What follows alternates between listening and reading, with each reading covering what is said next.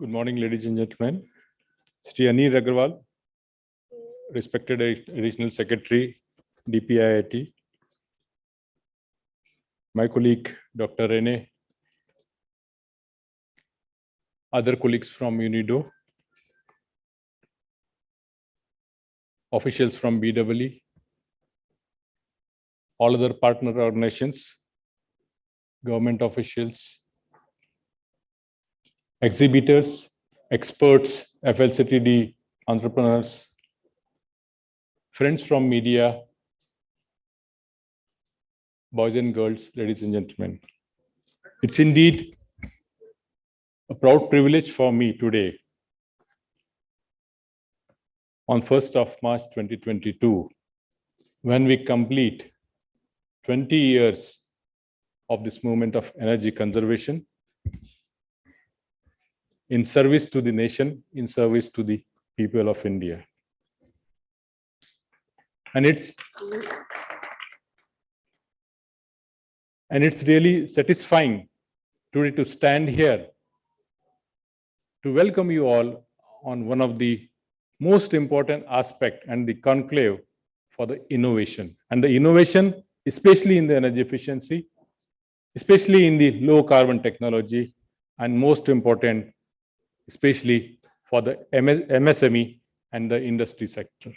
So it's more satisfying that today we are working for that sector which has immense potential, not in terms of saving energy, not in terms of reducing carbon footprint, but also developing India as a technology hub, developing India's startups, and also making a journey for a lifestyle for environment, that's life, which is the vision given by Honorable Prime Minister. And in that process, we always call that the decade which is coming ahead will be the decade for innovation. Getting back to the last 2 decades, Bureau, I just now mentioned by previously that last 2 decades have been really successful for the BEs and OVs. We started with standards and labeling, the Energy Conservation Building Code, the Energy Auditor exam. I think most of you have already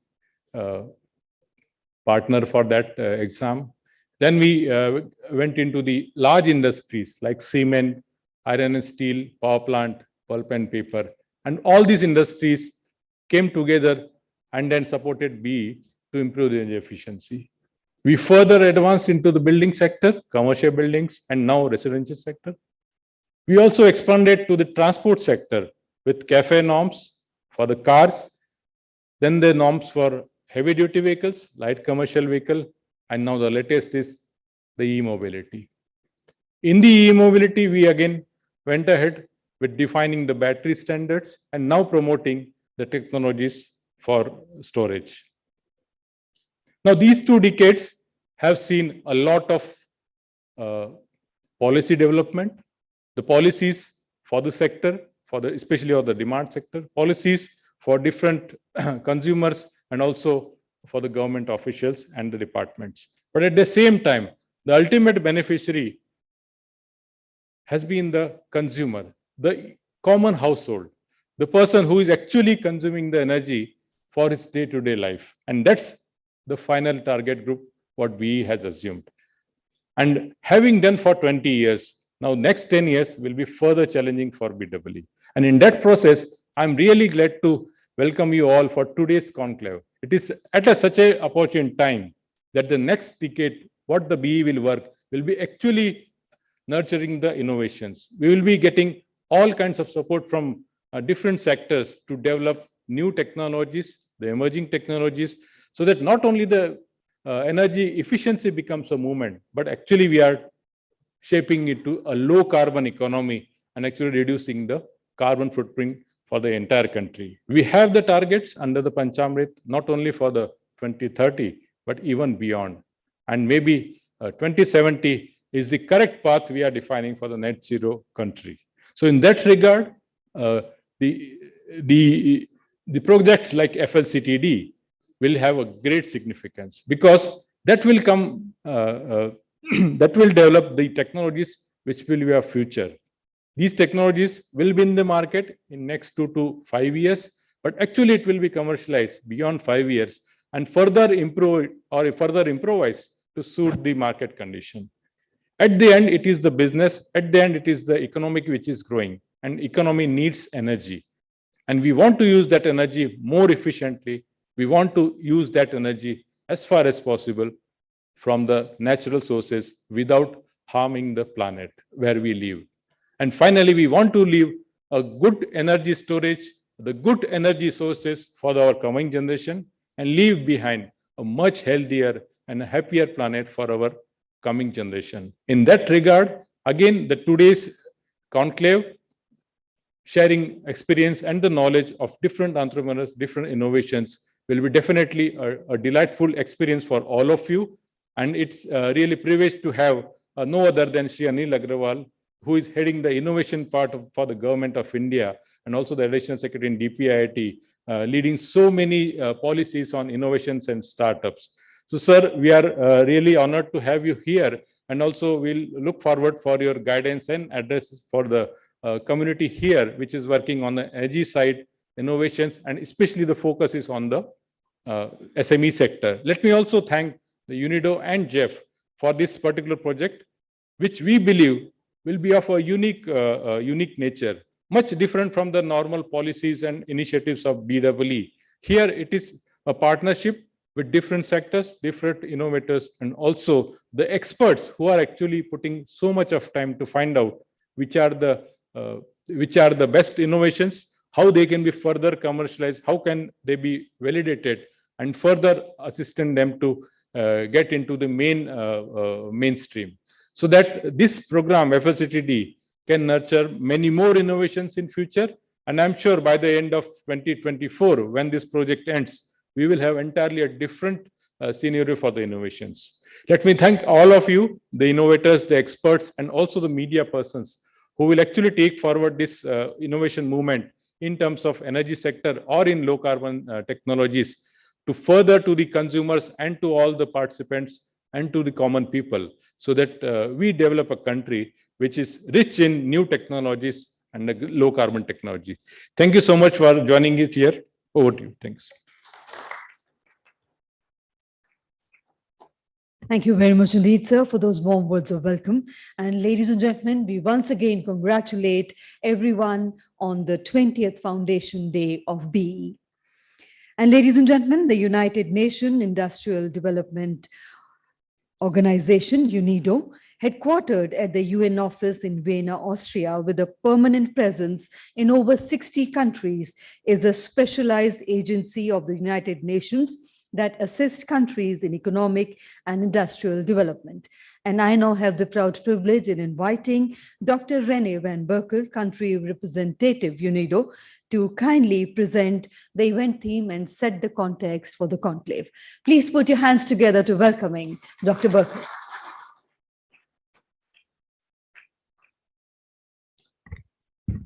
Thank you very much. Namaskar, Mr. Abe Bakr, my colleague, Director General of BEE, and Mr.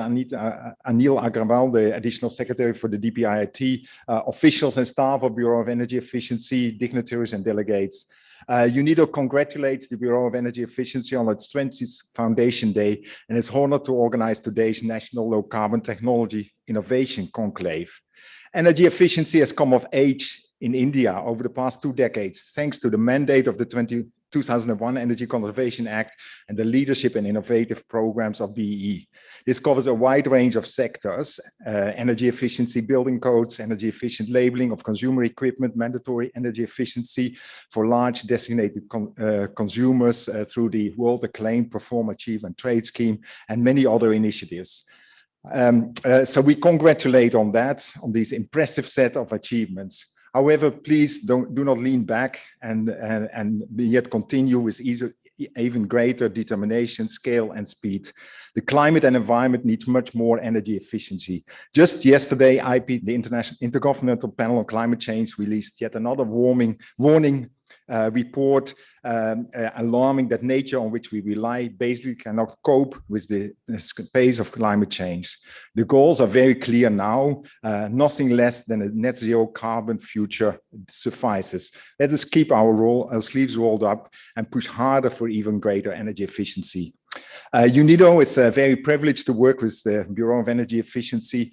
We are the specialized agency that promotes inclusive and sustainable industrial development. So making sure that factories work for markets by having products that are sought after in quality, by working for peoples, have decent work, but also for climate and environment, so to respect planetary boundaries. Sustainable energy use is indispensable in these efforts. UNIDO is, of course, particularly focused on energy efficiency in the manufacturing and related productive sectors with a strong focus on the MSMEs. We see three lines of energy efficiency in terms of opportunity. Firstly, there's a huge potential for the widespread utilization of well-proven energy efficient technologies that generally require very limited investments and have good return on investment. Uptake is limited by more a lack of information, a lack of appreciation of the business case. With funding support also from Global Environment Facility and collaboration with BEE, UNIDO implements a project that is aimed at the widespread uptake of this low-hanging fruit technologies in 23 MSME clusters in 5 sectors: dairy, foundry, ceramics, hand tools, and brass. Despite the COVID pandemic, over the past 18 months, the project enabled 695 MSMEs to invest 157 crores in energy efficiency, achieving annual energy savings of 9,695 ton oil equivalent and a monetary savings of 60 crore, which means an average payback time of 2.5 years. Energy efficiency is well doable and makes good business sense. A second tier involves investments that are yet less well known and more expensive energy technologies. The main bottlenecks towards implementation are risk, finance, and investment risks. With Ministry of MSME and Energy Efficiency Services Limited, ESL, UNIDO implements a market transformation project that works towards standardization of energy technology solutions, reduces then the technology costs through bulk procurement, and provides those on performance-based financing. The project works with 12 clusters and is focusing on some 38 technologies, of which about half have so far been demonstrated, and several of them are also replicated. The third tier involves the deployment of unproven and novel technologies, or innovation in short. Given innovation, there are higher costs, higher risk, as well as higher potential rewards. This is our focus today. UNIDO initially implemented this global clean tech innovation program with the Ministry of MSME between 2014 and 2017, in which 84 clean technology startups received business mentoring support. A number of clean technology startups from the program are today offering their products and services in the markets, such as energy efficient ceiling fans, innovative burners, air pollution abatement solutions, and biodegradable sanitary pads made from waste banana fibers. A few have grown incredibly large and attracting equity investments of over $25 million for a project that initially invested only $1 million. The current project is the Facility for Low Carbon Technology Deployment, or FLCTD, started in 2016 with BEE and the support of the Global Environment Facility. The main thrust is to support deployment, verification, and commercialization of early stage innovations. Technology challenges have been originally framed in 3 verticals: waste heat recovery, space conditioning, and pumping. And more recently, 3 verticals have been added: industrial resource efficiency, industrial IoT, and electric energy storage. Challenge winners are supported for industry level deployment with a grant up to $50,000, technical business mentoring, and industry connects. Since the launch, the FLCTD has completed 4 innovation challenges and selected 59 winners from nearly 560 applicants. 1 in 10 succeeds. The next innovation challenge will open by the end of this month. The project has committed 18 crore, or about $2.4 million, directly to the winners to validate the efficacy of the innovation and accelerate commercialization. The project's direct financial contribution has been matched by the startups themselves, also about 18 crore there. The innovators winners are being trialed in over 15 locations, out of which several are large industries, many MSMEs and buildings, and also in agricultural supply chains and dairy sectors. Till date, 18 winning technologies have completed validation, and out of those 18, 12 have been commercialized. So 2/3 out of the proven technologies has already commercialized. If these 12 innovations reach 10% of their market penetration, the yearly energy savings are estimated at 1,500 gigawatt hour, avoiding 15,600 kiloliters of diesel consumption, and will avoid an estimated 14 million tons of CO2 every year. The remaining winners are in different stages of technology validation, but many of those will also succeed. We are very confident on that. In 2019, the FLCTD started the second pillar, which is the accelerator program, and since provided business mentoring support to around 48 startups. So these are innovators which are already having a proven product and are being encouraged to commercialize and to break into the market. Today, in the third session, we have an opportunity to witness the startups presenting their innovation to the jury. Basically, the FLCTD has partnered then with this accelerator with many different agencies. We have the project mentors and accelerator program involves about 200 partners who have consented us to be part of the technology validation process, which is a strong indication of the interest from the innovation ecosystem. Today at the exhibition outside, we have an opportunity to interact with nearly half of the winners of the Innovation Challenge and startups of the third cohort, and some of them will be graduating today. Various speakers in the next session will provide more insight into the FLCTD project and how different end users stand to gain from it.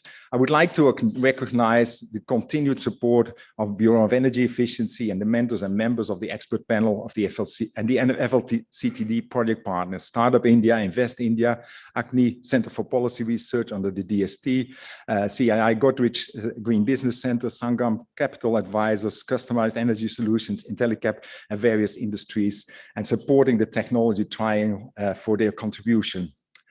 India and the international community have agreed on a net zero carbon future that will not be achievable with solutions that are already proven, available, and affordable today. We need tremendous innovation in every aspect of economy and society to reach carbon neutrality.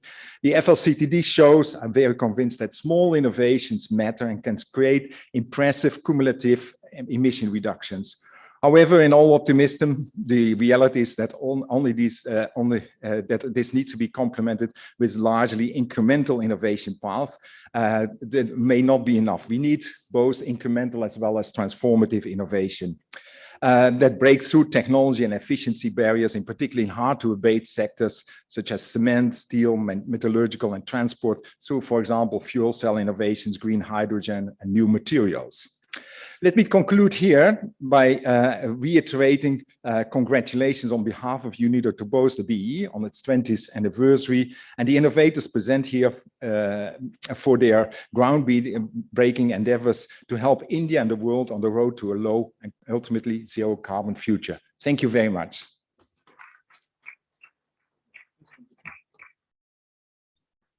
Thank you very much indeed, sir, for that most informative address. And ladies and gentlemen, the Facility for Low Carbon Deployment, FLCTD, launched in the year 2016, is an 8-year project to facilitate the deployment and scaling up of low carbon technologies in India. And the Accelerator Program is an initiative under the FLCTD project in which many low carbon innovative technologies are given training and mentoring support to who all are in the early stages of developing clean technology solutions. And ladies and gentlemen, may I now request Sri Anil Agarwal, Additional Secretary, DPII, to kindly do the honors of awarding the certificates to the graduates of the Accelerator Program 3.0.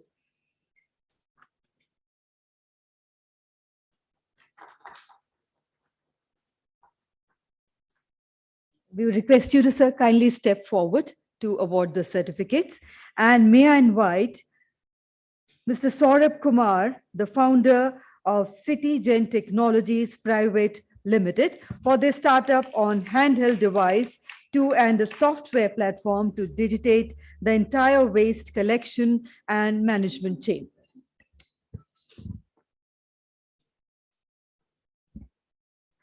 Ladies and gentlemen, please put your hands together for them.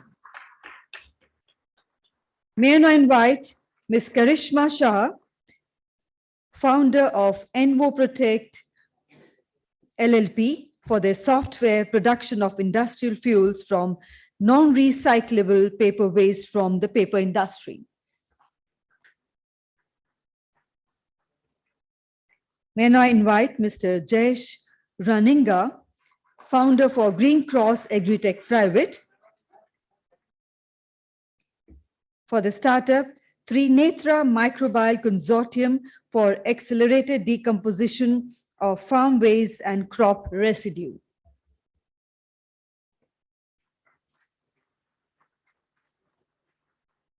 May I invite Mr. Sandeep Gupta, founder for Green Trek Research and Development Private Limited, for the startup on recovery of steel from mill scale without using electricity for heat in the process.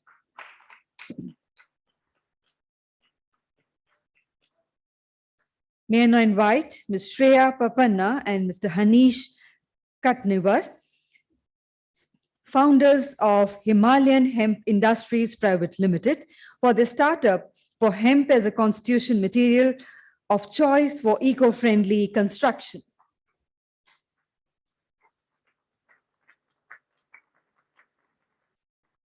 May I invite Mr. Chandrasekhar Nandigama, founder of Jivol Biofuels Private Limited, for the startup on digitizing the production and distribution of compressed biogas. May I now invite Mr. Madhusudan Naik, founder of Living Things by iCapotech Private Limited, for their startup on intelligence retrofitment of efficiency enhancing hardware for air conditioning systems. May I now invite Mr. Avnish Kumar, founder of Living Sense Technologies Private Limited, for the startup on GreenOps platform for real-time energy balancing in manufacturing sector by leveraging digital twins and AI.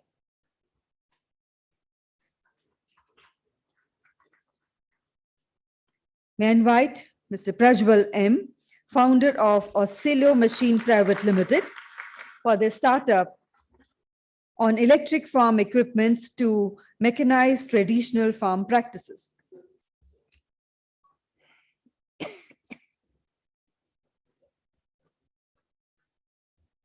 And may I invite Mr. Ashik SV, founder of Panjurti Labs Private Limited, for the startup on air purification and material recovery solutions for commercial applications in construction sector.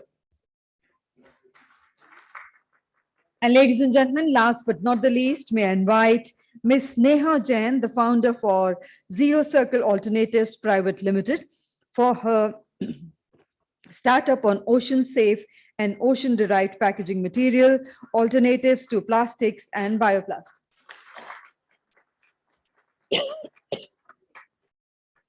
Congratulations to all the graduates, and we thank our dignitaries for doing the honors. Thank you very much indeed, sir.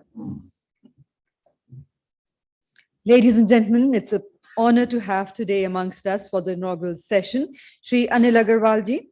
Shri Anil Agarwal is the 1988 batch IPS officer of the UP cadre, currently serving as the Additional Secretary to the Government of India at Department for Promotion of Industry and Internal Trade. He has handled some of the flagship schemes of the Government of India, has been a pioneer in major reforms at the highest levels. He has led the flagship scheme of the Government of India, the Startup India, contributed to many regulatory reforms relating to startups in coordination with many ministries and departments, including resolution of the angel tax issue for startups, enhancing pool of domestic capital for venture investment, among others, and created a nationwide capacity building program through ranking of states on support to startup ecosystems. Previously, at the Uttar Pradesh Police, conceptualized and commissioned UP 100, the UP Police Emergency Management System, which is now called UP 112, for providing prompt emergency services to 220 million citizens anytime, anywhere in the state of Uttar Pradesh. This project has been recognized amongst top 20 innovations in the country during Civil Services Day 2018. And the Honorable Prime Minister Awards for Excellence in Public Administration and Innovations. And ladies and gentlemen, I now have the proud privilege in inviting our special guest, Sri Anil Agarwal ji, for his address. Please put your hands together to welcome him.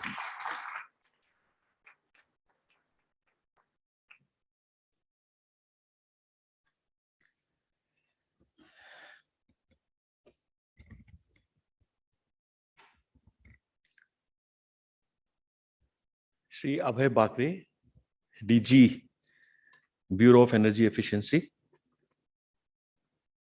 Dr. Rene, Country Head of UNIDO Program. My colleague from Bureau of Energy Efficiency. All innovators, entrepreneurs who are proudly exhibiting their products today, experts, officials of Government of India, esteemed members of the media, ladies and gentlemen.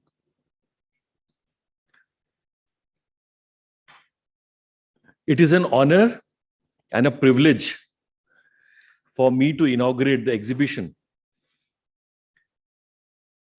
of some of the best innovations that the program on low carbon technology has yielded.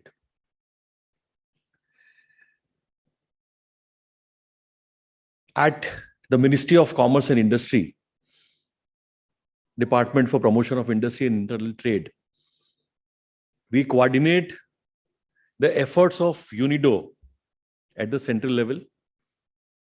We also coordinate efforts, the National Mission on Startup India.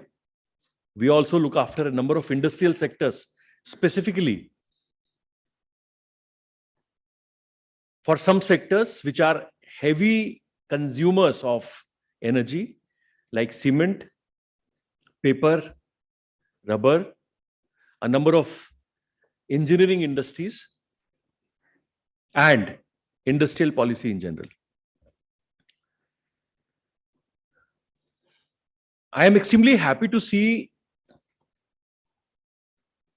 the results that this program of UNIDO, which is FLCTD, Facility for Low Carbon Technology Deployment, has yielded over the last 6 years.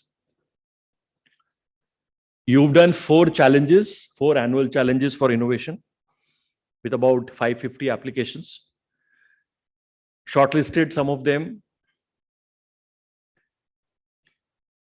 declared 59 as winners, and then gradually handheld them to commercialize those applications. What actually interests me is the 6 different areas that you have picked up over time. Electrical energy storage, industrial IoT, waste heat recovery, industrial resource efficiency, pumping stations, space conditioning, and then the accelerator program that you were trying to build. I was speaking to some of the innovators. I would like to talk to each one of you.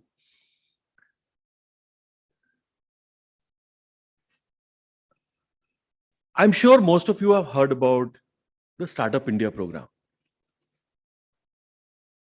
I want to tell you certain things which you may not be aware. We launched this program, Honorable Prime Minister launched this program in 2016. That was a time when nobody knew what a startup was in this country in general. Very few people knew what is a startup. And the general mindset was, out of all our engineering colleges, to get one of the good jobs in a multinational company, go abroad, have a comfortable life. This was the broad mindset of youngsters coming out of best of our engineering colleges. Over the last 6 years, we've developed capacity, not just at Government of India level, different ministries and departments. We have developed capacities across the country, across state governments and UT administrations. What has been the result? Today, there are 30 states and UTs which have a stated policy, a public policy for supporting startups. 30 states and UTs. That is the kind of innovation system this country has built in the last 6 years. And what has been the impact of this? This country has 739 districts, 739. And today, we have at least one startup recognized from at least, guess any number? 638 districts. We've covered a lot of distance. We've covered almost 90% of this country. And you would be very happy to know that we have a startup in Ladakh. We also have a startup in Lakshadweep, which means that we have a startup in each state and each UT of this country today. There was a notion that, most of these startups are coming in from Delhi, Bangalore, Bombay, Pune. The fact is that only 45% of the startups are coming from tier 1 cities of this country. 55% startups are spread across the vast landscape of tier 2, tier 3, tier 4, and tier 5 cities. 45% of startups have at least a woman as a founder.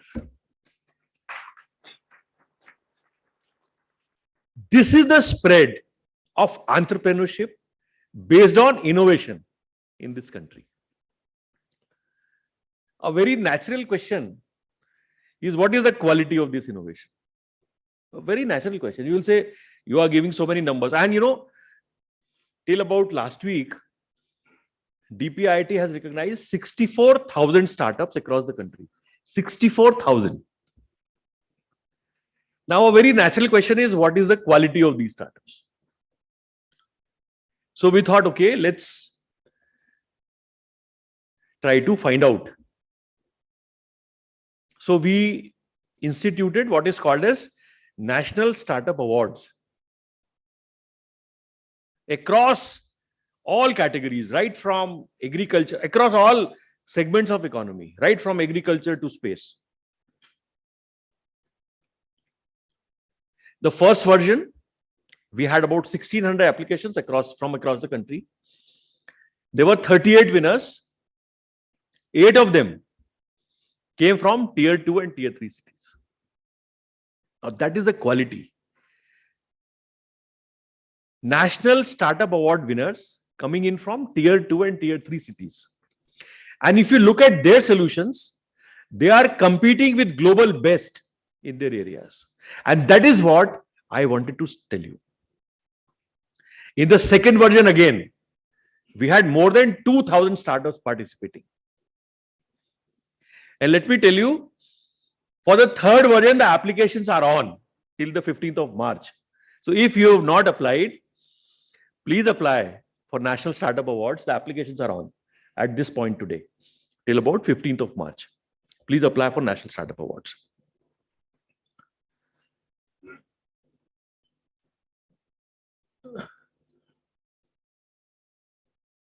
Government of India is supporting startups in multiple ways. Whole lot of taxation benefits are there.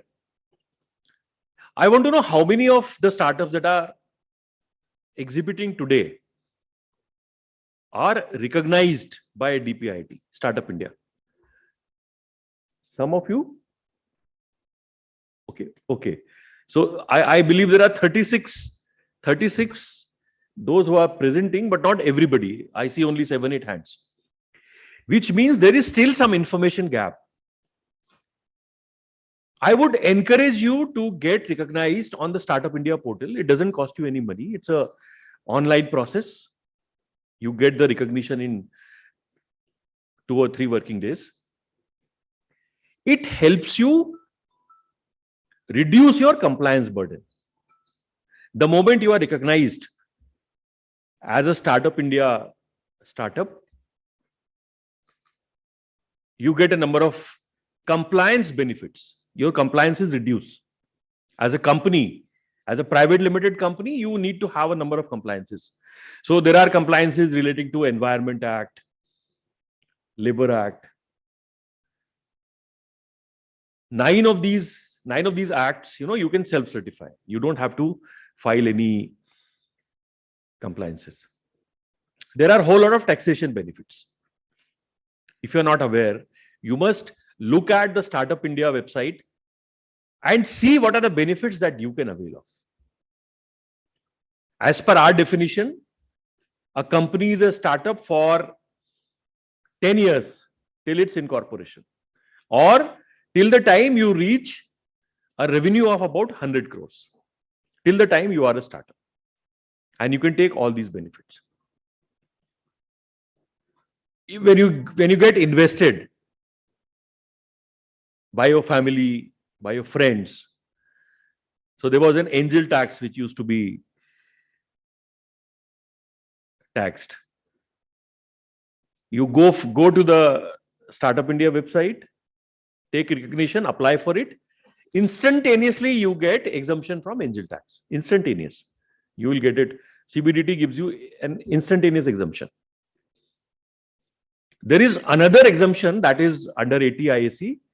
You get total exemption for 3 years out of the 10 years period of your entire income that you get, which is called 80 IAC. So there is a detailed due diligence process that we have. But this is a very useful benefit that government has provided. And if you're not aware, you must apply for it and get it. And I see most of the startups who are exhibiting today, the quality is such that every one of you will qualify for it.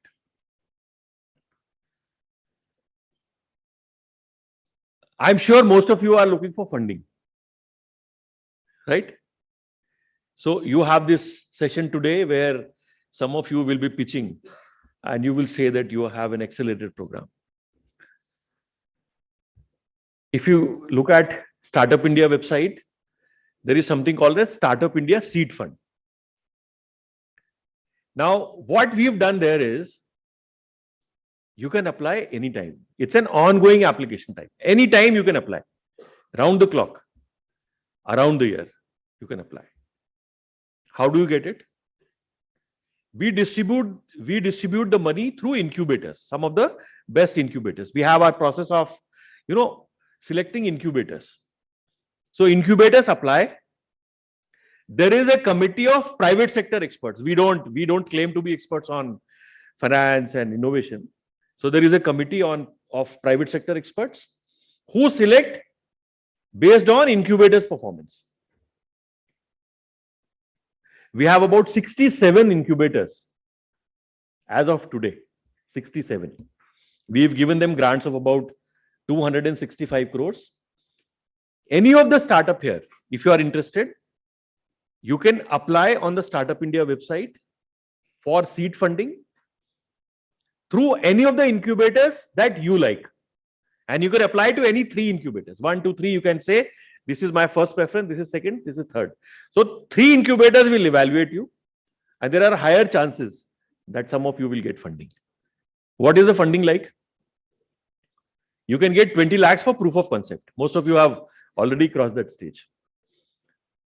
you can get 50 lakhs as a debt funding, right?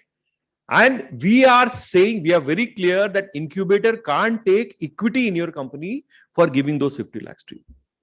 We are very clear about this. So that is how we are trying to protect your ownership in your company while giving you assistance. This is what is Startup India Seed Fund. We also have another scheme which is called Fund of Funds for Startups. That's a large scheme, 10,000 crores. That scheme is implemented through SIDBI, where we invest into alternate investment funds. We invest into VCs. And if we invest X amount of money into VC, we ask them to invest 2X amount of money into startups. Right? And the result has been that almost 4 times the money that we have given to them is getting invested into startups. That is how we are multiplying. And that is how we are mobilizing private capital for investment into startups. This country needs a lot of capacity building of high network individuals, the family-owned businesses, to start investing into startups. We've had some, major policy decisions have been taken by government where insurance companies can now create funds of funds for investing into startups. Pension funds and EPFO funds can also invest into fund of funds, and then they can invest ultimately into startups. So government has taken all round efforts to support startups, not just through these ease of compliances, but also giving direct grants, indirect grants, and also mobilizing private sector capital towards innovation and entrepreneurship. If you look at our incubator portfolio, best of the institutions are part of our portfolio. You look at all IITs, all triple ITs, BITS Pilani, IISc, best of NITs, they're all part of our incubator portfolio. So that is the kind of support that Startup India tries to provide. And by the way, many of you would aspire to be a unicorn one day, right? And we are extremely proud to say that today, we have 91 unicorns coming out of this country, 91. And I won't be surprised if somebody from the audience say, no, sir, you are wrong. We are already at 92. Because, that is the pace at which unicorns are coming out of India. Last year, 2021, COVID scenario, we added 44 unicorns. 44 unicorns. And this year, today, we are on 1st of March. Only not even 60 days have passed in this year. We have already added 10 unicorns in this year. Now, that is the strength of this innovation and entrepreneurship in this country. It has just been aroused. It has just been awakened. And I'm saying all these numbers only to give the confidence to the youngsters who are doing their own work, who've had the courage to believe in themselves that you are on the right path. Believe in yourself. And this is what will take you forward.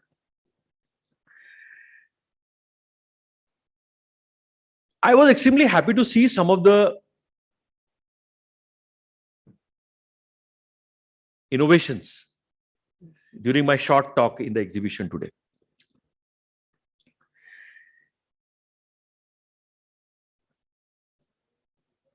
One idea that came to my mind was, you need to have open standards for IoT devices. And I would request Mr. Abhay to take this as a mission. Just to explain what I'm trying to say.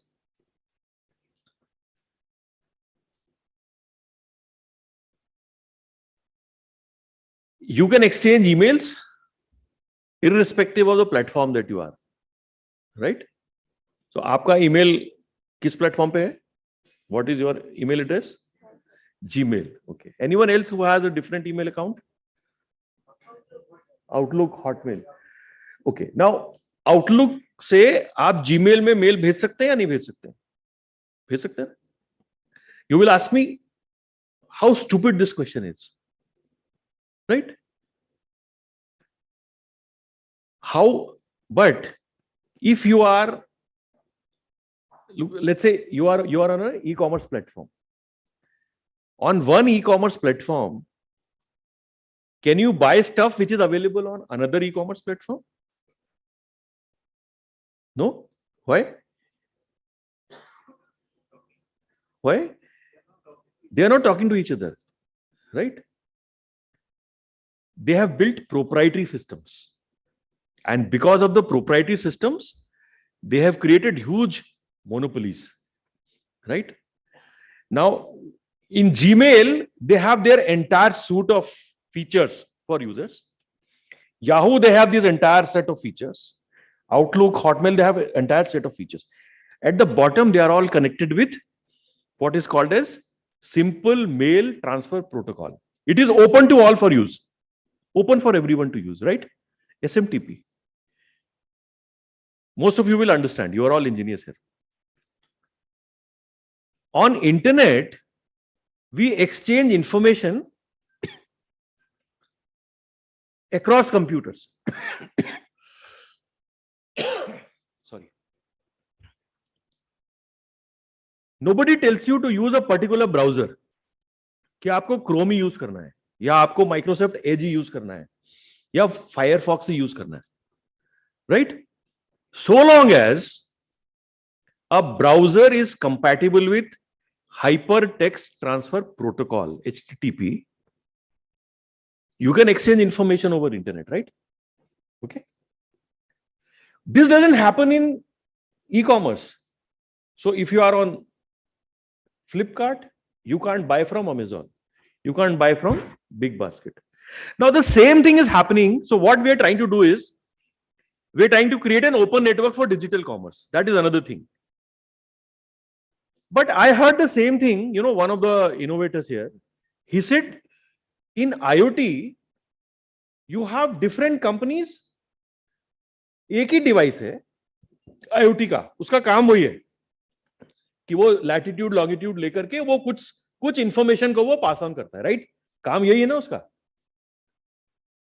They are transferring some data.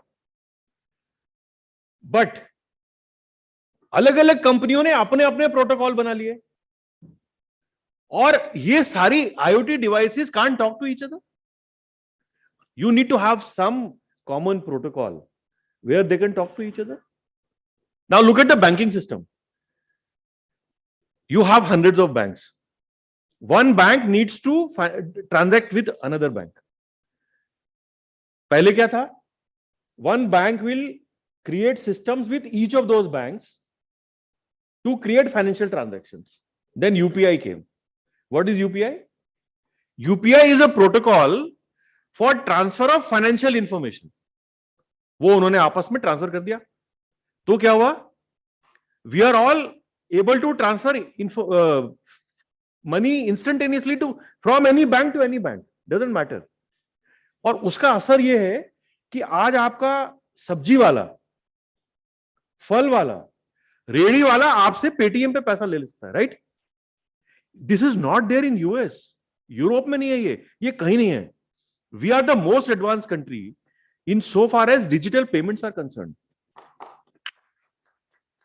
Now, can we have a similar thing for IoT? We are doing it for commerce. I am doing it for commerce. We are developing open network for digital commerce. And when we gave this idea, we have been able to raise 240 crores for that company. We have created a company to implement that. I would request you to create a mission around creating open source protocol for IoT. I think that is the need of the hour. You can create a problem statement, let the community develop those protocols, and let all these IoT brands ultimately use those protocols. To start with, you can keep it voluntary. And then as we develop standards, that will be an Indian standard. From India, made from India to the world. You implement it now, and then you say that 5 years from now or 3 years from now, we are going to make it compulsory. So every device, every IoT device that is put up in this country has to follow that standard. We can do that, right? So this is something that came to my mind, and I thought I must share this with everyone. Another thing that is, very relevant to me is waste heat recovery. So there are startups who are working on waste heat recovery. I am happy that the Director General of the National Council for Cement and Building Materials is here. We look after the cement sector. So there are huge cement plants. They are consuming huge amount of energies. And with our national commitment of Honorable Prime Minister in COP26 of reaching that milestone in 2070, cement industry is looking for solutions to reduce its carbon footprint. Waste heat recovery is one of the prime areas in which they will implement your solutions immediately. So I would request the DG NCCBM to work on this. Create another accelerator program for waste heat recovery with the cement industry. सारी cement industry को बुलाइए, waste heat recovery के आपके जितने startups हैं, उनका सबका उनके सामने presentation कराइए. और startups को बोलिए कि how can they implement waste heat recovery systems for cement plants. Similarly, try to do this the same thing for paper sector, for the tire sector, rubber sector. This is something which needs to be implemented immediately. That is what we can do. One more thing comes to my mind when I look at space conditioning. I am yet to look at the stalls, but the one idea that comes to my mind is we connect all these startups with our air conditioning companies. We are implementing what is called as the production linked incentive scheme for air conditioners, and DPIIT and we are implementing it. One of the most successful schemes. What we can do is all the space conditioning startups, we can arrange for their accelerator program, their commercialization program with all air conditioning companies. They will find huge market outside.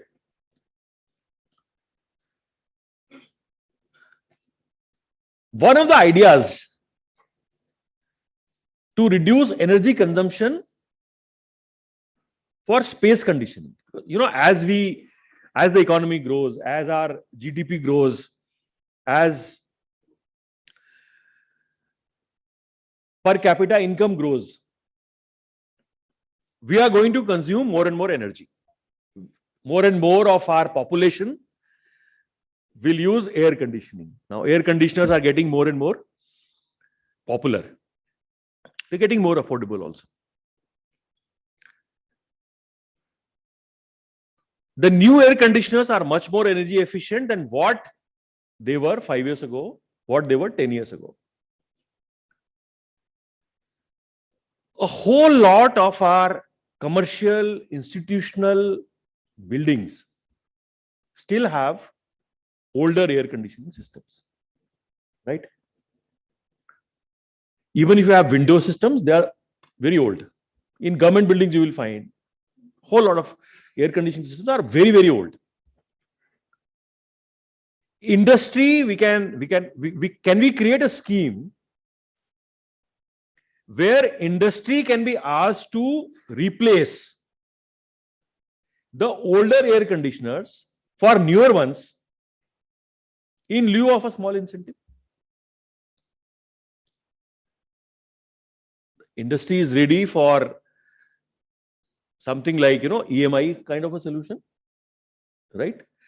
So is it viable that we say that energy ki saving aapki jitni ho rahi hai, that will become your EMI? So it becomes revenue neutral for the government. We are not creating a scheme. We are only trying to see whether it is feasible or not. Probably this is something that you can work on. Is it possible to be done or not? So that kind of scheme, and then we can sell it to government departments that, look, if you do this, this is the EMI that comes to you, and you can probably replace a lot of your old air conditioning systems and become more energy efficient. I am extremely happy to have spent a holiday here. And I must compliment Mr. Abhay Bakre to have organized this on a holiday so that you can spend some good time with the young innovators. It energizes you. At DPIT, we are eager to help and assist innovators and entrepreneurs in every possible way. Please reach out to us. If you have any ideas, any reformatory ideas, any small or big, what happens is when we think of ideas, at times you don't speak up because लगता है कि पता नहीं कोई इसके बारे में क्या सोचेगा. Have faith in yourself. Believe in yourself. And as we say, an entrepreneur never fails. उसका startup एक आध fail हो गया अलग बात है. But an entrepreneur never fails. And that is the wish that I have. I hope to see some of the innovators today as unicorns someday. And so long as you are not focused only on making money, but you are focused on delivering efficiency to the society, delivering social good, you will positively make money. You need to focus. That thoda sa orientation ka farak hai. If you are actually delivering value to the society, that value will come back to you. But if you're after value, if you're after money, that will never come back to you. Thank you very much. And I must compliment the Bureau of Energy Efficiency for completing 20 years of their existence. And what the DG has said, they have contributed tremendously to energy efficiency of this country, almost saving 1 lakh crore worth of energy every year now. My hearty congratulations to every one of you for creating this program. And I am also extremely helpful to, happy to see what UNIDO has done. So extremely happy to see this. Thank you very much. Thank you. Thank you very much indeed, sir, for that inspirational and motivating inaugural address. May I now request Shri Abhay Bakre, DG BE, to kindly do the honors of presenting a small token of gratitude, a small memento to our special guest, Shri Anil Agarwalji. Thank you very much indeed, sir, for sparing your valuable time and gracing this occasion. Thank you, Mr. Bakre, for doing the honors. And now, ladies and gentlemen, may I invite Shri Milind Deoreji, Director BE, to kindly propose the vote of thanks.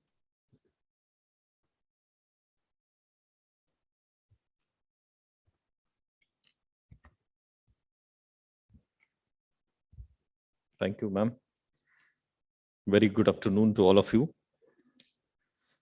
Distinguished dignitaries on the dais, officers from various government institutions, representatives from industrial associations, innovators, designated consumers, state designated agencies, officials, multilateral and bilateral institutions, energy auditors, entrepreneurs, and also some of the units owners from the SME clusters, my colleague from BE, UNIDO, ladies and gentlemen, I'm feeling very honored and privileged to get an opportunity to propose a vote of thanks on this inaugural session of the National Innovation Conclave on Low Carbon Technologies, which is organized on the occasion of the 20th Foundation Day ceremony of Bureau of Energy Efficiency.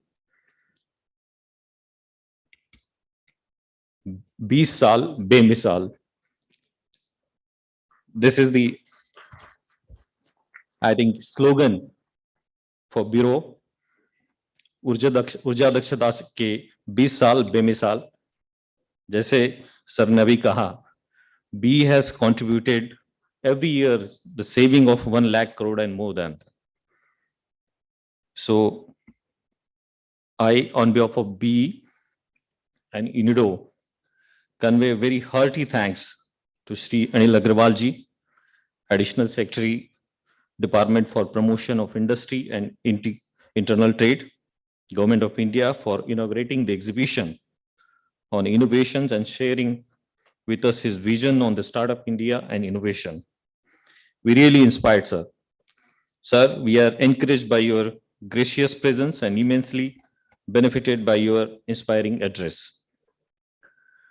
Sir, we congratulate you on the recent grand successful event, which is held up under your leadership, that is Startup India Innovation Week, which was organized in the January 2022.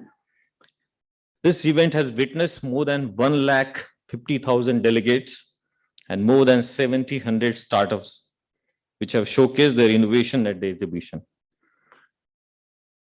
Sir, we also congratulate you and DPIIT for undertaking various important initiatives for innovation and startups, which you already talked, like Startup India Action Plan, funds for startups, support for intellectual property protection, various important regulatory reforms. This all has created a very good ecosystem for growing the startups and the innovation in our country, which was already elaborated by sir. Sir, we, on behalf of Bureau, we congratulate you, sir. Sir, you talked about various things. I just want to share on that one. One is, sir, you talked about the AC, space conditioning AC program, which can be implemented on EMI solutions.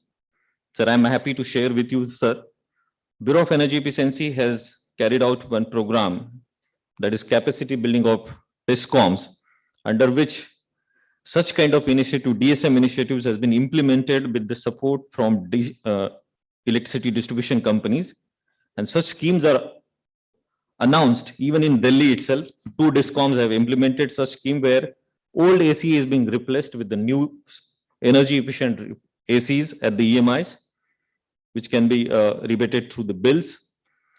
So we are promoting such initiatives in all other distribution companies because DISCOM is directly linked with the consumers.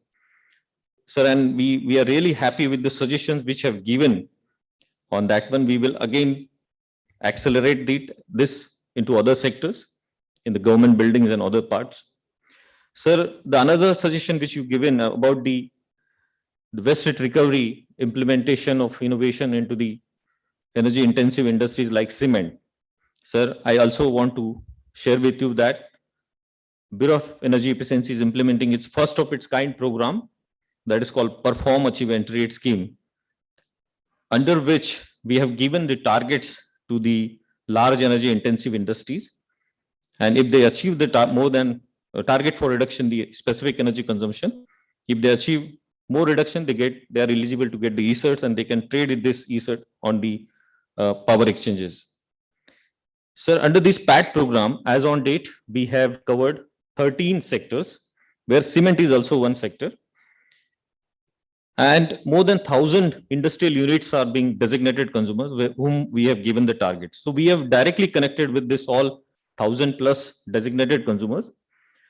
We are very happy for your suggestion. We will take all this innovation to this all 1,000 industries directly through exhibition, through conferences and through seminars. So market is already there for them. And we will definitely take this along with the other government institutions to this industry, sir. I also want to express our sincere thanks to Dr. Rene van Berkel, UNIDO representative in India, for his presence and strong support to BE for various interventions and the schemes. UNIDO is always being a partner with BE for many energy efficiency activities.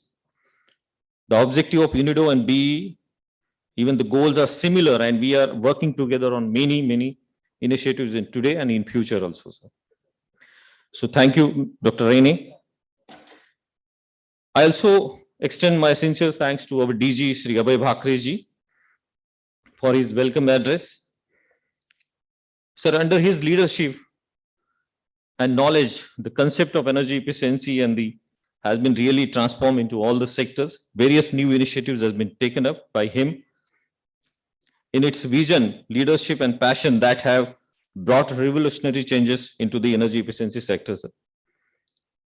I also thanks DG sir for organizing this event on holiday. Earlier we discussed today is a holiday, how can we, but his opinion is perfectly okay, perfectly right. People can spare much more time. If it was official day, I think people may not be able to spend time to see the innovations. I convey thanks to all distinguished participants from industrial association, innovators, designated consumers, SD official, multilateral and bilateral institutions, energy auditors, entrepreneurs, even people from engineering institutions who have come from various places to attend this conclave instead of holiday. Thank you so much. I also thanks to all the innovators who travel from various parts of India and they showcased their innovations in the exhibitions. So thank you so much for them also. Now, at the most important, my special and hearty thanks to all my colleagues from BE, from UNIDO, for their support and dedication and teamwork for organizing this conclave. Thank you so much for your contribution. We hope that this conclave will provide a good platform to share the knowledge and expertise for the successful implementation of this FLCD program in other sectors. Thank you all. Thank you once again. Sir, I just want to conclude with the line which you have given, the mantra, believe in yourself. So definitely, sir, we will reach out this mantra to all other innovators also. Thank you so much.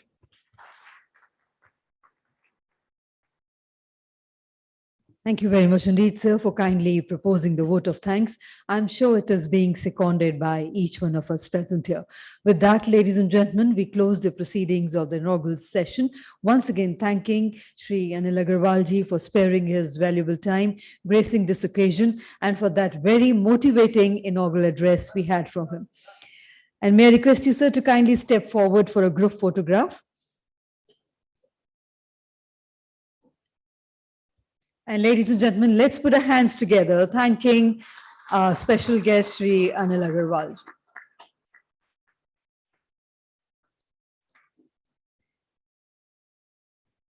And ladies and gentlemen, with that, we move on straight away to the next session, requesting everybody to kindly remain seated. Give us a few minutes while we arrange the top table for the next session.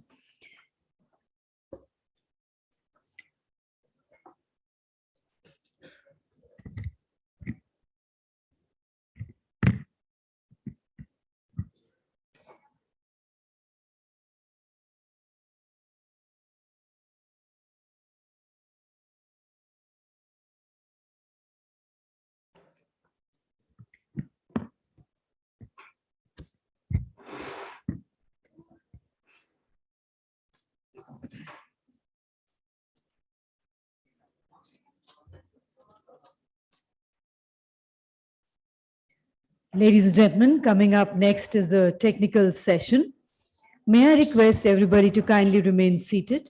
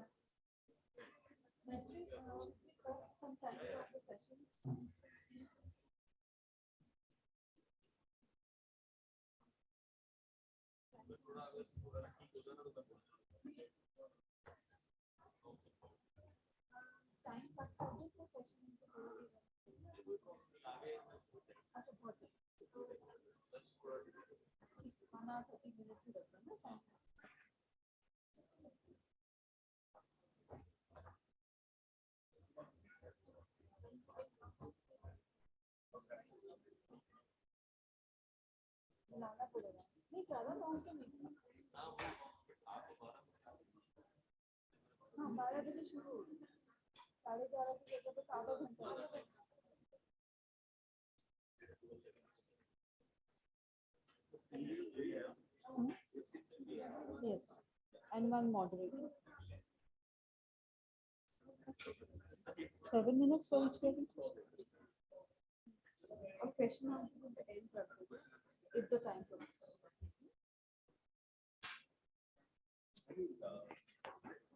There should be.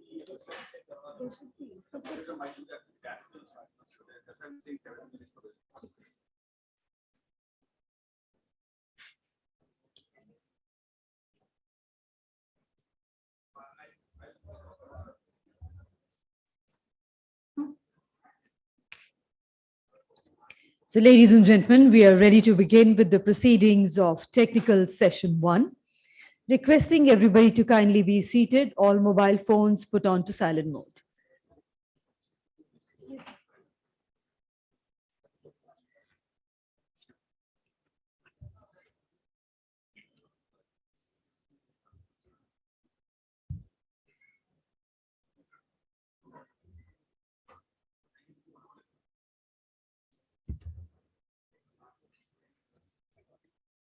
Ladies and gentlemen, to begin the proceedings of technical session 1, may I invite on stage our distinguished and eminent moderator, Dr. Rene van Berkel, UNIDO representative, India.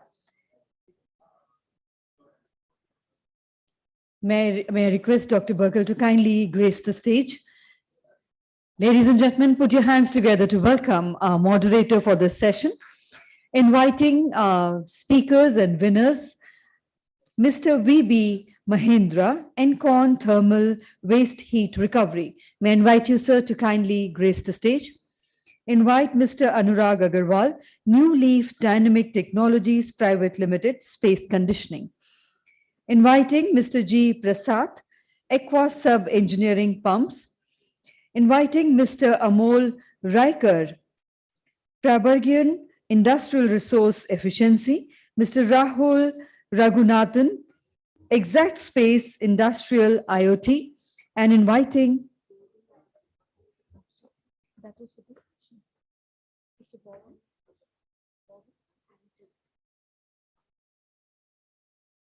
I invite Mr. Bobbin Anton,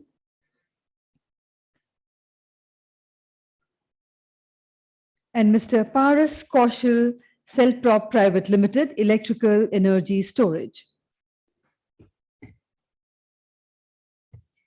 So, ladies and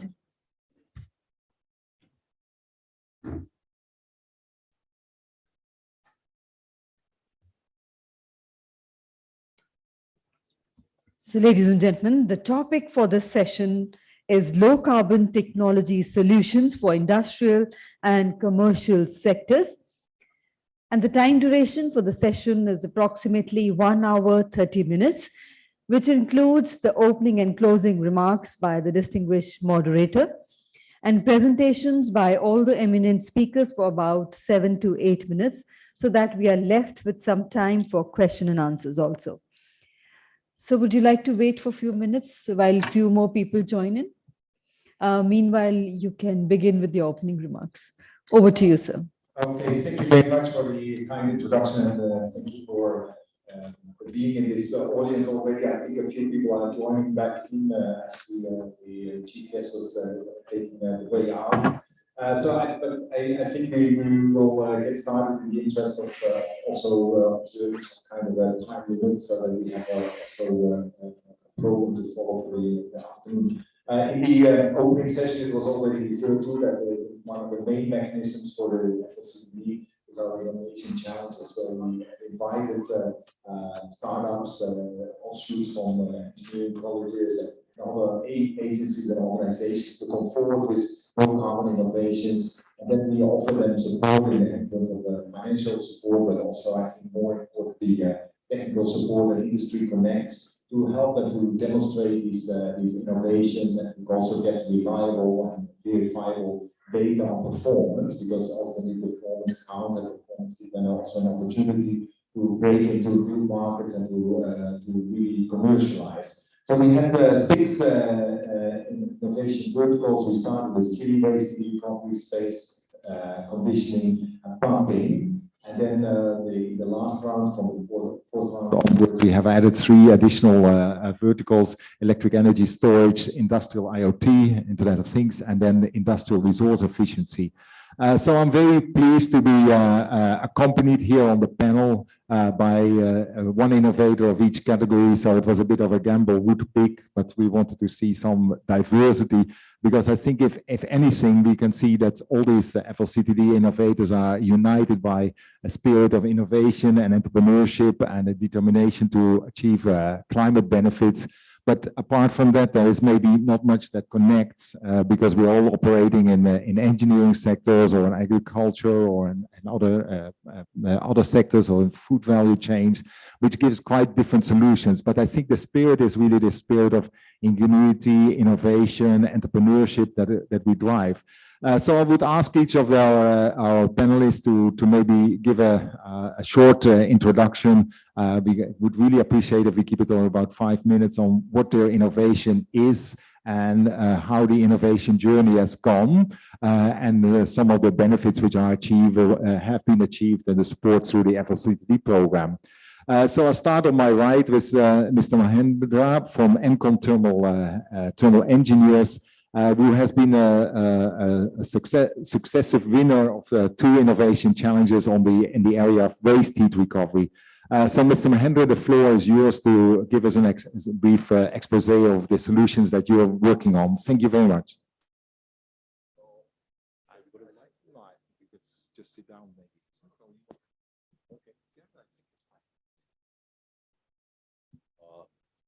नमस्कार and सबसे पहले मैं महाशिवरात्रि की आपको बहुत-बहुत शुभकामनाएं. We are energy people, and today the cosmic constellation is like that we can harness the best of energies in the deepest of our meditation.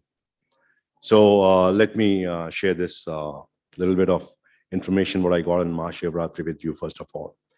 And coming to my presentation, are we having this are we having this presentation on, sir? So I can leave this with you. Yeah, okay, sorry.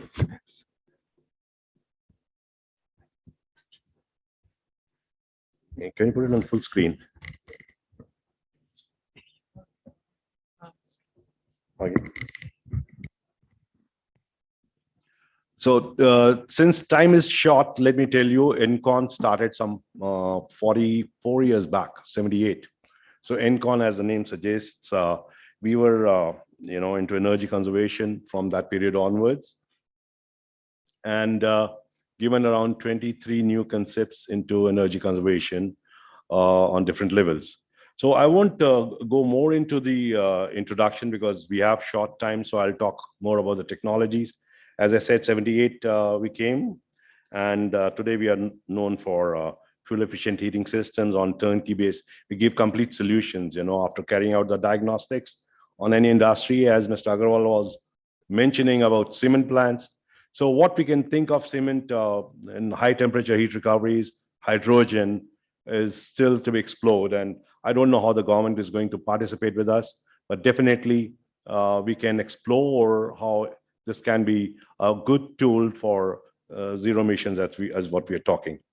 So we are presently serving steel plants, transformer and distribution industries, aluminum and glass, ceramic and refractory, this thing.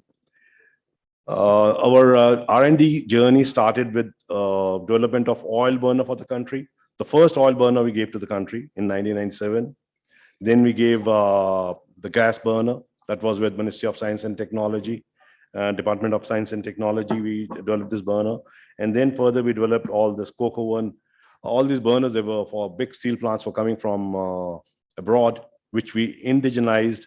And today, all the big steel plants, whatever you can think of, they are using this development done by us. Developed burner for coke oven, mixed gas, and LPG and so many other multi-fuels. And very, very thankful to UNIDO for having our dream fulfilled, the dream which, as Honorable Kalamji says, see your dreams while, up, while you're, So this dream I saw somewhere in 2000 in Japan to develop a regenerative burner. So the exorbitant cost kept it away from being used in the industry. Like the biggest fuel guzzlers are steel and cement. Mr. Agarwal was mentioning cement all the time, but I'll only like to add that steel is still as big a guzzler of fuel as cement is. And the third contributor, what we see is transportation. So they are the major energy consumers, according to me. And with these technologies, what we developed, so a lot of foreign exchanges saved. I'll give you example of one isolated case that we got adopted through this technology. Valuable imported fuel, we just waste it, that can be easily recovered. And all this inefficient burning contributes to greenhouse gas emissions, which can be very nicely checked. And again, thanking UNIDO for interested in NCON, and this gave us vetting for the technology developed by us, which helped us gain a very big global tender of a Maharatna company in India. It was very recent. On 1st of this January, we got this orders. So FLCD supported us with a grant of 36.58 lakhs. That was a transfer value of $50,000. And vetting of the technology by BE and CII engineers helped us convince this Maharatna company that this technology is all working, and we put up a demonstration center, which you are going to see some pictures of that.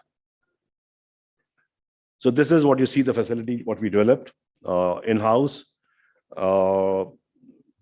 And let me talk to you about the technology, rather than talking about the other things. There's a video which I'll play. Will give you more detailed insight into the whole thing. But here, if you see, we have got,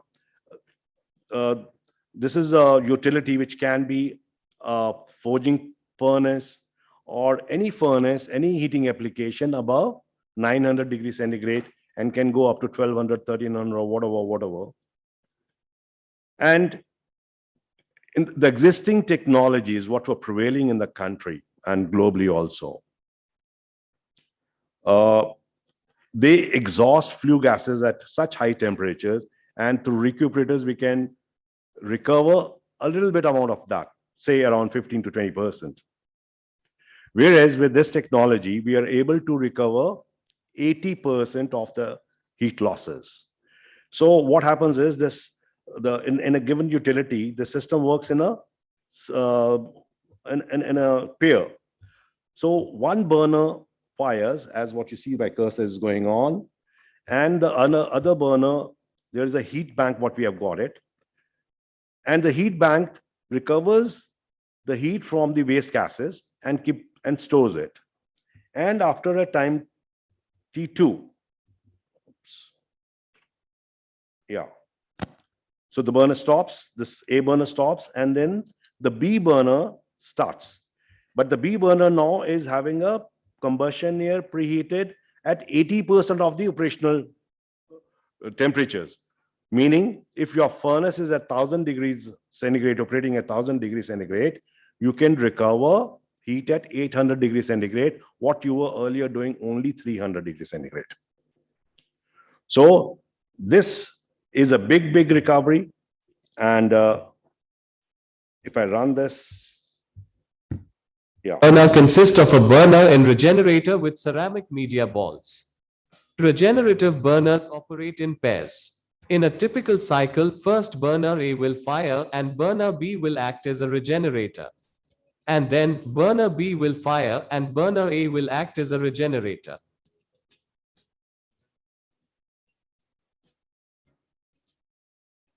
This cycle is repeated throughout the operation of the furnace, which can be continuous or batch type.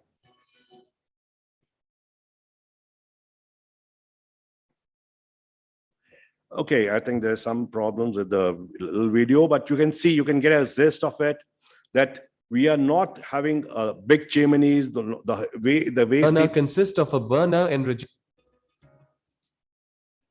This cycle is repeated throughout the operation of the furnace, which can be continuous or batch type. Okay. So now what was the outcome of the pilot demonstration? We were operating at a very low temperature. 900 degrees centigrade is a very, very low temperature. But this can go to up to, for forgings, like we can go to 1250, or for some other applications for ceramics, we can go up to as high as 1400 degrees centigrade also.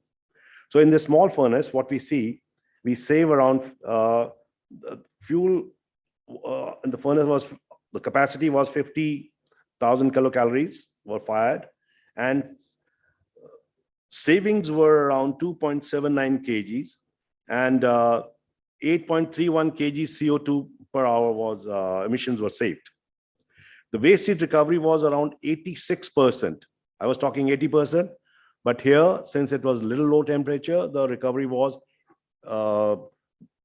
marked at 86%. This was all measured by BE and CI engineers.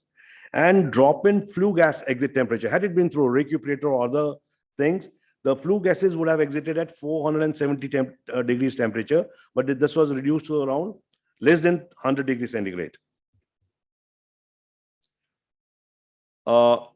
This slide portrays what are the probable savings, what we are going to have from this one single order.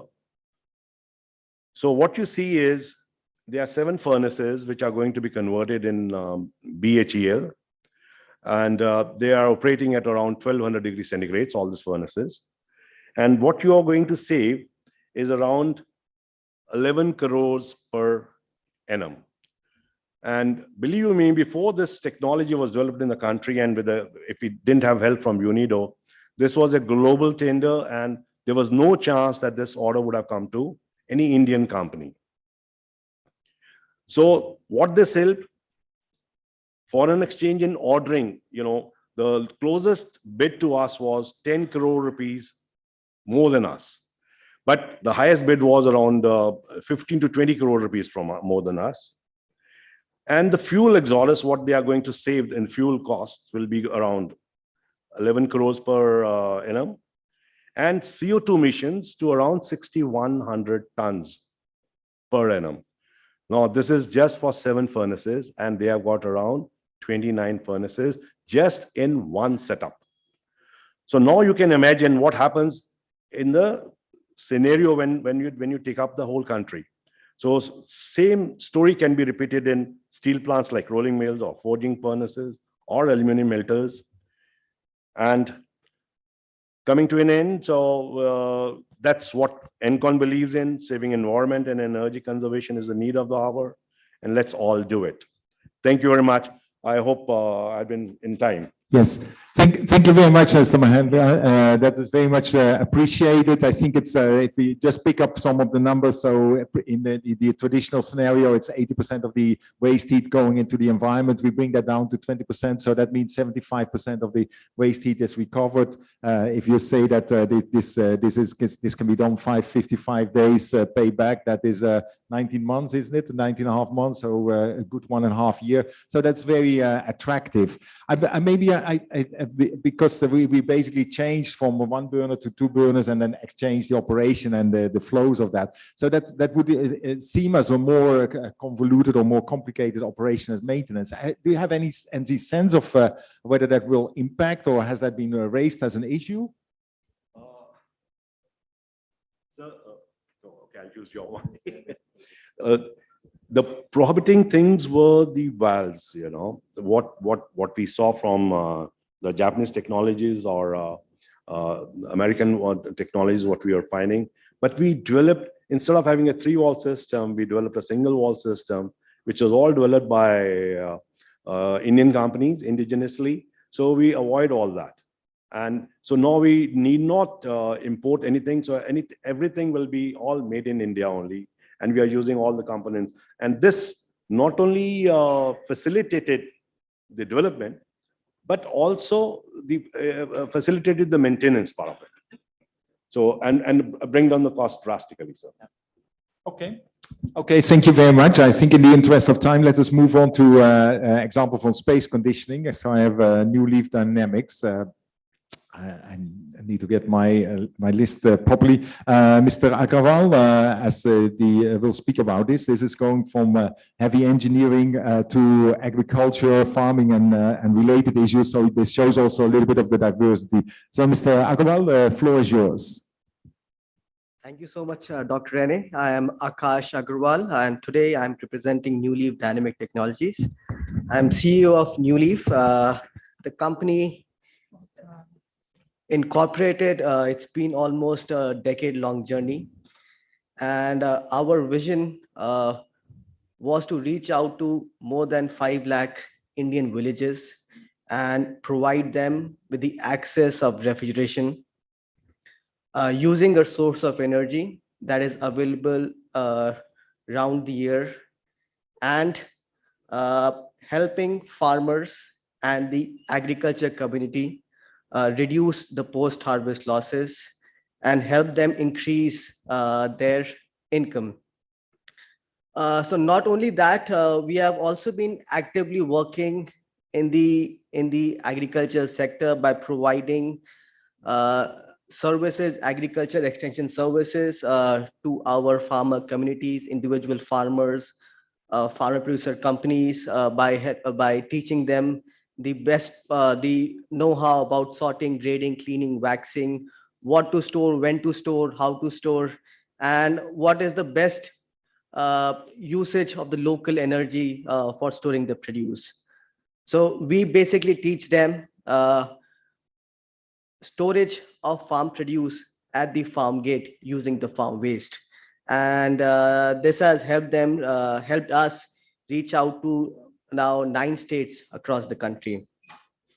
As of date, we are competing with the conventional compressor systems, but with our continuous R&D efforts, I think in next year or so, we'll be head-to-head with the industry.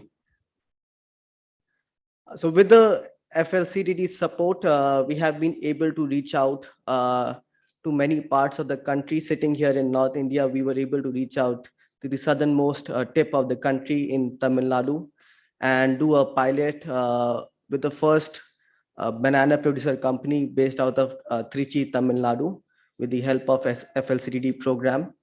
And not only that, it helped us connect to the industries, to the MNCs, and also to the other government organizations like CII.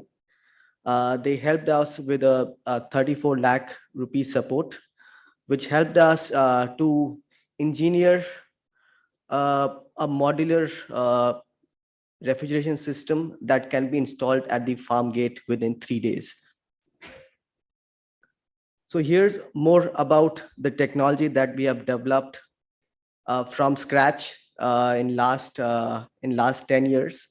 So we call this an adsorption technology, a modified version of a VAM, where we replace grid power and use biomass, biogas, waste heat or steam to run a 3.5 TR refrigeration unit. So this technology, we have named this Green Chill. This is a completely green technology on both the counts, on use of a renewable energy and also for using a clean refrigerant, which is ammonia, having zero global warming potential and zero ozone depletion potential. So in the world today, ammonia is the cleanest refrigerant that we have that can be used to bring down the global warming potential. Also, in terms of the applications, we have right now 65 installations across 9 states, both at the farm gate, which is where the individual farmers and the FPOs are aggregating their produce and storing it and shipping it to the distribution centers across the tier 1, tier 2, tier 3 cities, and also at the distribution centers where e-retailers, retailers, and food processing companies are using cooling for storage of the produce. So one of the biggest advantages of this technology is you can directly replace a conventional compressor with a green chill system. Like a home air conditioner, you can, if you have faulty air conditioner, you can replace and put a new one. Similarly, you can replace a conventional compressor with a green chill system. So the main advantages of this technology, you cut down the use of grid power by 90%. Which means instead of using, if we take an example of a 20-ton cold room, instead of using a 4,500 units of grid power each month, you save 90% of that energy, and you replace that with biomass. And one of the most significant advantages that the customers have achieved with this technology is the cost saving, reducing their cooling cost using a green chill system. So till date, we have already filed 2 patents. So we also did a pilot with FLCD. The first one was with Tamil Nadu banana producer company, which is called Thotium Banana Producer Company, based out of Trichy, Tamil Nadu, where we were able to bring down the cooling cost of bananas to less than ₹1 a kg, which was earlier at ₹4 a kg. So that was saving of about 75%. We reduced the consumption of cooling from approximately 6 kilowatt per hour to 500 watts per hour, and that too using a single phase connection. And second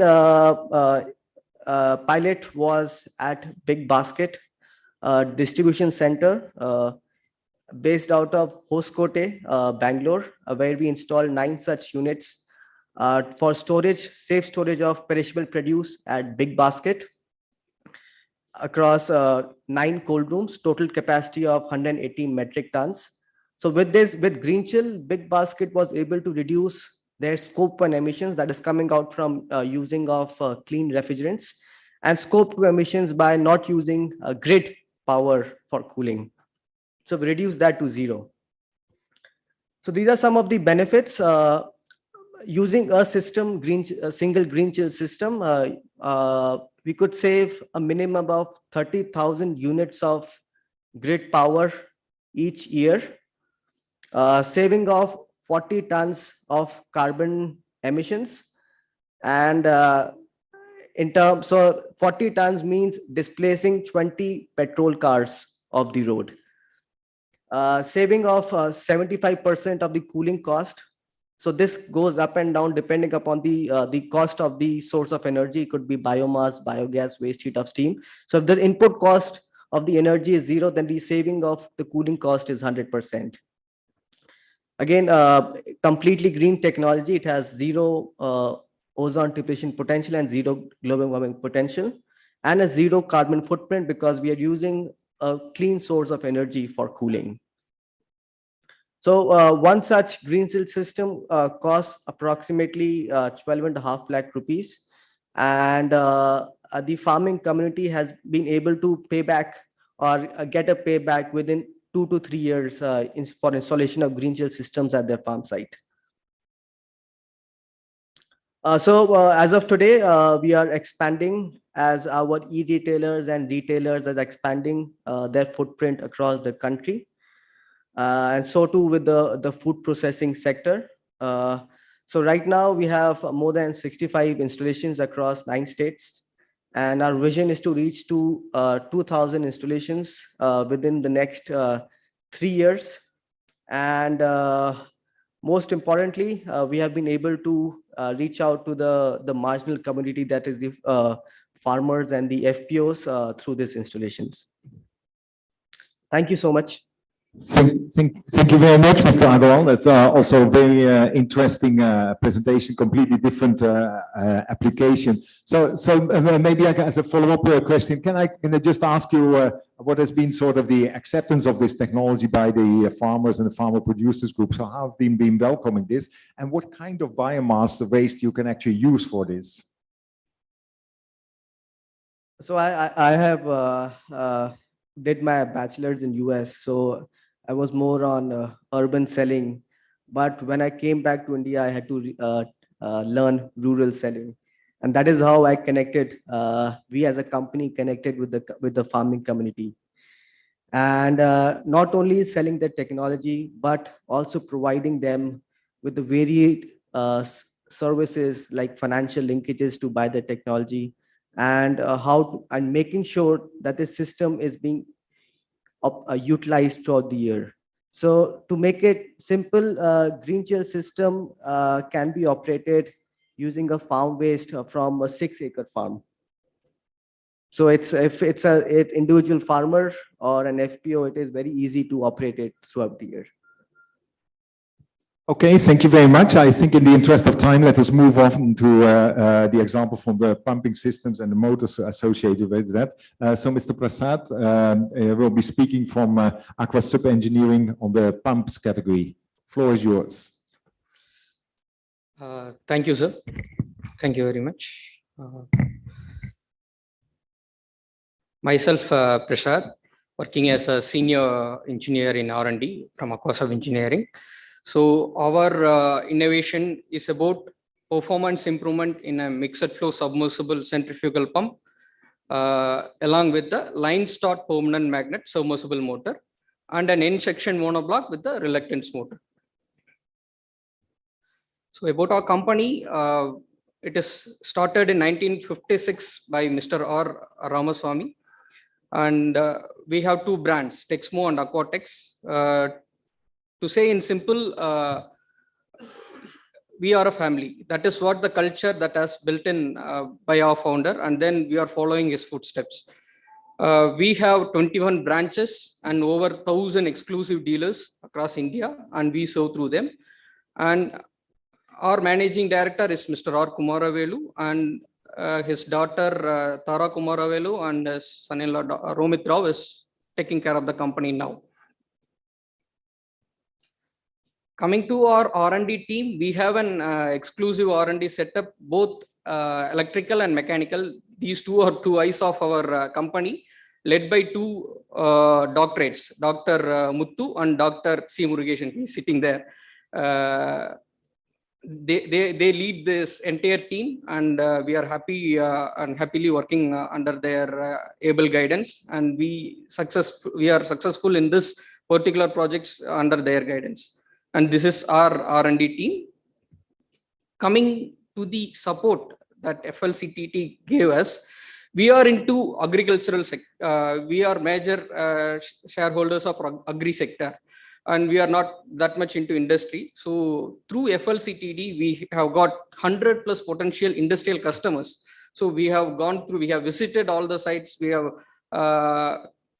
and through even FLCTD came along with this, and then we have surveyed all the data. We have identified, we have collected the baseline data, and wherever is possible, wherever the saving potential is there, we have replaced them. And FLCTD helped us systematically approach the customer, how to approach the customer systematically, how to collect the baseline data and all those things. And then they regularly conducted the follow-up meetings. And in the meeting, they regularly followed up where the technology is, where is there any support needed from their end. All those details they have regularly interacted with us. That helped us to complete the project on time. Not only completing the project, we have validated all the installations. We have set a target of 10 installations. All the 10 installations we have completed successfully. And then we have received a sum of 35 lakh from them. And then we have successfully implemented all pilot installations. Coming back to the technology, so I wish to emphasize more time on here. We have taken up 2 projects. One is on borewell submersible, that is submersible mixed flow pump with motor, LSIPM motor. This is typically used in borewell areas. Okay. So in typical borewell application, the motor will be on the bottom and pump will be on the top. So this is used in all tube well application where we are drilling bores right up to 1000 feet nowadays. So this motor, we have used line start PM technology, and then in pump, we have used a technology. I will brief it in later slides. And this is end section surface monoblock. In this surface monoblock, also we have used our unique design methodology for designing the pump, and also for the motor, we have used synchronous reluctance technology. This is the specification that we have chosen for both the projects. This specification is for the pump. For the mixed flow pump, we have chosen 15 LPS as the spec and 21 meter as the head. So, and then, okay, globally, the ISI efficiency for the spec is 67%. And then the theoretically achievable pump efficiency, what we call as pump handbook efficiency for this is 76.2. And now European Union has come up with minimum efficiency index. For this spec, the minimum efficiency index is 0.7. So what they call it, this minimum efficiency index is the theoretically or aspirational level is what they call. Using this systematic approach, we proudly say that we have achieved that benchmark level set by even EU. And when it comes to project 2, this 24 LPS is the spec, 20 meter is the head, and ISI efficiency is 70, and that pump handbook theoretically achievable efficiency is 80, and MEA is 79.7. We have achieved that. So we will come to that. So what is that innovative design method that we have followed when it comes to pump? I will explain the pump and later on motor. In the existing method, so when it comes to a pump, we usually, the specification will be given for a head, discharge and RPM, and how much power it should take. And we usually calculate the specific speed. And based on the specific speed, we decide what pump it is, whether it is a radial flow, mixed flow, axial flow, we decide on that. And then based on the empirical relations, we design the 2D vane layout. And for that 2D vane layout, we do CFD simulation, whether it is giving the desired result or not, and we move on. So that is how the traditional design works. But in this new method, what we do is we completely model, completely 3D model all the geometry, and then we use all latest sophisticated virtual tools, CFD tools, and we analyze what is the efficiency in the design stage itself. For example, if you are achieving 70% as the efficiency in design stage, here we are in the traditional method, we are focusing only on the efficiency, whereas in this we are focusing on the losses. If 70 is the efficiency, remaining 30% is the losses. So where is the 30%? And what are all the zones that is causing these 30% losses, and where we can improve? So we are focusing on that, and then we are improving further. We are reducing those losses and we are improving further. So how we are doing this in numerical simulation? So I try to explain it a little bit easier. See, in the first domain, in the first zone, this is the CFD flow domain. So in the CFD flow domain, we have included all the flow losses for all the zones that is causing the flow losses.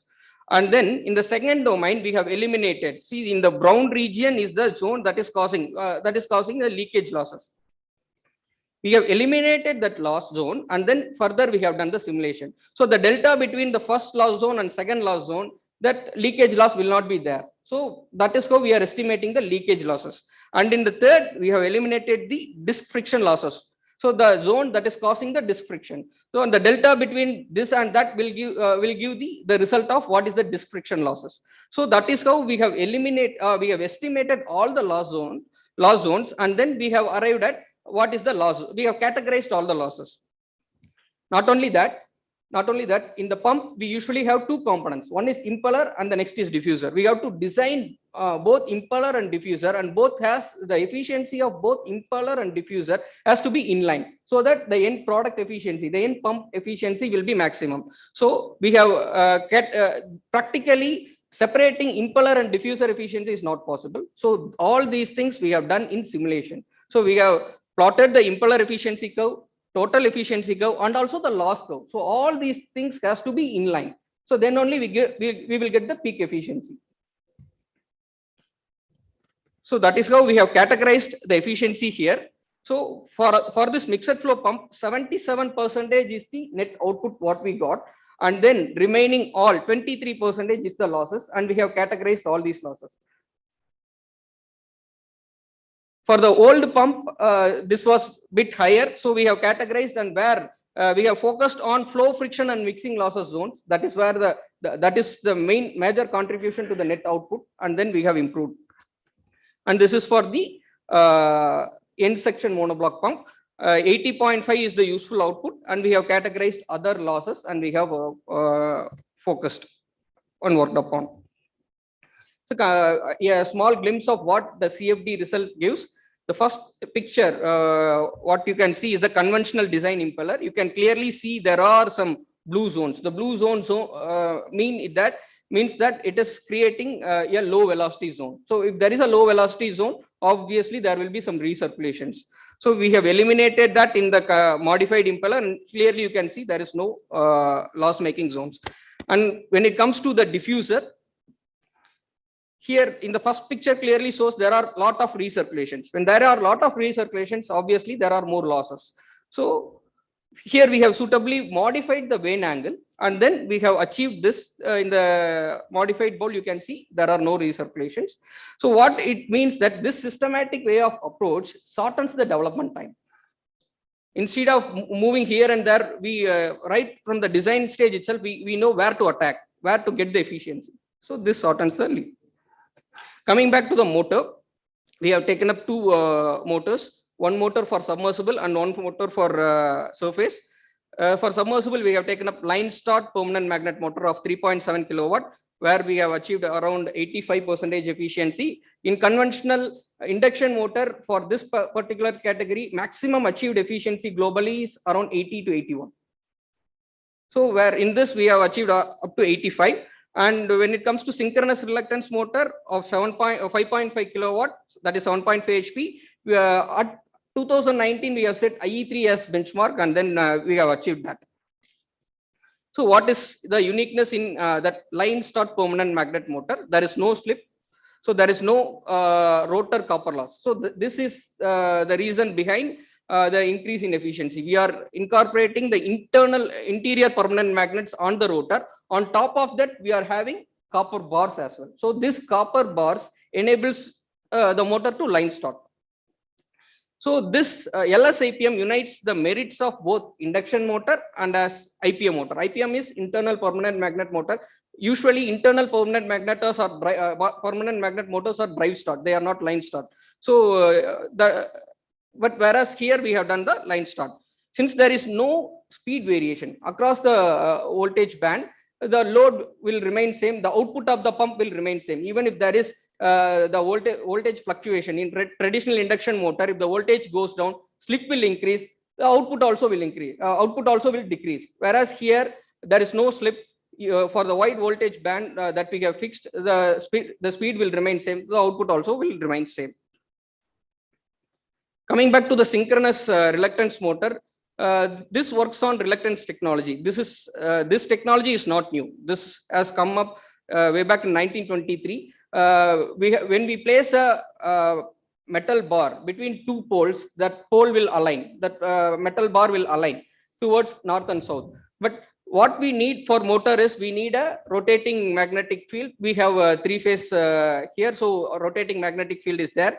But the problem with synchronous reluctance motor is because of hysteresis, that rotating RMF has to align with the rotor bar, so that we have to bring down the speed of rotating magnetic field initially, and then we have to match the rotor RPM. For that, drive is helping. Drive helps in doing that. Apart from that, what we have done is for globally, what other peoples are doing for reluctance motor is they are using drives to start, whereas here we have made it line start. So eliminating the need for drive. The drive losses is also not there. Okay, can you try to complete in 2 minutes or so? Yes, sir. Speed up. So the advantage over here also there is no rotor losses. There is no slip. Towards the big voltage band, it operates at constant speed. There is no slip here.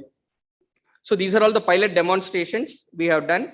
One in Gujarat and remaining all the 9 in Tamil Nadu.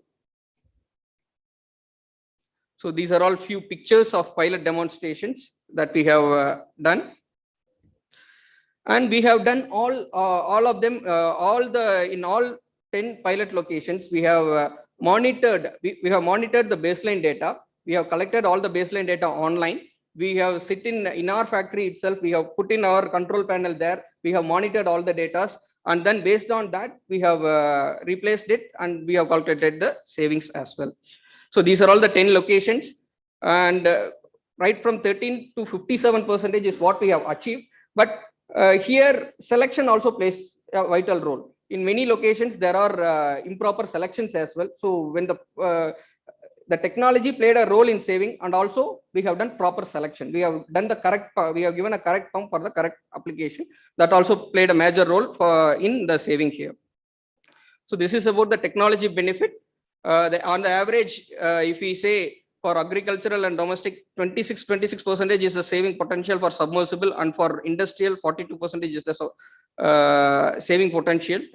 Even if we consider 1% of replication potential, we can save this much of carbon footprint. This is self-explanatory. That's all. Thank you. Thank you very much, Mr. Prasad, and really highlighting that you're not so to speak a startup, but a well-established company that is then taking a different approach to design and development of the pumps, and then getting quite a lot of benefits there from basically more modeled and more knowledge-based design and development of the pumps. So that's very good. What has been the sort of the response from the farming communities and from the prospective end users? Sir, actually, when we go to farmers, we focus only on industries here. All the 10 installations are from industrial side. Okay, sorry. All the 10 installations are from industrial segment only. Initially, they had some resistance because whether this technology worked or not. That is where FLCTD helped us. So they came in and convinced the end users, and then there we are able to demonstrate it. And after seeing the success, now they are saving a lot of money in power. Yes, yes. Okay, thank you very much. So in the interest of time, let us move on. So we had the three old technology verticals of waste heat, pumping, and space conditioning. So then we move on to the new areas, industrial resource efficiency. So I have Mr. Haikar from ProBurgeon talking about chemical reactors. So we move quite a bit around from pumping to chemical reactors. So floor is yours.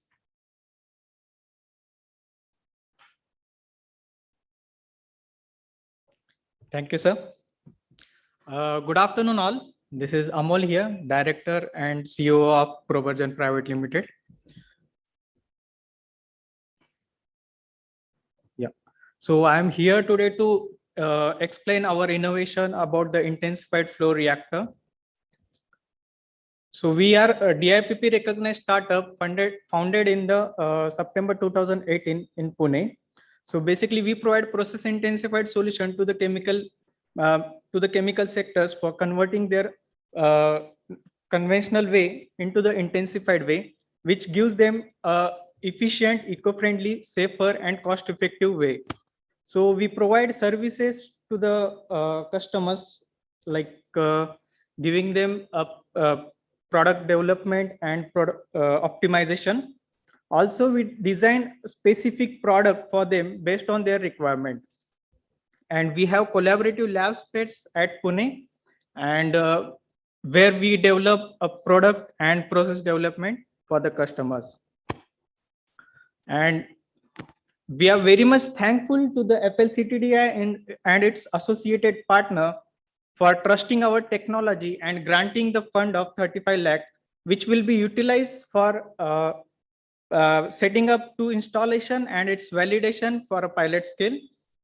And during this installation and validation, we will get support from the FLCTDI in terms of project implementation, technical parameter identification and its comparison, and for the vendor resourcing.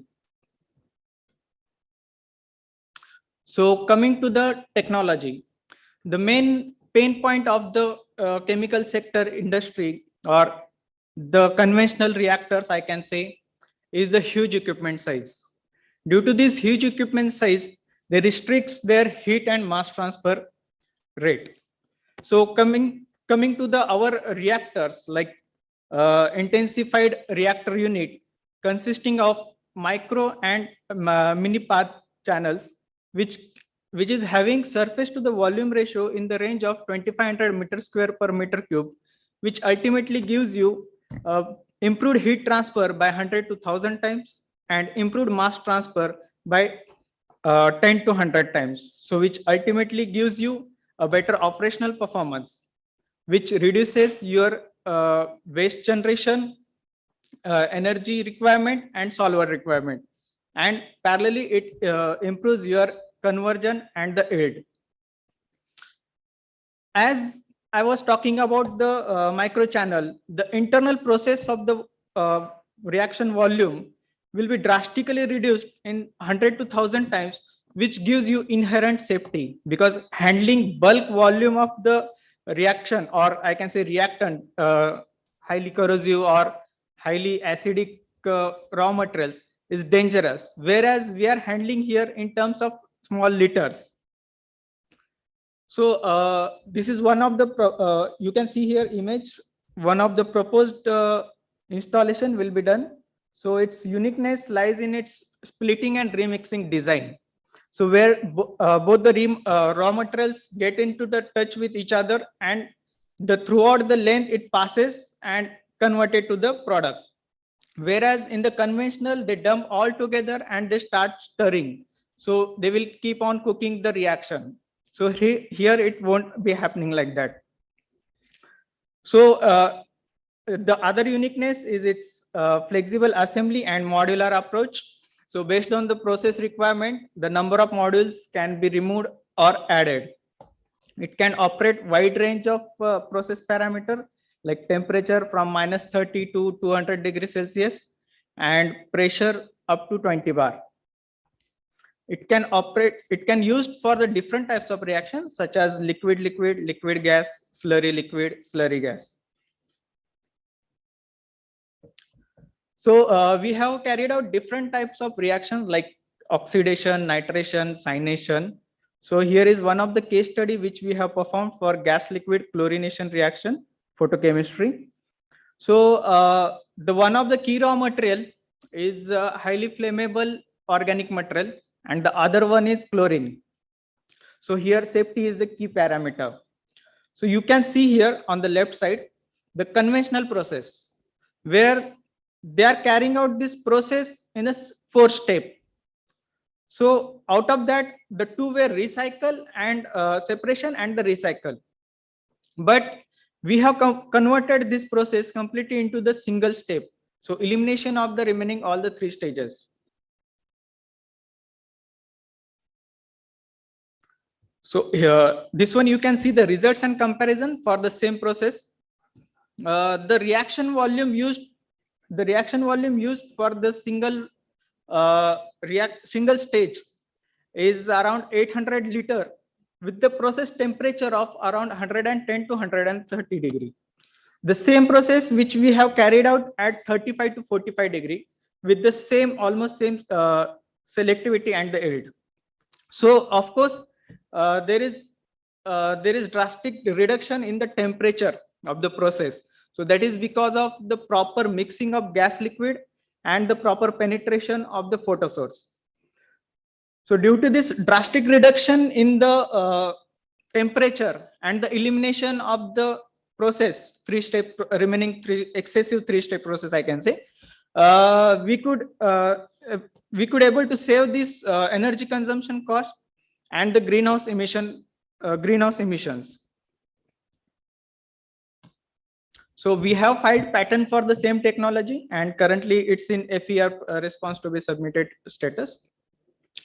So basically, benefit for this technology is differs from the process to process based on its key factor like exothermicity and other heat transfer and other technical parameters. So generalizing all the factors, I can say that it can improve up to 40% operational performance, up to 40% reduction in excess material, energy consumption and production cost. Up to 80% it can reduce greenhouse gas emission. And as I said earlier, its modular nature. It can be used for multi-purpose and multi-step processes with integral operating condition and precise process control. Also, as this processes will this experimentation will be very fast, so it can save up to 50% of your time for scale up, like from research to the your scale up. So this project will be executed at the two sites. The first one will be at Specialty Chemical in Pune, Shimmer Chemicals in Gujarat. The other one will be carried out at pharmaceutical industry in Pune, Progress Life Sciences, where the liquid slurry reaction will be carried out. So talking about its replication in India, there are over 70,000 chemical manufacturing sites are there in the sectors of pharma, specialty, and agro, petrochem, and biochem. So considering this huge market, as I said earlier, like the benefits differs. So if we consider the average benefit or average savings of around 40%, we can save up to 30 million of CO2 equivalent emission from the chemical industrial sector, I can say. In the saving will be in terms of solvent and energy. Thank you. Okay, thank you, Mr. Raikar. That is very interesting. I think the idea is really attractive. You have a big reactor where you do traditional chemistry, and now you do it on your desktop, basically, isn't it? In a small pipeline, in a small pipe. So that is really attractive. It does not only save energy, but also the water, the other materials, and so on. But my question is a bit on, if I understand it properly, it would basically need then to be customized and custom designed for every chemical plant, isn't it? It would not be like a standard solution which is sold in that way.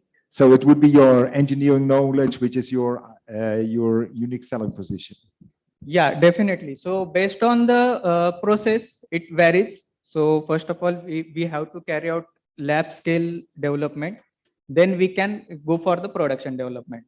Yes. So for every process or every chemical companies will have different their requirement. Yes, yes. Yeah, that might be a bit of a challenge, but I think ultimately if you see these benefits of 40% savings, low cost, quicker scale up, and also the space utilization, that should be really attractive. So thank you very much. I think we go then to the next category, to the industrial IoT. I go to Mr. Hahung Nathan from Exact Space to talk about the industrial IoT solutions.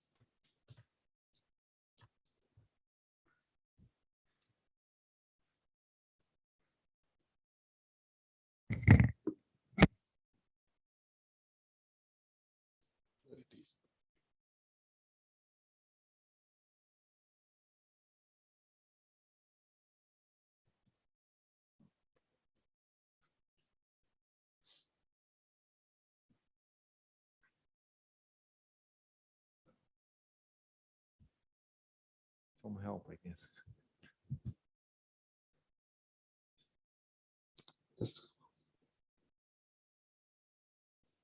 There's somebody who can help out?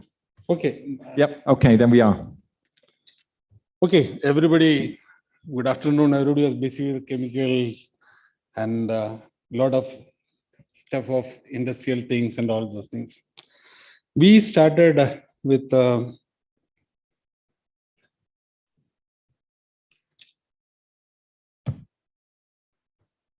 simple thing, that is, you all know that now we don't know what is the pathway to go to home.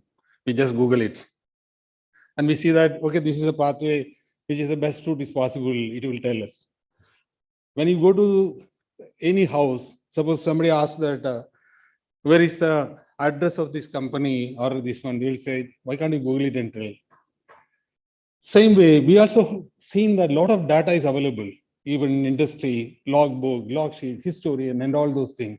But nobody knows where it is. So we three people started the company in 2017. After seeing the change of data, what is the meaning of data, how can I use my data, and how it is going to help me. The support we received to say that to an efficiency improvement on each data, because what you say is whatever you measured is that only can save. For take of a power plant, you are having around about 6,000 tags, and so many people are working, so many experts are lying there, like that, and where to go and where to write. Some energy audit will happen on one day. So online data management and data university is our concept. We started with this company with pulse with a human intelligence to assets. Very simple. Like we all know that our mothers are cooking a lot of things in the kitchen, but they know from where it takes and where it takes. Till now, after this long problem of COVID, I am not able to make even a single sambar. So what to do with these data? Everywhere you say, you call that expert from BHL, this expert from BHL, he will come and say, show me the trend and everything, and he will say, yes, it is available in that way.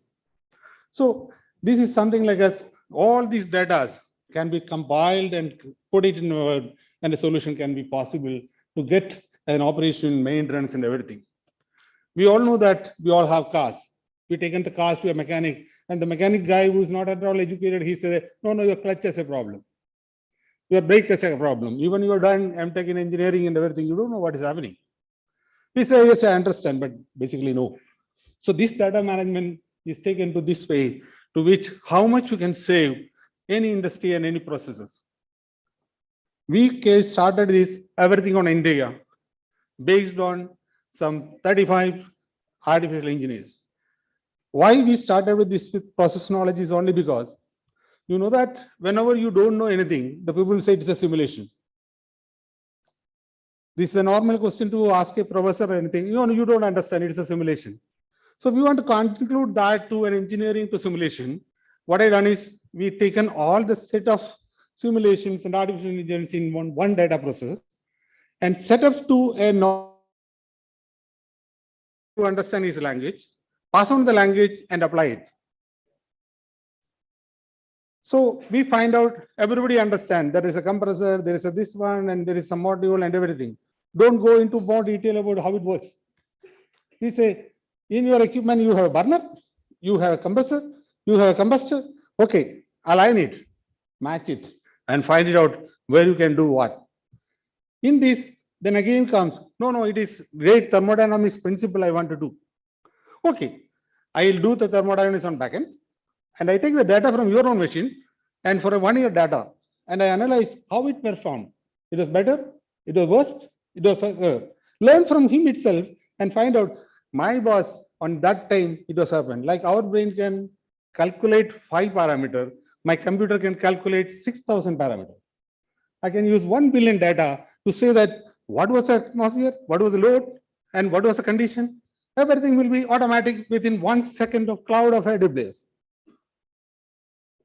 When we started, the efficiency improvement about is only from you. You know that what you are going to operate ultimately better. Not waiting for a artificial guy come in and promise a data sheet from DCS and process the data and say, no, yesterday this was this one. Then fuel supply guy will tell that, no, fuel was more, calorific value was different. No, everything online. Go ahead. And in this, you can save a lot from the efficiency of your LP heaters, efficiency of this, because now I am presenting here only the thermal plant because I assigned to only 3 thermal processes of CPP. But I am in A, in aluminum, I am in steel, I am working in process industries. And how, by the grace of God, with the help of all people, we spread and selected by the multinationals, and 40 countries or things are working. We are controlling 35,000 megawatt of the system on Australia. And the scaling of innovation is that you can save a simple set of system in process and parameters from what you learn. Now today, a doctor in US can tell that your cancer can be treated by this way. Similarly, a machine can tell that I am going to survive or not fail. So the force outage are reduced by 20%. Efficiency of a best plant of G has increased by 1%. The design efficiency improvement is 0.5 to 8%. I don't want any great knowledge or anything. Only the knowledge what you are having, tell me, the genius you are having, apply it. I proved the process. I apply the things on the back end, like EPRIs of fault tree analysis. You ask the expert and tell that what is the solution for these processes. You ask for your people what to be done and what way you can find it out. This is what is ExactSpace is doing and coming to you to help you on the process on which your data, your process, and what speed, what way. Tell me what day you are a young, how you are a young and operator, and what was the gap happened today is only alert system, and the mobile on which I created mobile experts. The operator will get a mobile app, it will get an alert, and he do the operation. In India, we are not allowed to write back the system because of restrictions on the perimeter of DCS and everything. But in other places like Israel and Australia, it is allowing. And some of the CPPs are telling me to write back. I can write back and tell that you enjoy the power and see what a machine should do, what a machine should not do. That's all. Thank you for the time. Thank you very much for that presentation and really seeing how we can that sensors have become more available, data more available. We have so many data points, but what do we do with this? And this is very interesting applications. But what are companies saying about data security on this? Because that is often then said that, okay, my data will be somewhere on the cloud. How are you dealing with those? You can have a server. You can have your own position. The data can be managed. You can have cloud, but those days are gone. Now banks are going to cloud. Yeah. Now, if you want to have enough money to spend me to have a server, I'm ready. I can provide you a server. There are some companies say that you keep my server and my cloud. I am using that. I have no restrictions. But thing is that the speed and everything on which you can work it out is very easy. Yeah. It is learning from the data on the base of which it is taking. You have so many experts. The learning of that experts can be visualized and can be taken out as a cause effect diagrams. Automatically it does. I don't want an expert. You just want to give a comment. Are you right or wrong? Yeah. You tell me that this is what is I wanted and this is what has happened. When the expert is not there, the computer will tell that during the time of Mahindraji, this hasn't happened. Yeah. So when Mahindraji is not there now, they will tell that what he done. He done this. Okay, repeat it and see that it works or not. That's why I am saying that it is only a process of computing your brain as a computer and taking it as a 1 billion data point and take you in a fastness way. And people are doing it. I was roaming 40 countries. I was worked in 25 years in NTPC, shifted to World Bank, and remoting to see to Japan and all places. Okay, let us learn something and start something on Indian own. Everything is Indian. Yeah. It is not a Make in India project, and our product name is Pulse. Yeah. It will be available on site, and you can visit, no problem.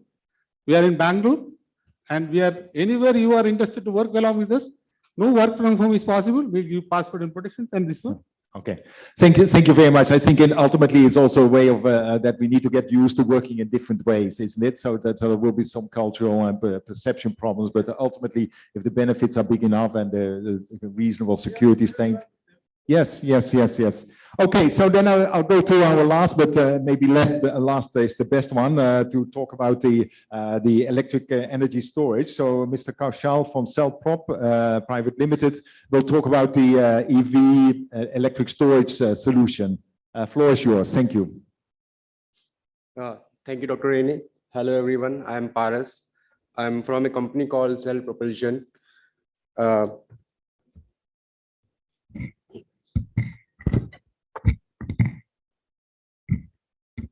So I'm a co-founder in Cell Propulsion, and we started this company in 2016. So we essentially provide electric truck solutions for connectivity within the cities for carrying payloads. So right now, we are engaging with e-commerce players and 3PLs to provide them electric trucks for carrying goods within the cities. Currently, these vehicles are able to provide a range of 150 kilometers on a single charge. And when we engage with our clients, we not only provide them the only trucks, we also help them with a lot of other value-added services, which will essentially help them to transition from ICE-based solutions to fully electric at scale. So currently, as part of our value-added services, we are providing them charging infra support, after-sales service support, driver management app, and fleet management app. This is a very brief introduction to our offering. Now I'm going to talk more specifically about the innovation which we are attempting as a part of this UNIDO and FLCTD program. So we have been awarded a grant money of 50,000 USD, which will essentially be deployed towards the development of a 300 volt all climate battery pack. Now we are moving from current 100 volt system to 200 volt, 300 volt systems, because these are more efficient, because as we go up high in voltage, we get more efficiency in the systems. And the key benefit of this technology are as follows. So basically, this is the one all climate battery pack, and it can operate from minus 20 degrees Celsius to plus 50 degrees Celsius, which will essentially cover all the climatic conditions to which a vehicle can be exposed. And charging is another problem area, because all the battery operated vehicles are associated with high charging duration. So by actively cooling down these battery packs during the charging operations, we are going to effectively bring down the charging time to 2 hours. So these battery packs can be fully charged in 2 hours. And also these battery packs are provided with cloud connected BMS systems. So these BMS system will essentially help us to track the health and the safety of the battery systems remotely and in real time, and also will help us to provide over-the-air updates for the firmware and the software. So apart from the monetary support which we have received from UNIDO, we are also leveraging their platform to market our product and to find relevant industry connects. Now, this is a slide where we have shown that how the battery packs are being assembled. Now the picture in the first row shows the assembly of the battery packs. Now this assembly is done at our Bangalore battery pack production plant, and after the assembly, the battery packs are integrated onto the vehicle platform. Now, along with the battery pack integration, we also integrate all other electric powertrain components onto the platform so that a holistic solution can be given. If I have to give a little sense into the market size for the solution, so currently Indian commercial vehicle production has crossed a benchmark of 1 million vehicles a year. So even if we consider 1% of that, it will be around 10,000 deployments a year. And plus also the technology can also be extended to marine applications and as well as stationary storage application.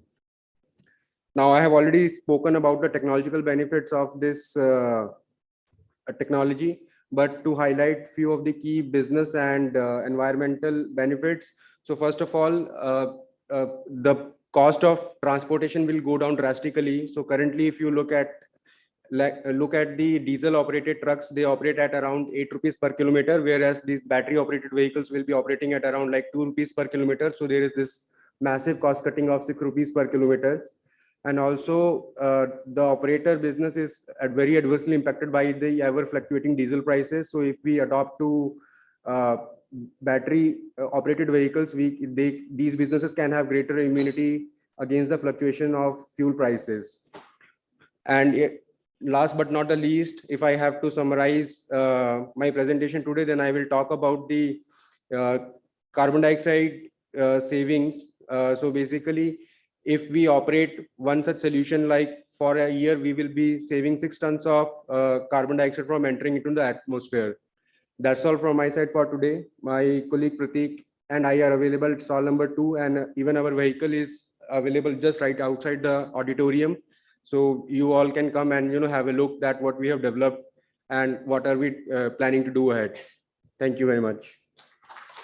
Thank you very much for that also very interesting presentation. I just want to clarify, you do then only the battery packs and you have a partnership with a vehicle manufacturer, or do you go all the way to produce the vehicle then? We produce the full vehicle, and we produce each and every component of the powertrain. So along with the battery packs, now battery pack is like very key component of the powertrain, and Yes. it accounts for about 40% of the overall vehicle cost or the powertrain cost. So it is very much important to innovate and have full control on that technology. So as a part of strategy, first we have indigenized battery packs, but parallelly we have indigenized other components as well, like your motor controllers, chargers, and battery management systems. Yes. So we provide full holistic solution and integrate the full powertrain onto the vehicle. Yes. Okay, that's good. We And have a battery pack plant as well as a vehicle assembly plant. yes, yes. Okay, and you're really targeting in the first instance the kind of smaller trucks which are doing in the We city. have started with smaller trucks, but Yeah. we do have other bigger version of trucks in the pipeline, which will be launched by next year, March. Okay, so thank you very much. That's very interesting, and of course, this would also have a very much impact on air pollution in cities as well, with the avoiding diesel burning. So thank you very much. I think in the interest of time, I would like to propose that we close here and break for lunch. Lunch will be outside in the exhibition area, so also take the time to take your individual questions to each of the presenters. I would like to thank the presenters for sharing their stories. I think there's not one size fits all. It's very diverse experiences which you've gone through, also very diverse technologies that you're working on. I've learned certainly a lot about pumps and about chemistry.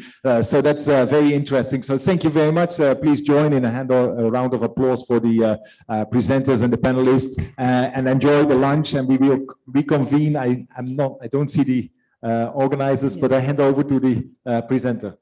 Thank you very much indeed, sir. And ladies and gentlemen, with that, we close the proceedings of the first technical session.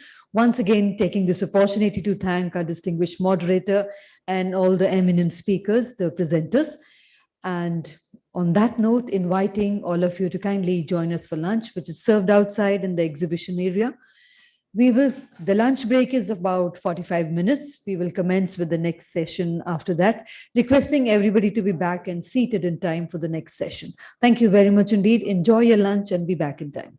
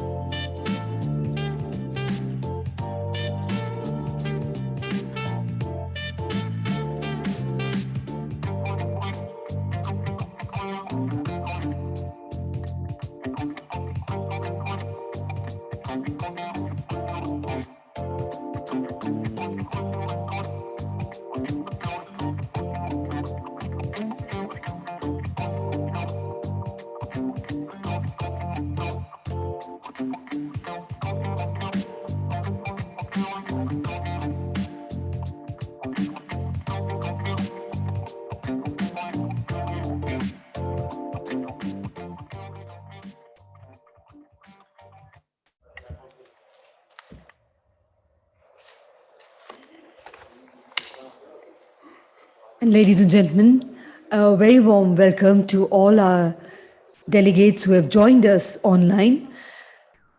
We're extremely sorry that we are running a little late in time, and we will get back very shortly with the next technical session. Kindly be patient, stay with us, and be connected on the virtual platform with us. Ladies and gentlemen, we will shortly get back to you with the next technical session, which is on decarbonization of Indian industries. Thank you.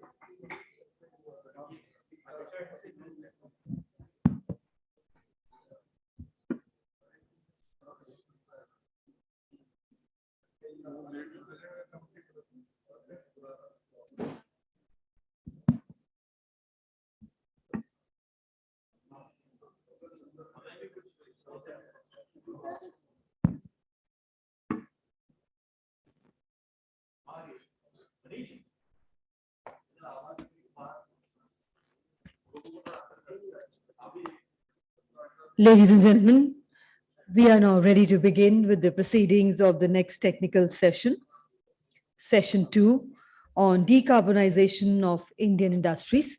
And I have the proud privilege in inviting our distinguished and eminent moderator for this session, Dr. Ashok Kumar, DDG, Bureau of Energy Efficiency. I would invite Dr. Ashok Kumar to kindly grace the stage with his presence. A very warm welcome to you, sir. And joining us on the panel on physical mode is our three eminent speakers.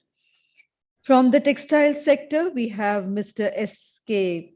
Kundu, Head of Sustainability, CFT, Raymond Chhindwara. A very warm welcome to you, sir. From the steel sector, we have with us Mr. Ankan Mitra, Head Regulatory Affairs, Tata Steel. A very warm welcome to you, sir. And again from textiles, we have Mr. Mahendra Kante from Vardhaman Textiles. A warm welcome to you, sir. And ladies and gentlemen, joining us online on the virtual platform, from the steel sector, we have with us Mr. Harish Nair, Head Energy JSW Limited. A very warm welcome to you, sir. Thank you. We have from the cement sector joining us virtually, Mr. Vivek Agnihotri, MD and CEO, Prism Johnson Limited. A warm welcome to you, sir. From pulp and paper sector, joining us on the virtual mode is Mr. Ganesh Bhatti, President Operation Seshasai Paper Boards. He is not joining. Okay, he is not joining. Yeah. In place of Mr. Agnihotri, Raju Deshmukh has. Okay. Right, And Mr. Office. ladies and gentlemen, in place of Mr. Vivek Agnihotri, Mr. Deshmukh has joined, Director Operations. And ladies and gentlemen, with that, we are ready to commence with the proceedings of Session 2, Decarbonization of Indian Industries. And the time duration for the session is approximately 1 hour, 15 minutes, which includes the opening and closing remarks by the moderator and presentations or addresses by all our eminent panelists. And we shall have question and answers depending on our moderator after each presentation, or in the end you would like to have, sir. Okay. Ladies and gentlemen, Mr. Thaplial will be joining us shortly in this session. So how would you like to have the question and answers? Thank you. I think what we will do is we will have one round of Yes, say sir. 2-3 minutes of interventions from each of the speakers. Yes, sir. And in the second round, we will have some questions Interaction that with the audience. I will try to ask some and we'll take from the Okay, audience. sir. So that way, I think we have very limited time also. So keeping the limited time that we have and eminent panelists we have. So first of all, thank you. And thank you for the panel. I am delighted to be with a panel of distinguished personalities from various sectors. We are joined as from steel sector, we have Mr. Ankan Mitra. He's the head regulatory affair in Tata Steel, and he has been a very active, you can say, promoter or ambassador to energy efficiency, involved in various activities of Bureau and Ministry of Power and all other ministries. He coordinates the regulatory affairs of the steel in Tata Steel's area. And then we have Mr. Kundu from Head Sustainability from Raymond. So we welcome, and he, as being the head of the sustainability, you can understand from the position itself that he is committed to various activities of the BE, which finds synergy. And we have Mr. Dr. B.P. Thaplial. He was the director of Center CPPRI, Paper Research Institute, and currently he's in another capacity, but he is an expert in the paper area, and we welcome you to the panel. And we have Mr. Mahendra Khante. He is a figure in the Bardhaman industry. He has done excellent activities in the energy efficiency space in Bardhaman. And we are also joined online from cement sector, Shri Rajiv Deshmukh, Vice President from Prism Cement. And we have from pulp and paper sector, Mr. Gyanesh Bharti, President Operations, Size Paper Boards. And also from steel sector, Mr. Harish Nair from JSW. So just to introduce or to set the context, I think we had been listening to the eminent speakers in the morning. And I think I would not repeat, but just to place ourselves in a context that we are sitting here in a time that unprecedented. We have never seen such situations. And as in the also speakers in the morning said, that the IPCC has just brought out a report telling that the situation out in the climate is not in, you can say not that okay. So we certainly need to act. So the global temperatures are rising to the limits where, it may not be able to sustain.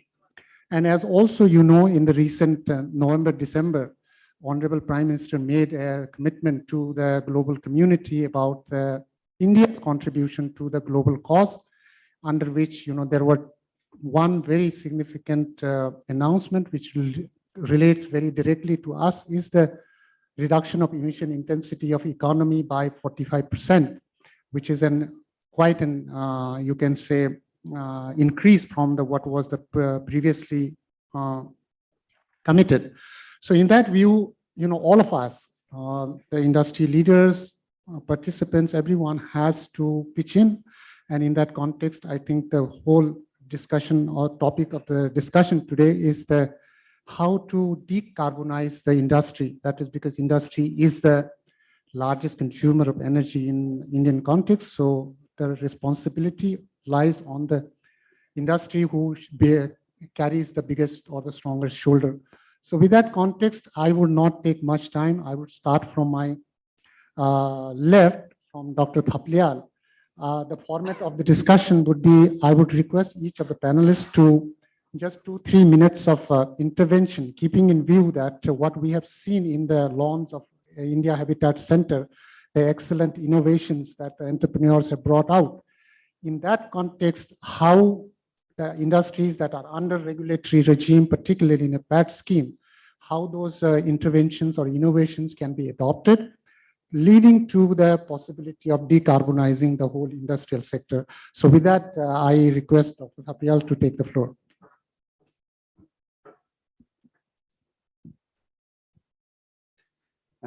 Thank you, Dr. Ashok Kumar and the panelists on the dais.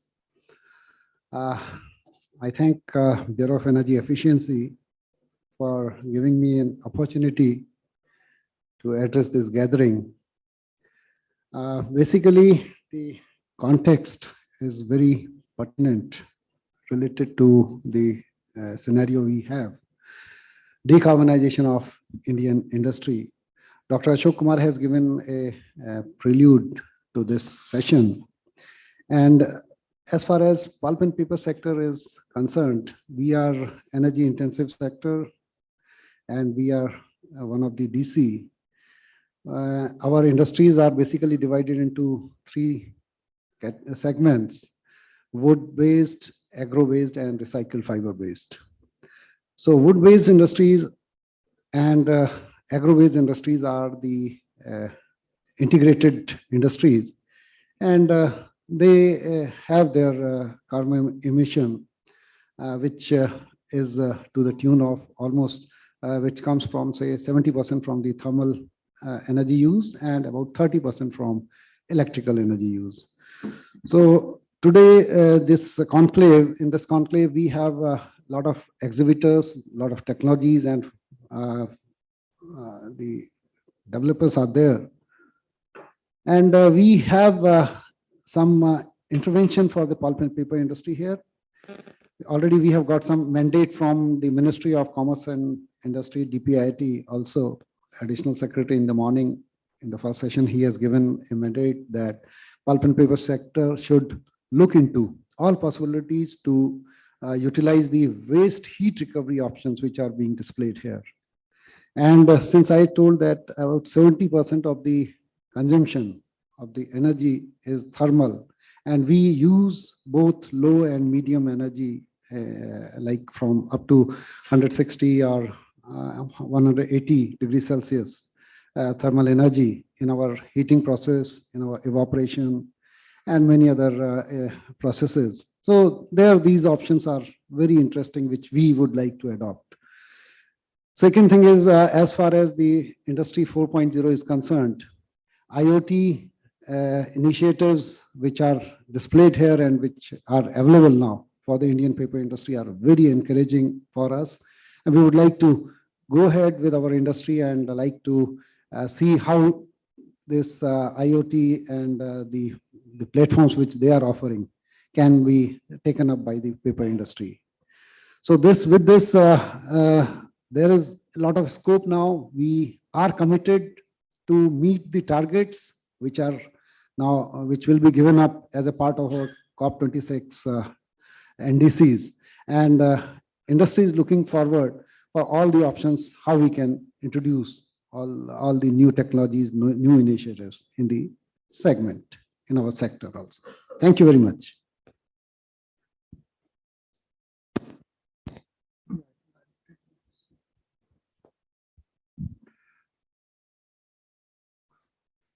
Thank you, Dr. Thapliyal. Thank you for bringing out the importance of IoT in the industry. So I think that would be the next kind of generation that the industry has to graduate to. So with that, I would request Shri Ankan Mitra to kind of, if he can elaborate on some of the policy issues related to steel and how that policy is directing or leading to the larger goal of meeting the COP and decarbonizing the sector.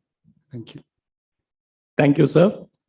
First and foremost, I would like to thank the Bureau of Energy Efficiency for inviting Tata Steel and giving us this opportunity to be part of this conclave and this roundtable. It's my proud privilege to represent Tata Steel on this forum. As part of the steel industry, which is known to be an energy guzzler, and we have all heard that the global steel industry accounts for 6 to 8% of the global emissions. And after PM's commitment at Glasgow COP26, we are actually enthused to be an active part of this decarbonization journey. And Tata Steel is looking forward to playing a stellar role in this. So as part of our internal commitments, we had reached a stage of 2.29 tons of carbon dioxide emission per ton of crude steel, being part of PAT cycles, the PAT 1, PAT 2, and of late the PAT 7 cycle that has been rolled out for the steel sector. But internally, we had taken a target of reaching somewhere around 2 to 2.1 by the year 2030. Now, with the renewed commitment made by our Honorable Prime Minister and the responsibility that lies upon us, so we have taken a challenge of reaching 1.8. But of course, for reaching 1.8, as Ashok sir was mentioning, we need a lot of policy support. So we are actively looking at the government for a lot of policy support that would help us in our pathway to meet that target of 1.8 ton of carbon dioxide per ton of crude steel by the year 2030-31. So this is something that I would like to actually elaborate upon, because we are on a path where we need to decarbonize and decarbonize quickly. So presently, what as a company we are thinking is for moving away from the traditional process of blast furnace based steel making in the long run into processes which are more carbon friendly and less polluting.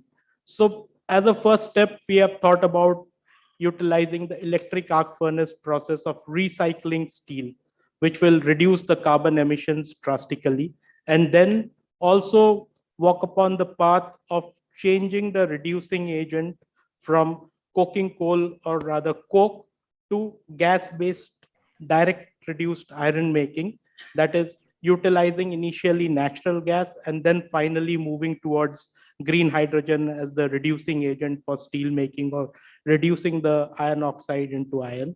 So that is the long-term pathway we are thinking about. And of course, for this, we will need a lot of policy support, because today we don't have anything defined as green steel in India, and we actively require the support of the government to actually define green steel and sort of propagate, bring in policies for utilization by way of mandate. We have seen how renewable energy has been popularized. We have seen the renewable purchase obligation. People may disagree. Renewable purchase obligation may not have been a very active and successful policy tool, but it has sort of embedded in the minds of everyone that renewable energy needs to be prioritized. In similar lines, we would actively pursue the government that green steel, or let's say green cement, or for that matter, green aluminum, needs to be prioritized not only in government procurement, but in all sorts of procurement. And that is the way forward. And BE is already working with the Ministry of Environment and Forest for introducing a carbon market in India by revamping the PAT scheme. And we actually pray that the sooner the better. The sooner we have a carbon market in India and the markets realize the importance of decarbonization and green products, the better it is for the hard to abate sectors like steel. I would like to stop here and provide an opportunity. I'll be open for questions. Thank you.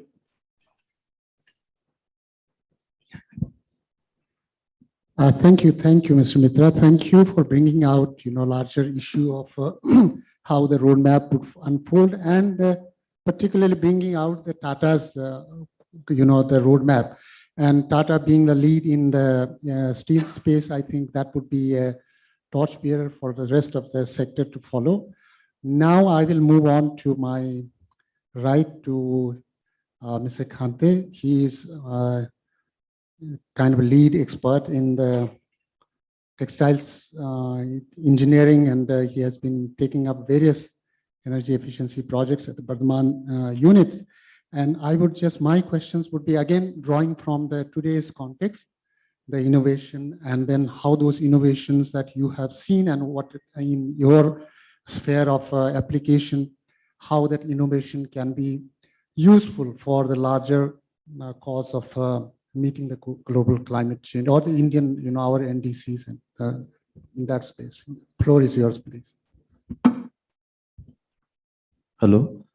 First of all, I would like to thanks to Dr. Ashok for giving me this opportunity. Before that, Normally in government sector, there is a lot of hindrance, yeah, biasness towards implementing any scheme in India. This is a fact. But since I am working with B since from I think 7 year last from PAT cycle 1, and I observe B officials have implemented this PAT scheme very transparently, without any biasness, and with their highly dedicated efforts, which result into lot of saving in industrial sector.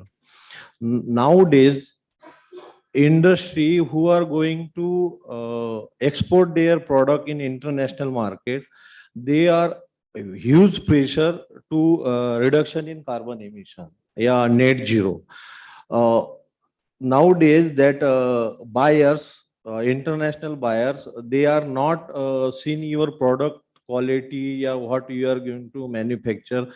First they assess you based on your efforts towards climate change or carbon reduction plan, and if we perform in that in their that auditing system, then and they are start to doing business with us. So it is very big challenge for industry to plan a roadmap for reducing the carbon emission.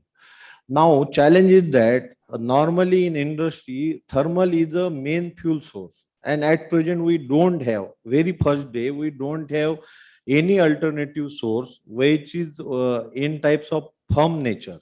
Because sources like renewable energy, obviously they are very inconsistent, and we can't depend, or we can't plan any our production or any type of machine running on renewable sources. So it is a very big challenge for industry, and other side, it is a very big pressure from international buyers. You are you must doing take target and give us a result about carbon reduction. तो in this constraints आज जो यहाँ अलग अलग young entrepreneur ने जो छोटे छोटे इनोवेशन प्रेजेंट किए हैं, so these are very important for us because you can't replace coal. Obviously, you have to plan such energy efficient efforts which will help you to reduce carbon emission. In that context, like pumping system is very huge installation in all over the industry, and I had seen good that energy saving efforts shown by them. Likewise, from Bharat Bijli, we have seen that permanent magnet motor. In my industry, I have already applied some that permanent magnet motor, and each motor I have got a 4 kilowatt saving as compared to induction motor. तो purpose is that कि आज जो IoT हो गया, again some integrators देखिए कि process flow में आपके पैरामीटर का एनालिसिस करके आपको कहाँ स्कोप है वो बताया जाएगा. तो आज के टाइम में to mitigate our target, this entrepreneurs के जो भी उनके इन्वेंशन है, it is very useful for industry to achieve our target. मुझे थोड़ा सा इसमें जो एक गैप लग रहा कि I am came first time to visit such type of that stall या टेक्नोलॉजी. इसका नॉलेज इंडस्ट्री के पास इसका नॉलेज नहीं है. वो I would like to request be if they promote such type of entrepreneur or such type of technology through their that PAT mechanism. Yeah, earlier we used to arrange various type of seminar at all over the India. ये technology अगर industry के पास पहुंचेगी तो definitely industry will इसको आसानी में accept करेगी और आज की ये जरूरत भी है. तो थैंक यू एंटरप्रेन्योर को. आप भी कोशिश कीजिएगा कि ये टेक्नोलॉजी ज्यादा से ज्यादा बड़े जो सो क्या बोलेंगे कॉर्पोरेट हाउसेस है. Nowadays each and every corporate houses form their sustainability team at corporate level. We are also a leading spinning, मतलब one of the leader in spinning manufacturing in India. We have a largest capacity. तो हमारा भी corporate office होता है. ऐसे each and every industrial sector के corporate office है. मैं उनसे चाहूंगा कि वो वहाँ विजिट करे, अपना टेक्नोलॉजी का presentation they, so that it can be implemented horizontally all over their group. दूसरा, nowadays इंडस्ट्री के लिए अगर each and every person as a human being, अगर हम एनवायरनमेंट की तरफ आज अगर कोशिश नहीं करेंगे, कुछ अच्छे ग्रुप जो है, हमारे ग्रुप ने भी टारगेट लिया, टाटा ने जैसा बोला, हमारे ओनर ने बहुत सारे कमेटियां बनाई और हमें नेट जीरो का टारगेट दिया एट एनी कॉस्ट, और हमने काम भी चालू किया। तो अगर आज हम अवेयर नहीं होंगे, इसकी तरफ एफर्ट्स नहीं करेंगे, तो ऑब्वियसली हमारा आने वाला जनरेशन इससे बहुत सफर करेगा। हम सफर स्टार्ट हो चुका है, बट उनके लिए बड़े चैलेंजेस रहेंगे। तो इन दैट कंटेंट्स ये आज का प्रोग्राम बड़ा अच्छा था, और जितने भी आप लोगों ने दिखाए, definitely industry will accept that your innovation. Thank you very much. Thank you, Kanta Saab, particularly for bringing out the points of, the industry needs for the competitiveness, not only the economics, but also the climate credentials of it's being green, it's being socially friendly, and so on. So as the world becomes more and more conscious of the environmental aspects. So that's, I think, very good point that you have brought out. Certainly the point of information gap, we would certainly, this is the kind of platform that we will build so that this innovations or the things that are coming up at the ground level certainly reaches to the logical places. So with that, thank you for your points and intervention. I would like to add one challenge for them also. Big industrial houses, whenever I am at senior position and in my group, whenever I am going to finalize any technology, higher management always see the stability of that entrepreneur या product. तो उसमें अगर आपके side से अगर कोई उनको एक मतलब इंडस्ट्री को एक कॉन्फिडेंस आए कि yes this startup will be live for long term, तो डेफिनेटली इंडस्ट्री का जो एक्सेप्टेंस है वो बढ़ेगा। Yeah, I think very valid point. Certainly, some mechanism. I think under this project itself, there are the roping in of financiers and others are coming up. So certainly that ecosystem or the infrastructure or the, you can say, support base is certainly needed for the confidence of the industry to take up. So thank you for bringing out the point. So now I will reach out to Mr. Kundu for, you represents the head of the sustainability of the raiment industry in the textile space. So given again the same kind of a question in a broader context in the textile sector, how the innovation can help and how some of the innovations that under your industry or within your raiment industry have adopted, and that can be examples to the rest of the sector to follow, and in also to how you see the larger commitment of the government and how your industry is looking at it. Thank you. Yeah, thank you. Good afternoon, everybody. First of all, on the behalf of Raymond team, I would congratulate Bureau of Energy Efficiency for the 20th Foundation Day. The journey of 2 decades itself is self-explanatory for their contribution to the Indian energy front and the social norms also. Now, also I would like to congratulate each members present here, because we all making our presence, we are indicating that we are committed for the subject for which we are gathered here. It is a low carbon technologies. Still, we have to understand that if the subject got ignorance right now, the nature can ignore the humankind in very near generations. In Raymond, yes, our plants are in different zones of India, in Gujarat, Madhya Pradesh, and in Maharashtra. As sir has rightly said, apart from the renewable sources of energy like rooftop solar and other technologies, we are now going into the industry 4.0, and we have adopted many IoT related projects in our plants.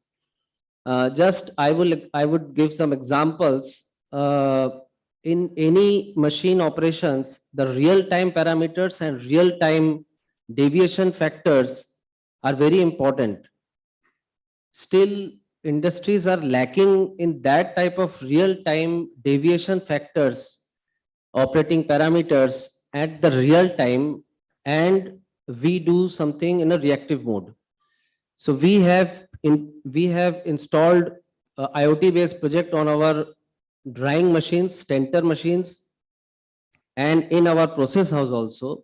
There we are not only getting the real time data, but also we are generating the artificial intelligence incorporated reports in terms of alerts and WhatsApp messages.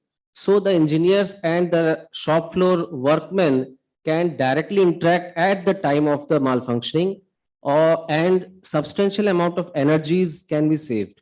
These energies in terms of not only the direct energy saving of steam and coal, but also by the avoiding of retreatment of processes, because as a textile, fabric gets deteriorated when it is going under the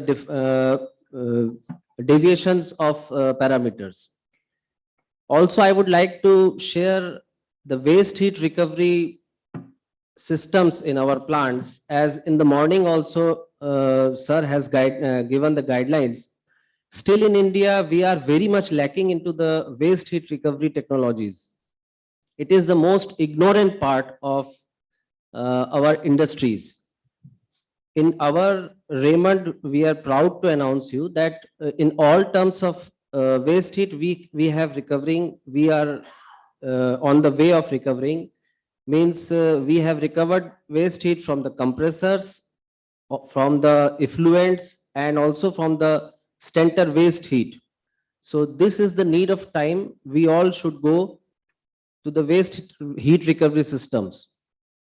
As sir has also mentioned that IoT and digitalization, you all will be in line with me in these views that we all are covered with data, different types of data, engineering data, energy data, but we all get very less time to get analyzed it and get some fruitful results. Fruitful results in the sense, the results to provide a decision maker at the right moment to take some quality decisions on time, so he can save some energy.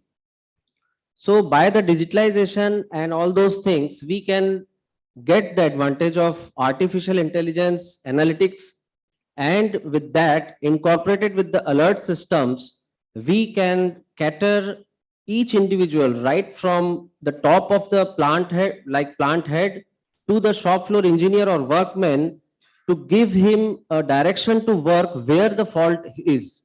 By this way, we can definitely go into the next stage of industrialization. Once again, I would like to thank this platform, UNIDO, B, and all the sponsors here to make this program so successful. It is definitely a program which will stimulate each one sitting here, and they will stimulate it to their organizational decision makers back at home to take advantage of this program and to get the decarbonization program success in individuals' factories. Thank you. Thank you, Mr. Kundu. Thank you. Thank you for bringing out the importance of IoT Industry 4, with the enabling of IoT, as you have mentioned, that analysis, reporting, recording, real-time exercises can be done, and you would also have possibility of doing good things with those information to arrive at certain decision. So excellent intervention, and also highlighting the WHR, the role. WHR, many of you know, is one of the, the potential area, particularly in our space, in the hard to abate sector. So certainly this has been the talk of the day since the morning. So certainly, those interventions, innovations, and anything that can be applied to capture anything is going waste. So thank you. Now we will go online, and I would request Shri Harish Nair, Head Energy GSW Limited, to take the floor. Mr. Nair, please. Yeah, thanks, Ashok ji. Are you able to hear? Yes, yes. So my question would be again more or less on the similar lines that, how on a larger scale where steel currently looks at the broader commitments that the country has given, and then as an industry, how you look at it. Thank you. And possibly, I don't know how you have been able to visualize the displays here, but I think, of course, you have heard many things about it. So within that context of innovation and entrepreneurship, how steel industry, you look at it from your perspective. Thank you. Thank you. Thank you, Ashok. Thanks. We give me an opportunity on behalf of JSWC to address this August gathering. At JSW Steel, we have been utilizing best available technologies like waste heat recovery boiler, CDQ, TRT over the years, and both for energy efficiency and CO2 reduction. Although our slag rates are on the higher side due to non-availability of good ore, we are still able to achieve over 200 kg per ton of PCI. Over the period from 2005 till now, we have achieved 60% CO2 reduction. We are already going ahead, executing the projects of solar and wind power, and ultimately reducing the use of steam coal. We are also in the process of finalizing hydrogen plant, which could be used as a redundant to inject in blast furnaces and DRI plant to minimize the use of coke. We have already implemented the increased use of pellet in the burden in blast furnaces. That is also resulting in usage of coke. Now, we have also seen that most of the developed countries like USA, they have plateaued at the level of 2.3 gcal per ton of steel. Now, to achieve the challenging task of 2030 and beyond, I like to state what industries can do and what could be the policy interventions which could take to achieve the goal of 2030, 2047 and beyond.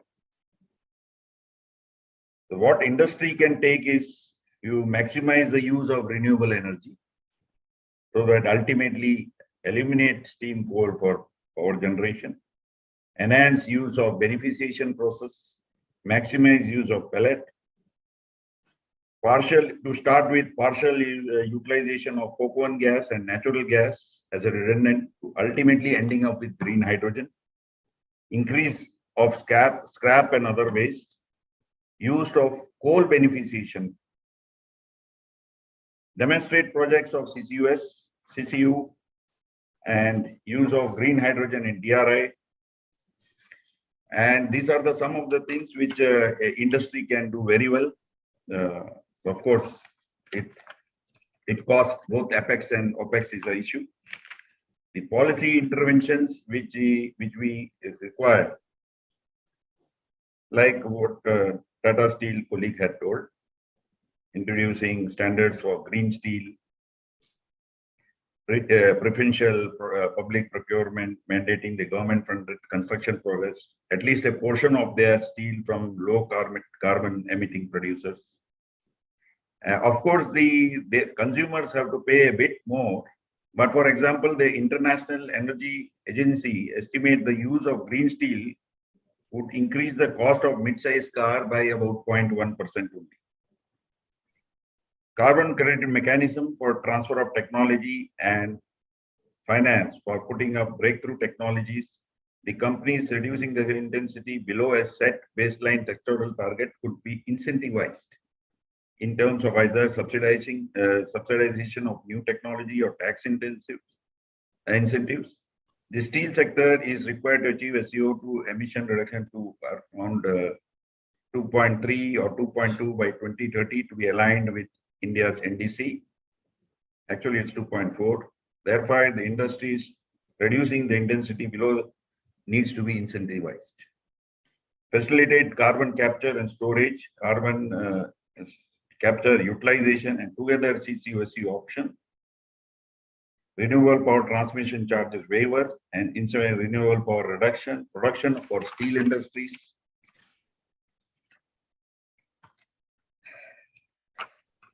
Planning of new plants to be ready for hydrogen or carbon capture. This needs to be moved forward. Research and regarding research and development, some tax benefits on R&D expenditure to promote investments in new technology development by industries. And we are not having any much knowledge inputs like increasing the hydrogen in plasma to a certain level. Like we could achieve maximum of 10 kg or 12 kg per ton of hot metal.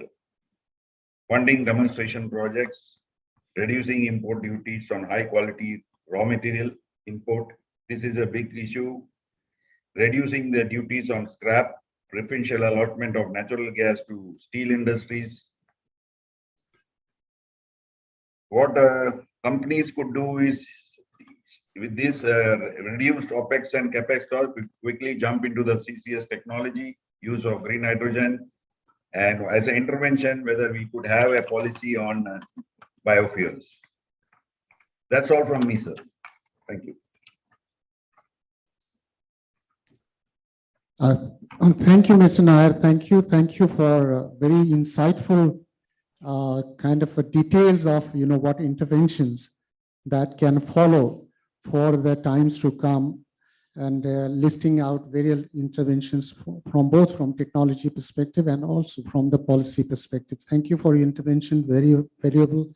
I think this is very informative. And also, I think the one point I think Mr. Mitra and you both have brought out that sectors like iron steel is now looking for additional support or any additional stream of certain return that can finance the the investment that is required for the energy efficiency or improvement in the resource conservation measures. So thank you for bringing out. Now I would call upon one of the very important sectors, cement sector, and today we have a presenter, Shri Rajiv Deshmukh, Vice President of Prism Cement. Mr. Deshmukh, floor is yours. The questions is more or less the same, that we know that cement is at the top of the efficiency level as far as our Indian cement industry is concerned.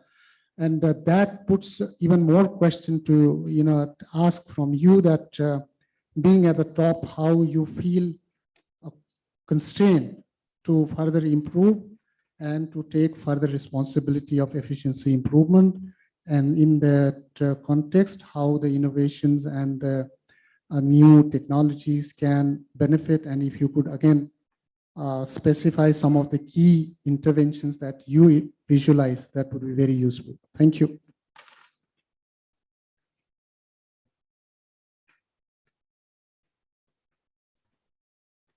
You're on mute. Yeah, we are not able to hear Mr. Deshmukh. I think you are on mute. Yes. Am I audible now? Yeah, loud and clear. Please go ahead. Yes. Good evening, Mr. Ashok Kumar. Good evening, everybody. Let me congratulate BE on this 20th Foundation Day and the concrete pioneering work done by the Bureau of Energy Industries in reducing the energy as well as the carbon footprint, and giving a directives to the nation in improving the productivity in the resource conservation at the very important the resources which are very scarce in the coal, in the electricity, and the other important resources, and in their conservation. I belong to cement industry, and I will first try to talk on the various issues and problems this industry is facing, cement industry is facing, and the overall our opinion about it. As everybody knows that this industry accounts for around a quarter of the CO2 emission from the combustion of fossil fuel, and it constitutes around 40% of the global energy demand. Cement industry is highly carbon intensive as the energy consumption is to the tune of around 70 to 80 kilowatt per ton of cement, and the thermal energy consumption is around 700 to 800 kilocalories per kg of clinker.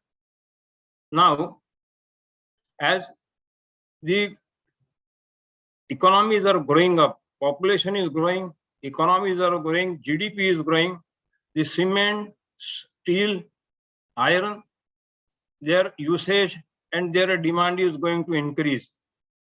This in future, considering this, we think that the future production, cement production or the cementitious material production must be produced from more efficient processes and should emit much less CO2 as compared what the cement industry is emitting today. The cement industry is looking forward for the carbon neutral or the net zero energy system emission, as it is one of the big menace and affecting the greenhouse gas radiation adversely in the overall climate, changing the overall climate of the earth. The second point, which from the cement industry, which we are facing, that 1/3 of the industry energy demands that the high temperature and heat. The resources are depleting, the coal resources are going down, and industry is facing a big challenge in coming future about the resources to keep it alive. Few alternatives to fossil fuels are available. The consumption or the heat which is required for the cement production as compared to the available the resources or the alternate fuel, it is quite difficult to replace it. So also another thing, the process emissions, which are the results of physical and chemical reactions, cannot be avoided by the alternate fuel. The pressure, even though the pressure of using the alternate fuel in place of the coal are increasing day by day with the government rules and regulations of the replacement of the conventional thermal energy as well as the conventional the electrical energy. So this process emission contributes almost around the quarter of the industrial emission, that constitutes about the 2 gigatons of carbon dioxide. And this, the capital intensive nature of the cement industry, it is very difficult to change the technologies. These are the long-lived or the 50+ years of the industries, and this is leading to a potential locking in CO2 emission. The stakes are high, the capital to be put in to make it the carbon neutral, to reduce emission, the manufacturers are finding it difficult to put in the money. The third thing, that establishing a market of low carbon material which can minimize the competitive impact. One of the opinion of the cement industry is that the existing, the highly carbon intensive products, it should be replaced with the low carbon green products. With the public and private procurement, encouragement of the public and private of procuring of this low carbon steel, cement, chemicals, which can accelerate adoption of the CCUs and other low carbon manufacturing processes. The challenges at present, the third one is the novel cement and the innovative carbon capture technologies. The cement industry looks for the innovative and the cost competitive technologies compared to the what it existing today. So this is the role of carbon negative manufacturing processes and using renewable electrical energy, which will play a major role in innovation of these novel products of cement as well as the novel innovative carbon manufacturing processes. This advanced carbon capture and storage method to decarbonize the cement industry is one of the key concern of the cement industry. These emerging technologies, this can provide quite an impetus in reducing the carbon dioxide emissions and the saving of consuming the very valuable resources. However, what the cement industries we are facing, the challenges, these are that despite the growing interest in the low carbon cement technologies, the cement industries are facing several difficulties in remaining fully embracing this transition from the conventional processes to the using the efficient and low carbon technologies. This is mainly because there is a lack of support from the government to convince cement manufacturers to increase their investments in new technologies. Always, as I told you, the cement is already a capital intensive process with a lot of huge resources required to put in. So there is in general, the reluctance on the part of manufacturers to put in the extra money to renew or to renovate their processes. The cement sector is also highly conservative when it comes to the commercial implementations of these technologies. This is because of the quality and the safety concerns among the customers over the reliability of the new products and the lengthy bureaucracies processes associated with obtaining the various permissions and permits for the use of alternative fuels in different jurisdictions. One more important point that the building the standard codes, they vary regionally in terms of the type of blended cements that are allowed for construction, posing difficulties for building using the new products. Cost effectiveness for cement manufacturers to invest and scale up advanced technologies remains a big barrier as customers are reluctant to pay premium for these products. Furthermore, the absence of legally mandated requirements from regulators across the globe is slowing down this transition process from the conventional to the new, effective, efficient, the low carbon emission and the carbon footprints manufacturing processes.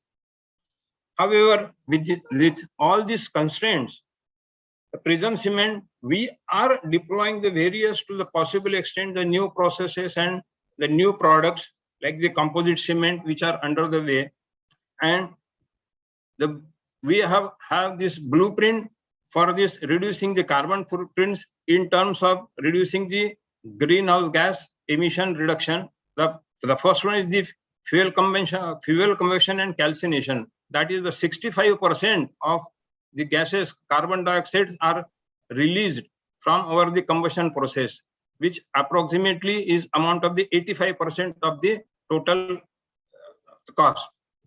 The second is the greenhouse gas and emission in the purchasing the electricity. It constitutes for the Prism Cement around 8%.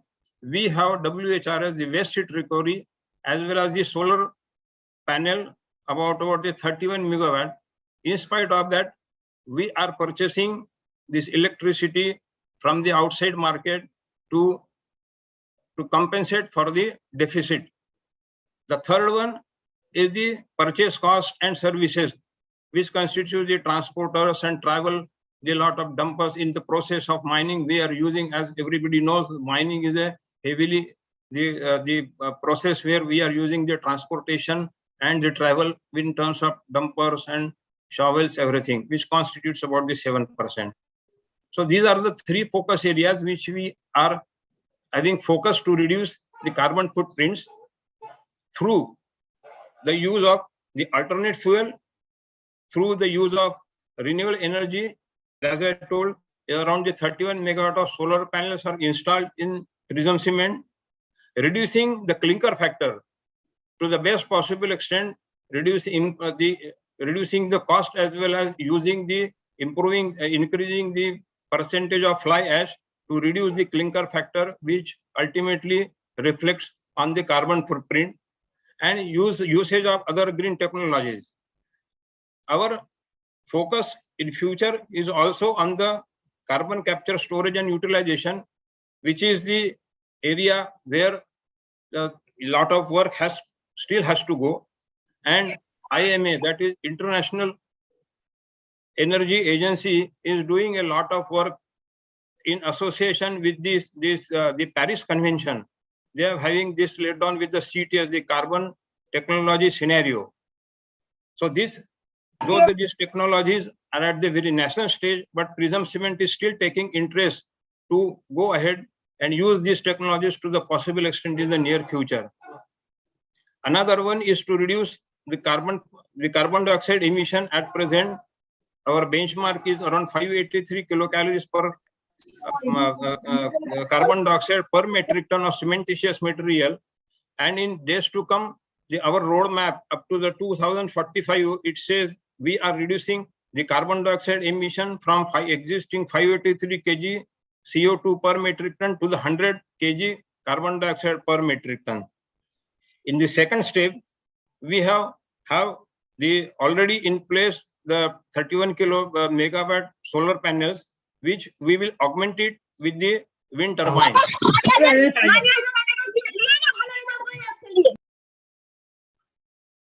Hello. Hello. Yes, please go ahead. Some disturbance, I think. Yeah, please. Yeah, there was some. Yeah. So the first step was to reduce the carbon dioxide emission from 580 to 100 in the 30 years. For this, the roadmap is already laid down. The second step is the plantation. Already we have planned to have the 7 lakh plantation to reduce the impact of the carbon dioxide on this impact of this manufacturing operations of the cement plant. In the step 2, we are going to augment our 31 megawatt solar panel with the 5 megawatt wind turbine in the second stage. This will have this impact on the reducing the carbon footprint. There are certain initiatives which we are going, these are innovative practices, and in association with the experts like the IITs or the DRDOs, we are going to have this algae cultivation for the carbon capture. This is the the projects which we have undertaken, and this is algae when used in conjunction with the tubular bioreactors. This helps in absorbing the carbon dioxide from the air and the removing its CO2 from atmosphere. This project is already we have undertaken with the help of IIT. Another innovative project is the hydrogen from the biomass. This biohydrogen production from microalgae offers a sustainable alternative by utilizing carbon sources and can be considered as a carbon offset. This green algae can produce hydrogen in a process called biophotosis or photobiological hydrogen production. So these are the 2 innovative projects which are underway in addition to all the initiatives which I have already explained. I think this is all from my side. Thank you very much.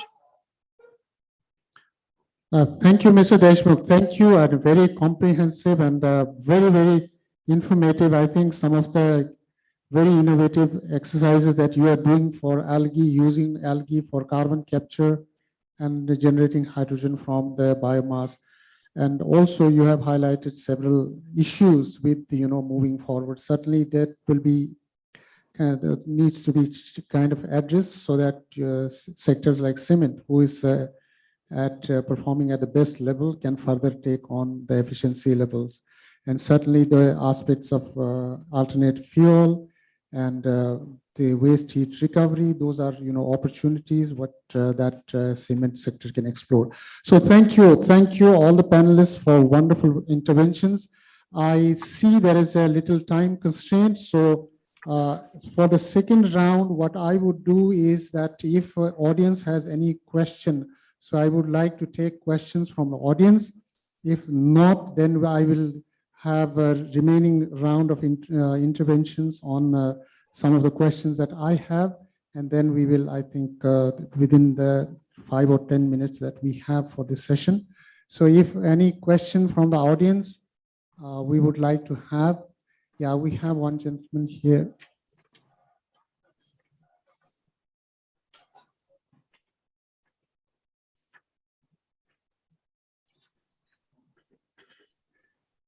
Yeah, please, while you ask questions, please do introduce so that, audience also know and Yeah, good afternoon, benefit everybody. I'm Ajay Joshi from PCRA. My question is to the experts from steel industry. So is there any tentative timeline or a future projection when we could be having, say, green steel available in India? Totally green steel.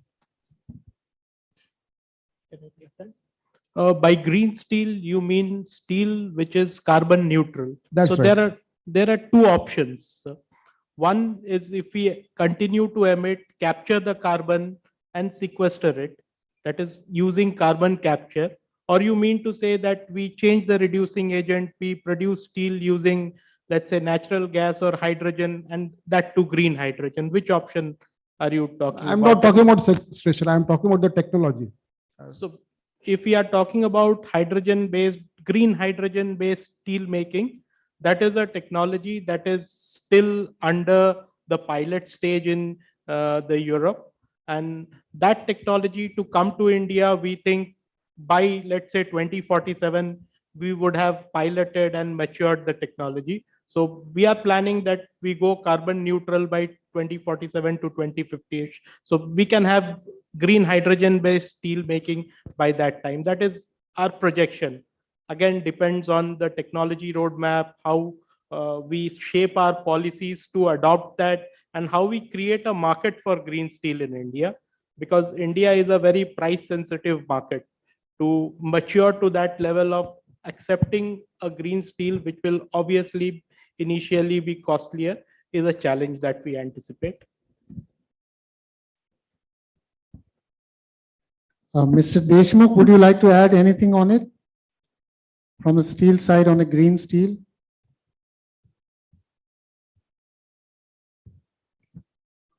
Oh, sorry, Mr. Nair, Mr. Nair. I'm sorry, Mr. Nair, I was, Mr. Nair could add if... Yeah, as it's known that green hydrogen cost, that is the main thing, which includes both the capex and opex, and the technology is still in a very nascent stage, and the price is somewhere around $8 to $10 per kg of hydrogen. If it is coming down to $1 to $2, yes, definitely that will be a big breakthrough with respect to what you call green hydrogen. But in the process of transition to green hydrogen, there are many such things which can be done, like starting with the injection of natural gas and progressing that way. Because we can't be switching off the blast furnaces instantly. It is in a progressive manner. We need to go for a newer technology, which would help ultimately achieve the objective of green steel. Yeah. Just to add to it, we have started taking baby steps, like we have started off with injecting CBM in our blast furnaces instead of by cutting down the PCI. Yeah. So we have started taking these steps, what sir is mentioning about transitioning to natural gas and then ultimately to hydrogen. But again, the cost of natural gas is also prohibitive. If we get into an agreement with GAIL, they are supplying us at $14 to $15 per MMBTU. And we have done our calculations where in excess of $6 per MMBTU does not make it sensible or viable at this stage. So all these challenges are there. CBM can be an option now because India is getting into CBM exploration and extraction. So if domestic CBM is available, which is primarily methane only, just like natural gas, so that can be a viable alternative or a transition fuel. So we can think of alternatives like capturing carbon dioxide, transferring it to the CBM fields and utilizing that carbon dioxide to sort of increase the production of CBM. All these alternatives will need a lot of policy support. A lot of infrastructure has to come in to support this sort of a ecosystem for green or greener steel. Thank you. Any other question? Yeah. Yeah, gentleman out. Yeah, very good afternoon. This is Vikram Mahajan. I am General Manager, Bharat Bijli Motors. First of all, I must compliment that Perform, Achieve, Trade, the scheme which was launched 10-15 years back, and the circulars by the government to designated consumers. So it was a very proactive step, and it when a top to bottom approach. So when we as a energy efficient motors, when we go to any industry, so it really helps because they are already aware of such initiatives. So my question is that designated consumer, you are targeting every year some new customers are being added to your list, or such kind of proactive measures are being continued? I think that question is to me. Yeah. Okay. So certainly the way you are looking at it, we are into expansion of this scheme. So when 10 years ago, when the program started in 2010, there were 8 sectors of the economy which were included. And then 2016, we included 2 more, rather 3 more. Then in 2018, 2 more. So currently 13 sectors of the economy, including all these big, the hard to abate sectors. So if you see the sectoral energy consumption of the sectors under PAT scheme, it's coming out to be around 300 million tons, which is almost half of the total energy consumption of the country. So huge coverage. And they have the regulated regime where certainly the pumps would be looked after and all the innovations that are out there.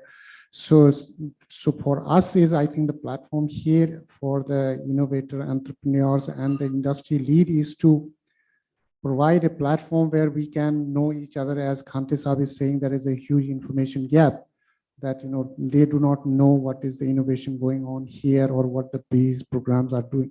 So that is, I think such programs will help us in bringing us together. But of course, the PAT program's beauty is that it is such a simple program, yet it is so robust that it can be applied to even PAT can be applied to your home.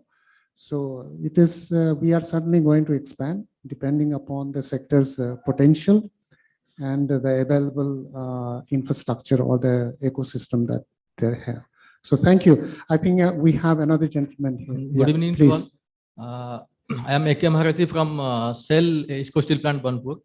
My question is to Tata Steel that they have started injecting CBM gas in blast furnace to reduce their coke consumption. Sir, what is how you are injecting and what is the outcome? How much coke you have reduced till that? Is there any outcome of that? See, the CBM injection trials have just begun. You would have seen our press release just a month back. We are still reconciling about how much of PCI we have actually been able to reduce. So we'll soon come up with a press release accounting for all that. See, we have a number of blast furnaces. So we are currently doing it in a small blast furnace. Next, we want to try it in a bigger blast furnaces. After that, we'll compile everything and we'll come out with a formal press release announcing how much of carbon dioxide emission abatement we have been able to do and how much PCI. And in fact, we are targeting how much of coke we'll be able to remove by putting in CBM. So that document is still under preparation because the trials are on. We'll soon come out with a press release on that. Sir, you are injecting with the hot blast or any other point is there? No, a special line has been created for injecting this. Injecting ecosystem has been created in one of the furnaces, E-blast furnace in Jamshedpur, and that is where the trials are going on. Yes, sir. Sir, in place of CBM, also we can use coke oven gas also because coke oven gas also contains hydrogen, 57% hydrogen. Then it also contains carbon monoxide 6 to 9%. Then it also contains 21 to 25% methane. So CBM is nothing but it contains 98% methane. So in place of CBM, if you'll use coke oven gas, which is available as a byproduct gas in your plant, so that will be more beneficial, I think. True, well said. But you would also know that we are utilizing our byproduct gas for electricity generation. all our powerhouses within the plant complex is based on coke oven and blast furnace gases. So that is why we thought of using something which is more closer to natural gas and can be used as a transition fuel. It's just an idea that is being tried out. You are right on coke oven gas, but we use the mixture of coke oven and blast furnace gas for all our powerhouses, and that is how we are ensuring 100% usage of the byproduct gases. That is not available. Coke oven gas is not surplus. That's why you have not taken that trial. Right. Then what is the up to what extent coke reduction will be there? It will be totally reduced or up to No, certain no, no. extent. We are not transforming the blast furnace into gas based. It will remain. I mean, coking coal based. I mean, coke will continue to be the primary reducing agent. It will only be reduced to some extent. After we get the results, we'll come out with the official press release on the numbers. Okay, thank you, sir. Thank you, thank you. And I think with this such a stimulating discussion going on, I am being told that we have not much time, so we have to wrap it up. So first of all, let me thank the panelists for wonderful interventions and insights that they have shared. And within this short discussion, I think we have been quite educated on various aspects of industrial sector, covering from iron, steel to cement to paper to we have covered big areas here. So thank all of you for attending and wonderful questions. And again, let me thank the panelists for their presence and your time and participation and inputs. Thank you. Thank you very much. Thank you very much indeed, sir. I also thank all our eminent panelists for their presentations and valuable inputs. Also, those who are present on the virtual mode with us here. Thank you very much indeed for sparing your time. And ladies and gentlemen, close the proceedings and break for tea, coffee now. And tea, coffee break is only for 15 minutes. I request everybody to be back in time for the next session, which is technical session 3. Thank you.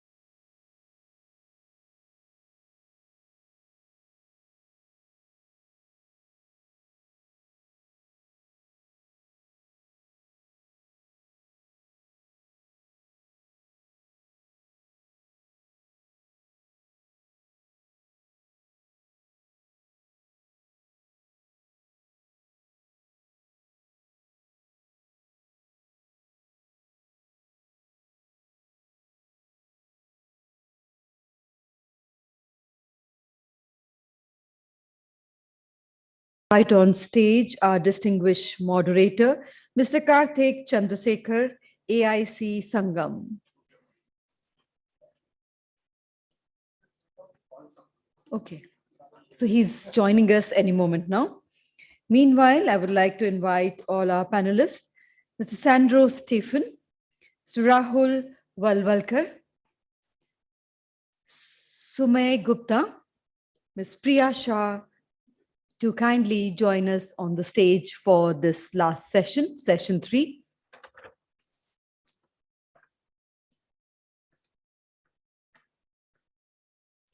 And ladies and gentlemen, the presentations by all our eminent panelists will be on Introduction to the Low Carbon Technology Accelerator Program. Once again, inviting all our panelists, Mr. Sandro Stephen, Mr. Rahul Walwalkar, Sonay Gupta, and Ms. Priya Shah. We are waiting for our distinguished moderator, Mr. Karthik Chandrasekhar, to oh, he's here. Okay. So, ladies and gentlemen, let's welcome our eminent panel on stage for session 3. I would like to inform the time duration for the session is about 50 to 60 minutes. We have a very important session coming up where the honorable ministers will be gracing the occasion. I now hand over to our moderator to kindly carry forward the proceedings of the session. Over to you. Thank you. Do you guys mind doing a quick mic check just to make sure you have live mics? Awesome. Awesome. Yeah, 1, 2, 3 testing. So, hi everyone. I'm Karthik Chandrasekhar. I'm the founder and CEO of Sangam Ventures. We are also partners with UNIDO on the FLCTD acceleration program. And we're really honored to be here today, especially given our long relationship with UNIDO and all the work that they have been doing to support early stage innovation, especially in the Indian industrial sector. And I think for us, today is a really amazing culmination of all the work that's gone in over the last few years for UNIDO and us, but also for the last 4 months for a cohort of startups that were working really hard, mostly staring at my face on Zoom webinars, trying to figure out, what product market fit for them looks like and what potential they have as innovators to create impact. So I have today 5 startups from the cohort that we are going to be presenting to you. I would say they have rightfully earned their place to be here in front of you. So please do support them with a warm round of applause. And then we also have some amazing investors here who have been supporting early stage climate innovations with us. So maybe what I'll start with is having the investors quickly introduce themselves. And then I would love to have Sandeep kind of talk about where the acceleration program sits in the overall FLCTD ecosystem and talk a little bit more about what FLCTD ecosystem is trying to do and what it means for both the startups, the investors, and the overall industrial ecosystem in India. So maybe if I can start first with you, Priya. Hello, good evening, everyone. My name is Priya Shah. I represent Theia Ventures. We are an early stage venture fund based out of Bangalore, investing in climate tech and circular economy. And delighted to be here. Thank you to Sangam Ventures, BE, and the rest of the team for inviting us to participate. My name is Sunay Gupta, and I come from Sagana. We are a global VC firm investing in a number of sectors, including energy and climate. We are quite actively looking for opportunities in this space. We have a global mandate. Previously, my background was from Swedish Sovereign Wealth Fund, where I was investing in energy space in emerging markets. Thank you so much for organizing. Hi everyone, I'm Dr. Rahul Walwalkar. I'm President and Managing Director for Customized Energy Solutions India Private Limited, as well as lead emerging technology practice globally for the company. Have been involved with emerging technologies and energy innovation now for more than 20 years, and have been also fortunate to support UNIDO for the FLCTD program, especially the energy storage innovation challenge. So really exciting to see the progress and excitement around the sector. Thank you. Hi, good afternoon. Good evening, sorry. My name is Andrew Stephen. I am the Vice President at Indian Angel Network. We primarily look at investing in early stage companies and growth stage. The network does anything from a 25 lakhs up to $1 million. That's about 6-7 crores to be precise. The sweet spot being something like $500,000. At the fund, we do anything from 1 million to about $4 million. The sweet spot again remains something like a 2 million. We've done the first fund. We're raising the second fund now. The first fund was a 350 crore fund, all deployed and looking to kind of engage. We are sector agnostic. We've done investment in impact and clean tech overall in both at the fund level and at the network. So happy to engage and see how we can interact more. Thanks, Karthik. Thank you, Sandro. So I would love to invite Sandeep Tandon, who leads the FLCTD program. He and his team has been doing the Herculean task of putting this day together. So please do give him a warm round of applause. Thank you, Karthik. It's been a great and hectic day. I won't take much time since we are running late. But I just wanted to, talk to the investors who have come, and thank you all for taking time. Just to tell you a little bit about this project, what we are doing in the past couple of years, and a particular model that we have evolved under this particular project. So this is basically a. I think we can't get the presentation on the screen. Okay, so to give you a little bit description about the FLCTD, since we have been using this acronym since the since morning, stands for the Facility for Low Carbon Technology Deployment Project. It's a 8-year project to identify low carbon technologies for industrial and commercial sectors. And our target is to run the innovation challenge to identify 120 innovations and see that at least 40 get commercialized. And there's a target that these 40 innovations, when they get commercialized, lead to close to about 2.3 million tons of CO2 equivalent of emission reduction. So the way we have approached looking at the innovation, because we are essentially looking at innovation in the B2B sector, which is a bit tricky. And the way we have approached is to first understand the technology gap that can exist in the industrial and commercial sector. There is a scope for energy saving, and then run an innovation challenge to select the innovative technology that can address this gap. Now, the crux of the project is to facilitate the technology demonstration and validate the efficacy, which gives the confidence to the entrepreneurs as well as the end user, which facilitates the scale up.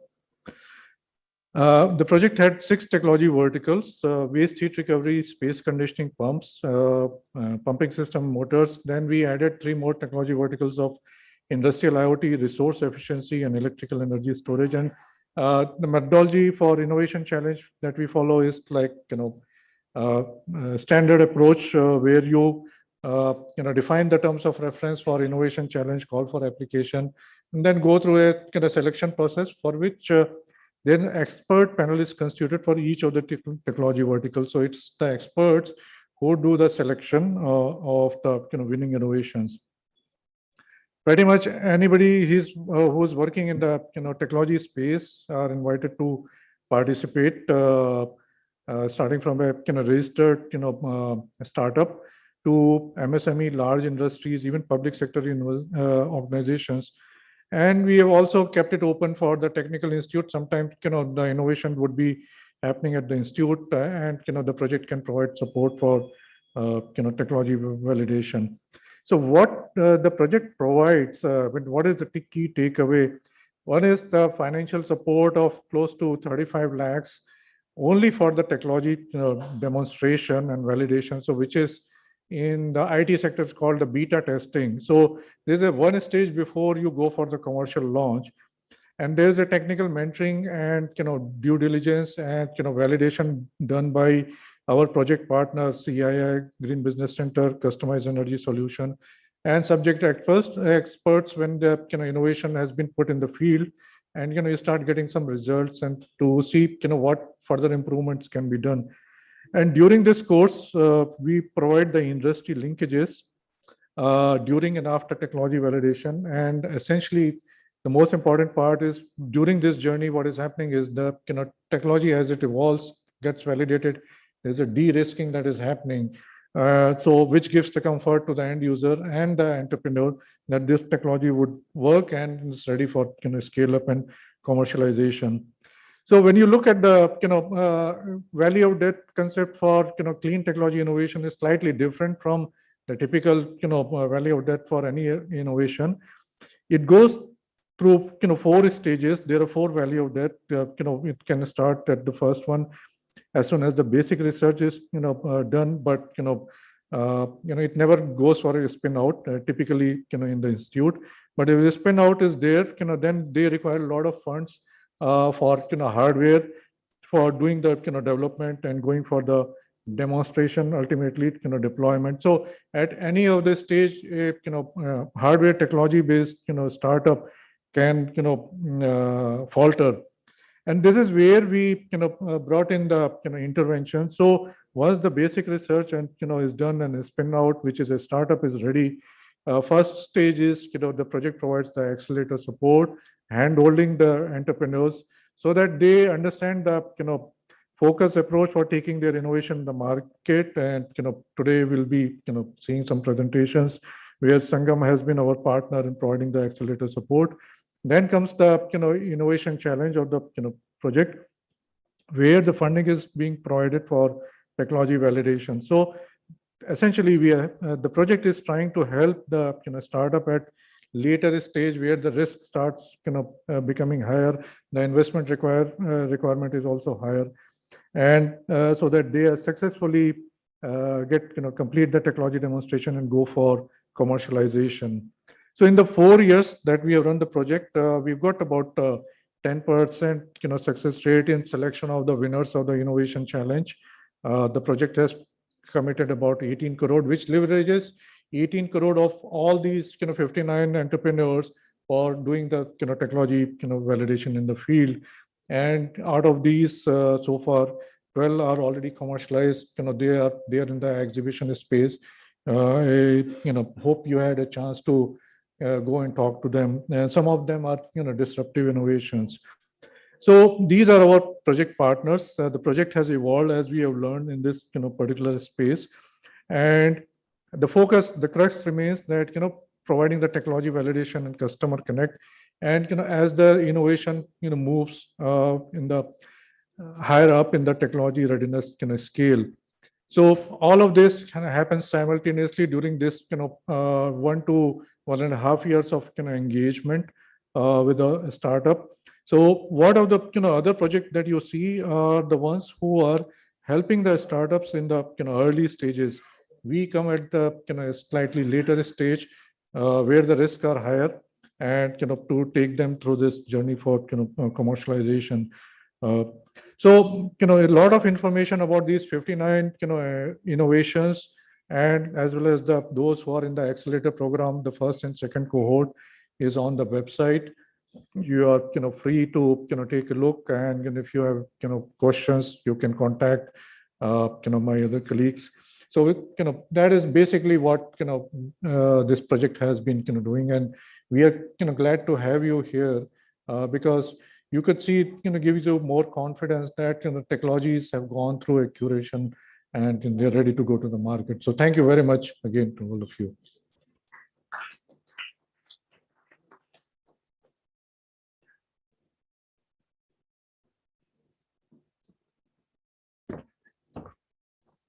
Thank you, Sandeep. So just for the next 5 sessions of startup pitches, the startups get 5 minutes to pitch I have a feeling they're going to get about 3 minutes of feedback, given that we are running a little behind.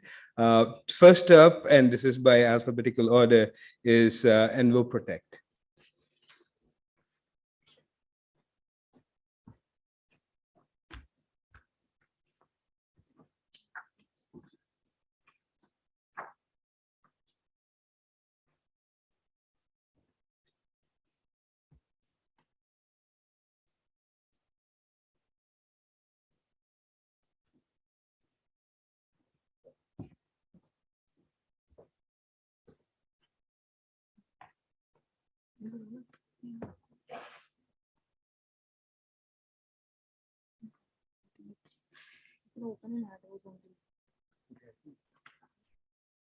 Yeah, I think someone's controlling it.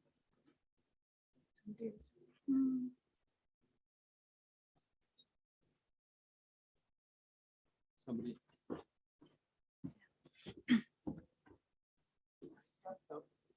Yeah. Good evening, everyone. I'm Karishma, CEO and co-founder of Envo Protect. We are a solid waste management startup based in Pune, providing the most sustainable solution for the paper industry and providing eco-friendly products completely out of waste, suitable for heating applications. Let me get down to the problem where very few people are talking about. There are around 15,000 plus metric ton of solid waste is generated from recycled paper mills every day, which is either being dumped in the landfills or sent to cement factories for burning. Let me show you how it's done. There are 600 plus recycled paper mills, which produce kraft paper out of waste paper. Now, this waste paper is put into the pulper, which extracts 7 to 10% of plastic waste every day, cutting down to 15,000 plus metric ton of solid waste from this 600 plus recycled paper mills. We are providing a solution from linear to circular economy. What we are doing is we are taking up their waste and converting it into climate conscious products and selling it back to the recycled paper mills and other similar industries. That's the process. We can do 36 metric ton of solid waste processing every day, which will help generate 7,000 liters of Envo fuel and Envo brick 18 metric ton of capacities. That's the machinery photos. That's the pre-processing machinery. This is the solid waste which comes from the recycled paper mills. This is the filtered plastic which we get, and this has been put in the reactor for co-processing. The capex for the whole project is 2.5 CR for 12 metric ton capacity. OPEX is 14% of the capex. And for our revenue generation is 5 CR for the 12 metric ton capacity. Key features, we are India's first waste to energy plant which have gone in the paper mill premises and installed the machinery. There are 3 reasons why we have done so: to save up extra transportation cost, to save up extra CO2 emissions, and to save up extra space for the paper mill. We are a model completely based on waste to zero waste. We produce zero, we give zero waste in the environment. We have already applied for 5 patents and 100% made in India technology. We have higher processing capacities and a uniquely capable team to execute this big task. We are also developing on a 24/7 monitoring Envo Protect app where you will be able to track and progress the machinery status. That's the target market. So Envo fuel can be used as a 100% substitute to hazardous LDO and furnace oil, which is used in oil-fired boilers and furnaces.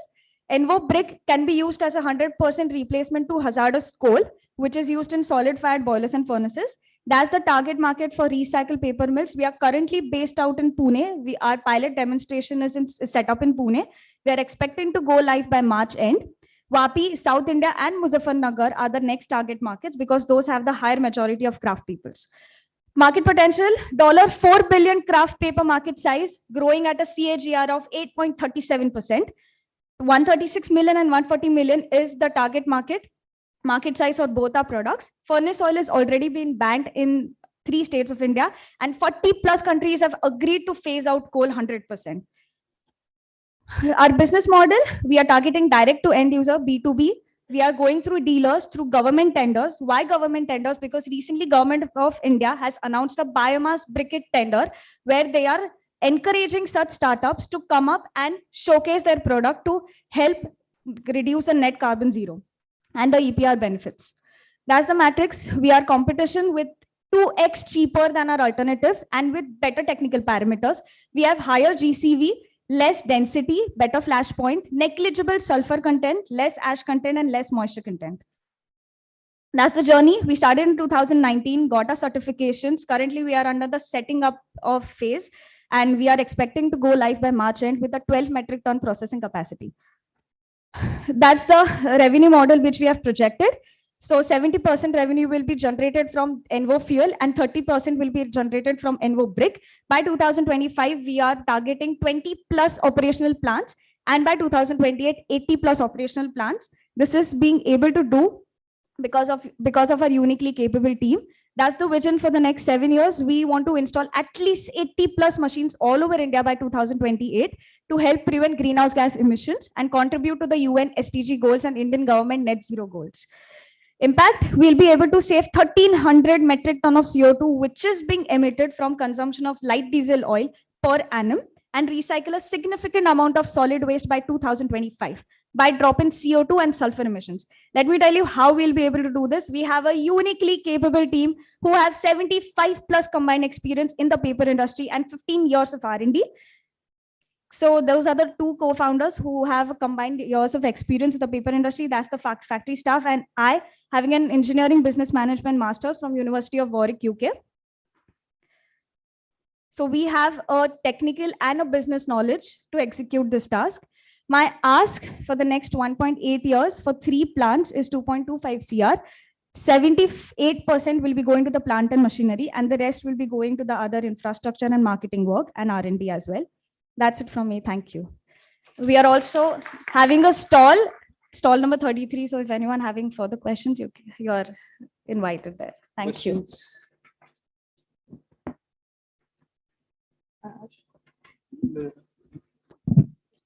So quick question from my side is, could you just elaborate on your supply chain strategy and how you're actually growing within the paper mills, how many new paper mills you're planning to add, and how's that growth strategy looking like? Yeah, sure. So currently we are set up in Pune, and as I told you that we the major focus of setting up the plant in the paper mill premises is to get the continuous supply of raw material. We won't be having disruption of raw material where other recycling facilities have, and then that will be sent sold back to the recycled paper mills. So we are having a continuous supply for raw material as well as for the end user and other similar industries.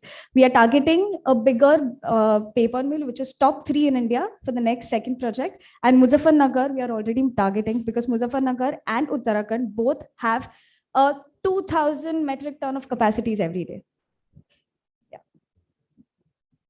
Thank you for the presentation. Thank you. Each plant costs 2.5 CR for 12 megaton capacity. Yeah. And you want to have 28 such plants, and you are located at the paper mill facility itself. Yes. So yes. In a way, you will be constrained by the size of the existing facility. And you might have sometimes also wondered having a larger facility, but with less number of plants. It's just an optimization between having decentralized smaller plants versus a couple of larger plants. Any thoughts on that? Yeah, like we can do a cluster of, like there are like all the paper mills were situated just like 15-20 kilometers away. So we can do a cluster where we can put up 10 metric ton of capacities, like 24 metric ton of capacities, where we'll be able to generate, we'll be able to tackle the amount of waste generated by all those paper mills which are in the cluster. So that's how we are deciding to tackle the huge amount of plastic waste. So one question. So your model is you are investing in setting up a plant on a customer premise, right? Yes. And you are showing that you have almost 40-50% profit margin. So are you not seeing any interest from customers about directly investing in the plant, because that will reduce your capex requirement and financing for your entity, right? So that you can scale up faster, you can reduce your own risk. Have you thought it? Yeah, so the business model goes like we deal with a paper mill, a 10 years of contract, where they will supply the land, infrastructure, and the plastic waste free of cost every day. Sure. We invest in the plant and machinery, and we own the end products with 100% profit, no sharing with the paper mills. Sure. And yes, regarding your question, we are also thinking of strategic investment with the paper mills itself. Okay. Yeah. How many paper mills are there in the country?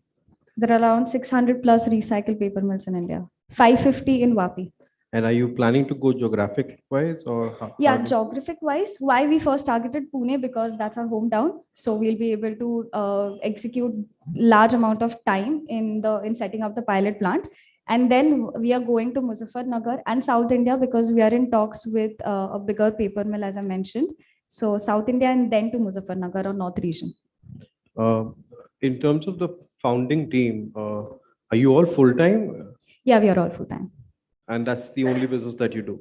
Yeah, that's the only business we do. And what's the equation between all three founders? How are you related? So one of them is my father, Right. and the other one is a family friend. So currently we are investing family and friends. So that's the round we are in. But then both of them are full time into the business. Yeah, I mean the other one is a expert advisory, Right. and my father is, yeah, I mean he's doing he's almost in the retirement phase. So yeah, he's working with us full time. So the founding team would hold what kind of equity share?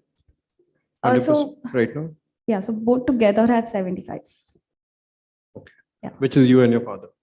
No, father and his friend. That's 75, and then you're 25. No, there are the two people who are 25, but they are sleeping partners. Okay. Yeah. And I'm the founding team. Right. Yeah. What's the valuation? Sorry, I forgot to ask. Yeah. So for a 12 metric ton capacity, if you invest like 2.5 CR, the valuation will have 5 CR. The revenue generation is 5 CR for 1 year. So, I mean, for this raise that you're doing, 2.25, that's what you're looking to raise. Yeah. How much yeah. are you willing to dilute? 204 CR by 2025. No. How much stake are you ready to dilute? Oh yeah, I'm planning for 20%. 20%. Yeah. Just one question in terms of your profit margins, which you showed, was it for the first operating plant or is it for some Yeah. time in future? Yeah, so 2022 was for the pilot plant. 2023, we are planning 2 plants. And then once we set up all the financials, 2025, we are planning for 7 plants. No, my question was the profit margins, what 40-50%. Is it something which you are able to achieve in your pilot plant in Pune? Yeah, Or is it yeah. okay? Yeah, from the And do pilot you plant. expect then as you scale up, build more Yes. facilities? Okay. Yeah, from the other sources of income, as I mentioned in the business model. Sure. Thank you. Yeah, thank you. I got a call. Thank you. Thank you. Next up is Green Cross Agritech.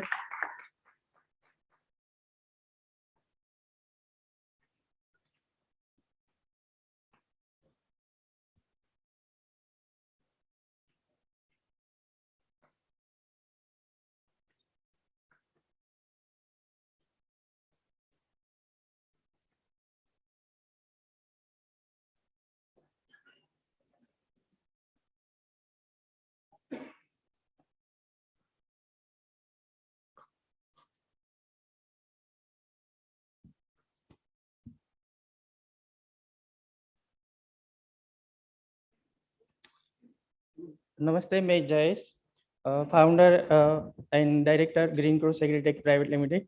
Green cross agritech हमारा एक startup है जो कि government of India से recognise है DIPP में, और ये ऑर्गेनिक दवाइयों को उपलब्ध कराने का काम करता है फार्मर्स के लिए, और सारी दवाइयाँ हमने सर्टिफाइड करवाई हुई है as per NPOP standards of the पेड़ा।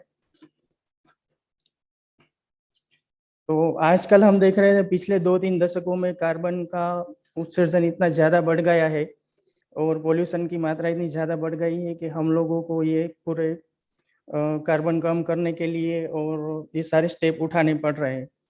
तो इसी को कंटिन्यू करते हुए हम एक प्रोडक्ट लाए हैं हुए जो वेस्ट में से वेल्थ क्रिएशन का काम करती है, मीन्स कृषि से कचरे से कंचन लेके आती है। मैं प्रेजेंट करना चाहूँगा ग्रीन क्रॉस त्रिनेत्र, एक next generation of organic waste decomposer. ये डिकम्पोजर उन फार्मर्स के लिए जो कि 5 एकड़ से कम यानी छोटे और मध्यम किसान है, उनों के लिए एकदम बेस्ट फिट है।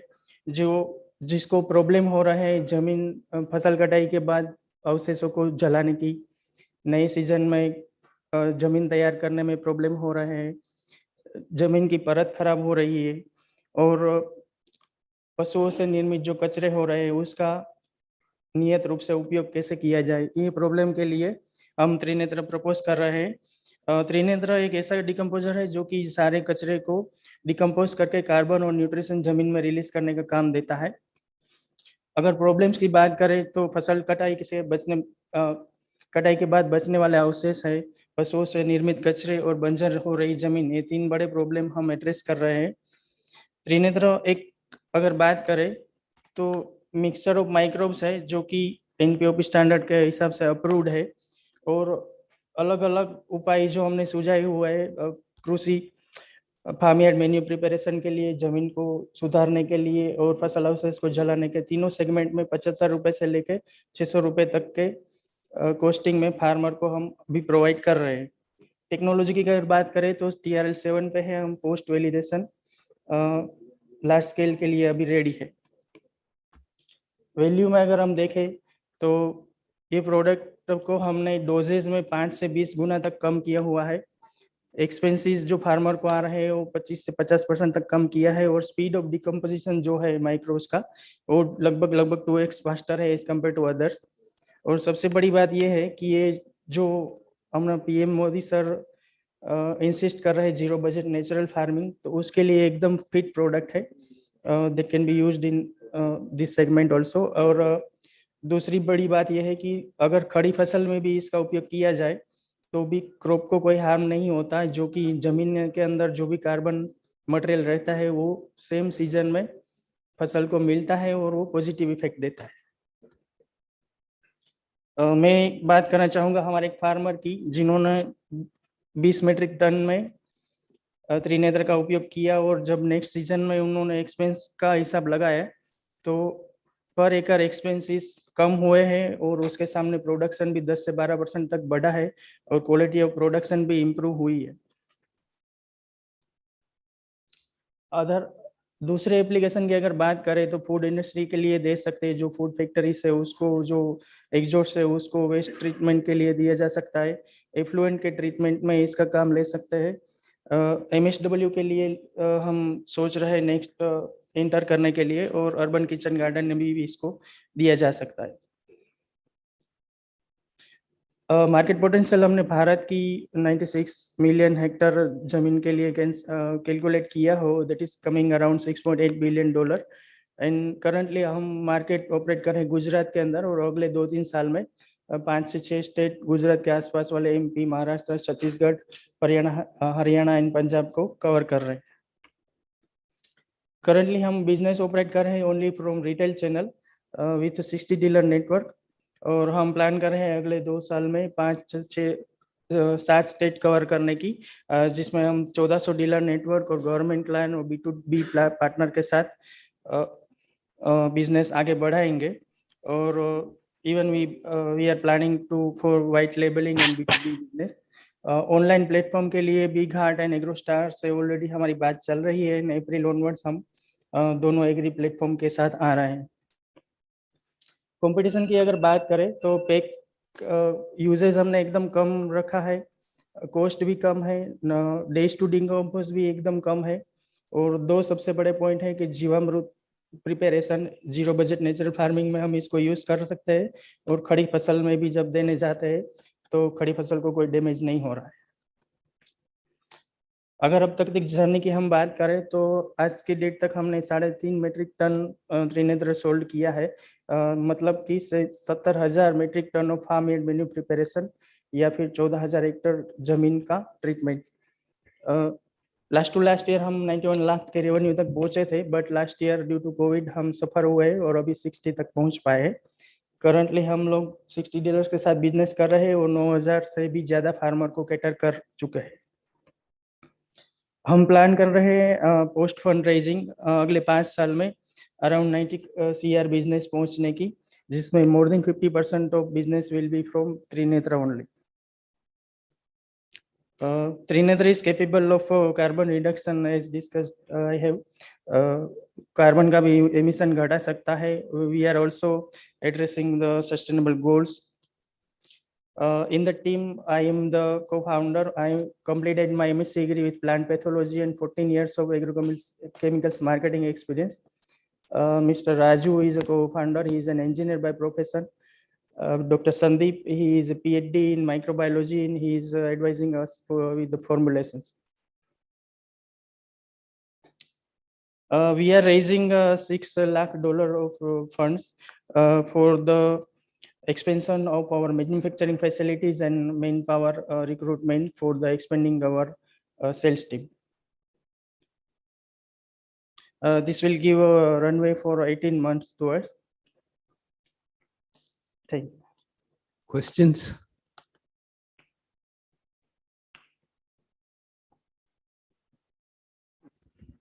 So quite interesting product, but there are a lot of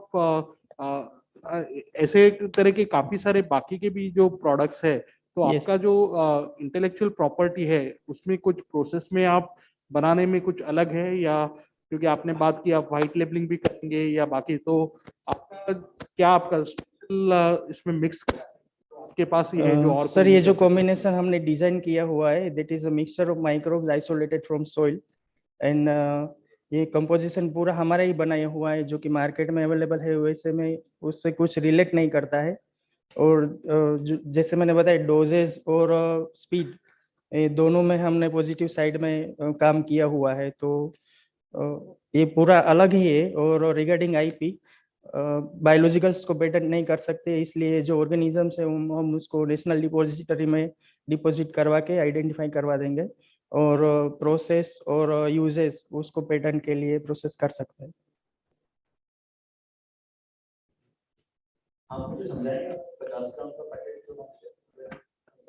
sir जैसे हमने आगे से ट्रायल किए और डोजेस के फिक्सेशन पे ऊपर आए, तो पर मेट्रिक टन हमने 50 ग्राम डिजाइन किया है कि पर metric ton of farm yard manure 50 gram ही चाहिए, और फॉर 1 एकड़ ऑफ लैंड 100 ग्राम चाहिए। तो ये एकदम हैंडी दिख सके और कम डोज में दिख सके, इसलिए हमने इसको यूनिक पैकिंग किया है 50 ग्राम का। अगर फार्म यार्ड मैन्यूर के लिए है तो 1 packet for 1 metric ton, and for standing crop application है तो 2 पैकेट पर एकड़।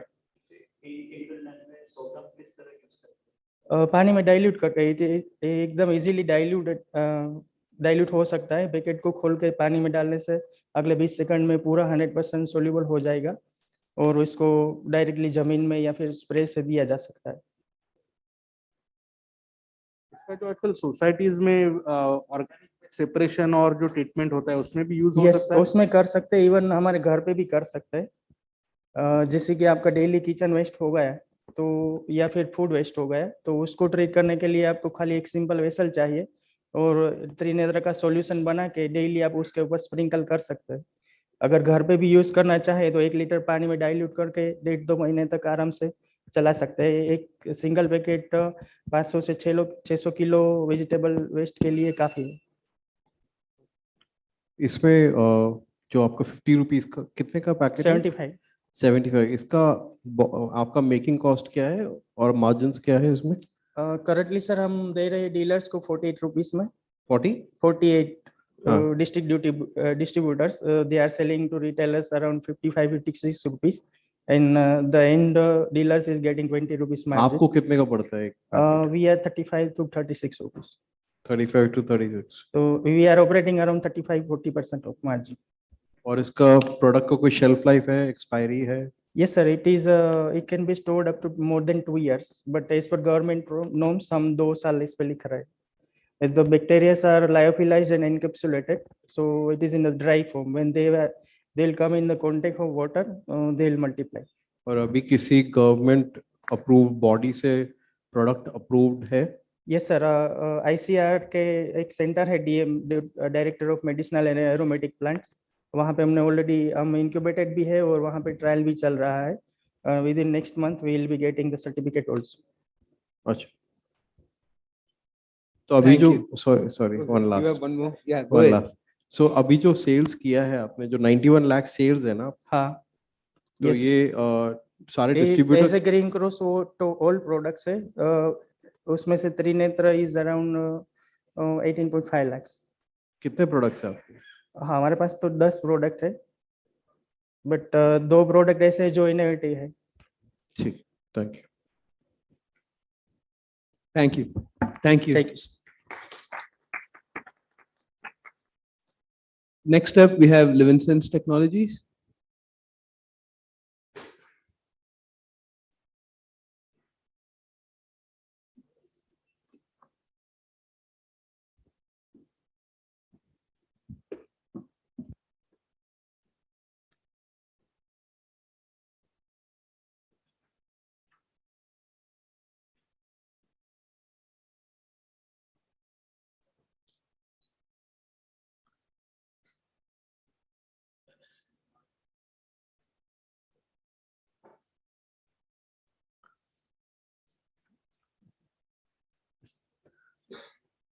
Hi, good afternoon. And we'll be talking about green ops. Green ops is driving the net zero for the entire manufacturing industry. Specifically, our focus is in process or continuous process industry.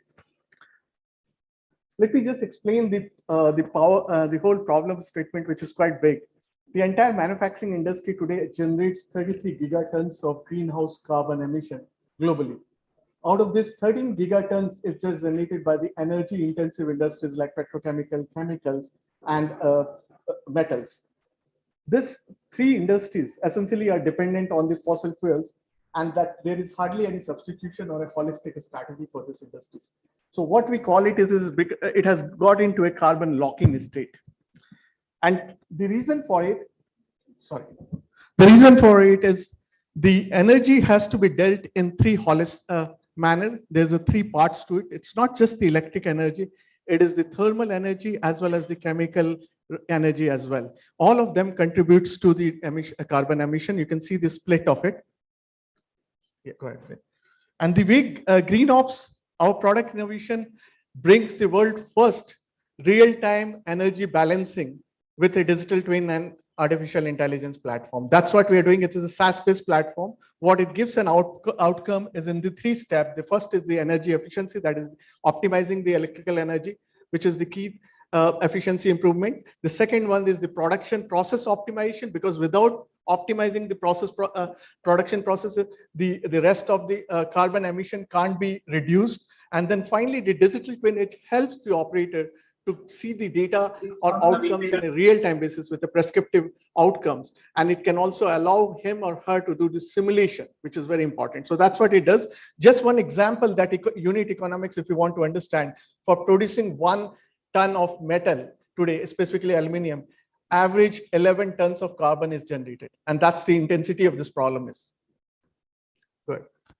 So our greenhouse platform is in a plug and play approach. We have achieved a good maturity in last 3 years. We have proven this across US and India, deployed it across more than 7 plants. 3 more are in pilot stage right now. And we're working with some of the leaders, Fortune 500 companies in this. So now we take 1 to 2 weeks of pre-assessment where we do the ROI analysis and get into the piloting and then finally to the scaling mode. The technology works on real-time data capture from heterogeneous system, real-time analytics using soft instrumentation, because data is all available from the various OEM system or technology OEM systems like Honeywell to Schneider and AspenTech. The process AI models where our core IP sits, that is where it's based on hybrid models. And finally, the digital twin, which provides a metaverse in almost a virtual replica of the entire plant in a real time. It gives the ability to do all kinds of simulation abilities. There's one example of a large aluminum smelting plant where we delivered almost $2.5 million savings on a pro rata basis for the 500 pot lines. Right now, we are already across 2 pot lines.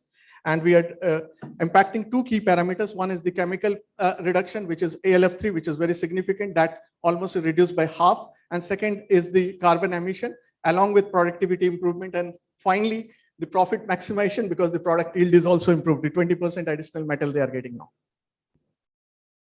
And these are other successes. We have deployed it across ethylene plant in US, in petrochemical plant, where we are doing a 2.5% reduction in coke and an increase in naphtha production. The other plant is a boiler in an upstream and the aluminum smelting. Overall, we are saving 1.5 megatons of GHG carbon emission as of today. And this is our team. Our team comprised of myself, Avnish. I'm an MBA from the University of Melbourne. Priyanka, who's an NIT Durgapur alumni, and then Ajat, who is another NIT alumni, and Rajan, who is from IIT Delhi. So we all formed this company in 2018. And then we have team in US, UK, and as well as in APAC, where we are expanding our business. And this is the comparison across the various key players. While we don't want to compete with the larger ones, GE, Siemens, and Honeywell, we believe that we can become a good partner because we can provide an add-on because of our agility and the solution, which they will take at least a couple of years to develop. And we are already ahead of this game. And then the other companies, which I see a couple of them who are in US, like Sight Machine, Spark Cognition, which became an unicorn recently. So these are the companies, but they still have some gaps in their solution because we are providing a comprehensive solution all the way from sensor to outcome. And the market is now really picking up. We are seeing that United Nations already has put a target. United Kingdom has put a target. And then we see that already US is working on a bill to be passed. So our key focus market right now is going to be United States and India. And we are also going to expand slowly into the Europe and Middle East. So we are seeing good deals pipeline in United States, Middle East and India right now. And we are doing sell-to with the manufacturing plants directly, as well as sell-through from with system integrators. We are partnered with some of the system integrators here, you can see. And we are also doing sell-with, specifically with go-to-market technology partners like SAP and SAS and a few others. So that's what is our plan for growing our market base. And this is how our revenue model is. We are a SaaS-based platform, so we are charging as a service model, though we charge a small consulting fee for our assessment or a one-time fee, which is more for, as you can think of as an advance. And then everything goes into monthly recurring fees based on the number of data points or number of sensor tags. That's how our business model is. We have also started an ROI basis model. I'll show you that. Go ahead. Yeah, this is one model where we are doing the ROI based outcome model, where based on each pot outcome, how much of savings we are doing, we're charging. But again, indirectly, at the end of the day, we are also looking into data volume because that's how our business model is built in. And this is the revenue projection. So last year we did close to 400K, and this year we are going to close around $500,000 again. Due to Delta, we couldn't achieved our plan for $1 million. Our target was $1 million, but we are quite intact with our plan for $5 million. We already are chasing 2 large deals in US. We're out of time. Yeah. Sorry. Yeah. And then we have 5 patents in pipeline. Your ask. Yeah. Quickly. So yeah. So this is our ask. So we are raising $5 million as part of our pre-series, and we are valued at $25 million. Right now, we have done few rounds of angel investment, which is around $500,000. And this is the split of our expenses, sales and marketing. We are going to invest significantly because we are expanding in US. We are setting up an office in US. We are also hiring few CXOs there. That's what. And APAC, we are going to announce a joint collaboration with one of the leading energy company who is going to help us in entry to chemical market. Then customer support, admin, are other things. R&D will continue to focus because our target is to achieve 25%. Right now, we are somewhere in the range of number. Yeah. You can ask anything else. Thank you. Yeah. So quite interesting presentation in terms of the validation against the competition, the chart which you did. Is it done by any third party or is it your own assessment? It is done by third party. We had engaged in US Fox School of Management. Okay. And we had done mostly not because of this reason. We wanted them to assess our market entry plan for US. Okay. So as part of this exercise was also done, and that is what I presented. So nothing has changed from there. Okay. And in terms of your customers, you showed a quite impressive list of customers. So how many are at which stage? They are still in the validation stage, or are any of them have actually started using it and you have the ROI numbers proven in the field? Yeah. So the names which I showed, all of them, we have moved from pilot to paid pilot, where it is already production is using this our system. So it is already, for example, the aluminum one I showed, they are already using in one of the pot line, entire line, where they are using our system and they're taking the recommendation from our system. So that all the figures which you're seeing is already there. Okay. In US, whatever is seeing is already productized. It is running for last 6 months. Okay. And all the sensors which are used are all by third-party sensors from existing equipment provider. You are just getting data and training your model. Is that correct? Yeah. Our idea is to utilize whatever is easily plug and play as first place in a software, and the data is all available. I see 80% of the data is available in the plant automation system. Only 20% requires sensorization. We do it on case by case basis, but first phase we capture the data which is already available. So on the software side, it's obviously primarily software company. Just linked to the last question, how much is really a hardware middleware play as well? You mentioned plug and play. Are you outsourcing any manufacturing of any sensors, etc.? And see, I'll give you one thing which I saw in my experience. The hardware play is mostly getting into the predictive maintenance, and predictive maintenance is going to be a very crowded market, and you can only capture that 10% of the maintenance budget which is available from the capex. The key focus is going to be now going forward in the process optimization, the production process optimization, where we need the core of the process data, and this process data we are converting into AI model. That's the focus area which we are doing, while we capture the maintenance data as well. But maintenance data is not going to make the real difference. For example, if you are handling a compressor where you want to do a fouling detection, you need to capture all the sensor data along with the chemical composition data to detect a fouling. That's how we are tackling it.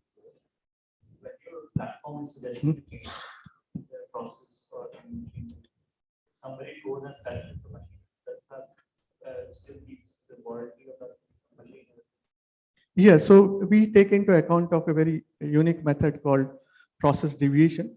And you touched upon a very interesting point. We have built an IP called instrumentation, soft instrumentation, that also looks into the instrumentation drift, whether manually introduced or it is introduced by some human being or maintenance cycle. We capture that and we also alert those deviation and we take into account of adjusting our models. That's how we do it. So as I said, it is a holistic process. We are not leaving any data on data. Quality data is another very critical data, which is also important in this. Hi. In terms of sectors that you're looking at, which is chemical, oil and gas, and also metal, and I believe there are two more sectors that you're looking at. I mean, do you think you're spreading yourself too thin by not actually focusing on one and kind of building that strong enough, and then probably pivoting into other sectors? Yeah, so I'll tell you what is our strategies. Right now, yeah, we have plans to at least capture a select 5 sectors, which is what you have seen. Out of that, we are right now very active in 3 sectors, which is basically the fundamentals are chemical and thermodynamics based model, which is we call it as a mass energy balance. So that is what is our core, and that applies across these 3 sectors. Even the pharmaceutical API manufacturing is also chemical, but there's a regulatory compliance piece. Because of that, we have pushed it to the next year, though it is on our plan. And same cases for the heavy machinery, where we are slowly trying to get into it. But I believe this is all going to have a common denominator with mass energy balance as the core, which is thermodynamics, and the 3 forms of energy which we talked about: electrical, thermodynamics, and chemical. Are you offering any other SaaS services besides this? SaaS services is getting accelerated now because the models are changing and it is changing dynamically with the manufacturers. For example, managed services, we have already started with 2 customers, one in US and one in India. And how flexible are you on the valuation? Because I mean, it doesn't make sense. So I'll tell you why this valuation is like that, since we are now expanding into US and we are capturing some very large deals there. What we are doing right now, we are doing one bridge round as well, where we are giving a discounting model for based on whatever next round will happen. Thanks. Yeah. Thank you. Thank you. Yeah. Sorry, could you take it offline? They're coming down, so you can ask them the question, please. Yeah. Yeah, so you can ask them offline, because I have 2 more participants that need to come on. Next up is Living Things.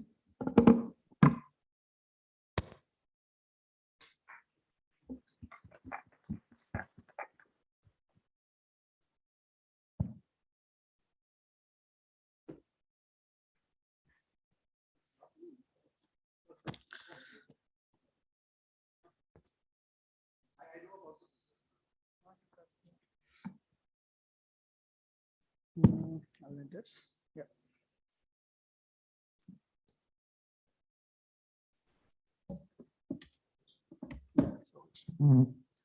Hello everyone, I'm Madhusudan Naik, founder and CEO of Living Things. So we guys are incubated at IIT Bombay. So I'll tell you an interesting story. It's like 4 p.m. right now, like it's almost like we are in the end of the day. So I'll tell you, like one of my friend came to me one day and told me that Madhu, if you see, and overall my business expense is 6 lakhs, out of which 1.5 lakh was his electricity bill. My experience was previously in IoT. I told him that I'll do experiment. I'll help you out to figure which appliance consumes how much. So later on, figured out that 70% of the appliance consumption was just due to ACs. And as a climate enthusiast, went on to figure out more fact, found out that out of 10 billion tons, that is just due to power generation. 1 billion ton alone is contributed by air conditioners.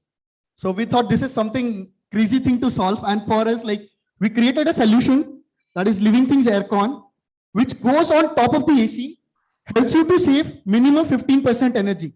And how we do it that is like, we actually first read the environment, okay, and then once it is completely learned, once the learning is established, then we activate the algorithm, and that's how we save the energy. We have two modes in our device. One, when everything is normal, that time your consumption is like, we take that inactive mode, and once we activate the algorithm. So in this, just 10 units was before when our device was, and 7 units was the place when the device was activated. So 3 units per day per AC. So this is how the installation looks like. Directly a single wired communication. And this is our dashboard. This is our business offering.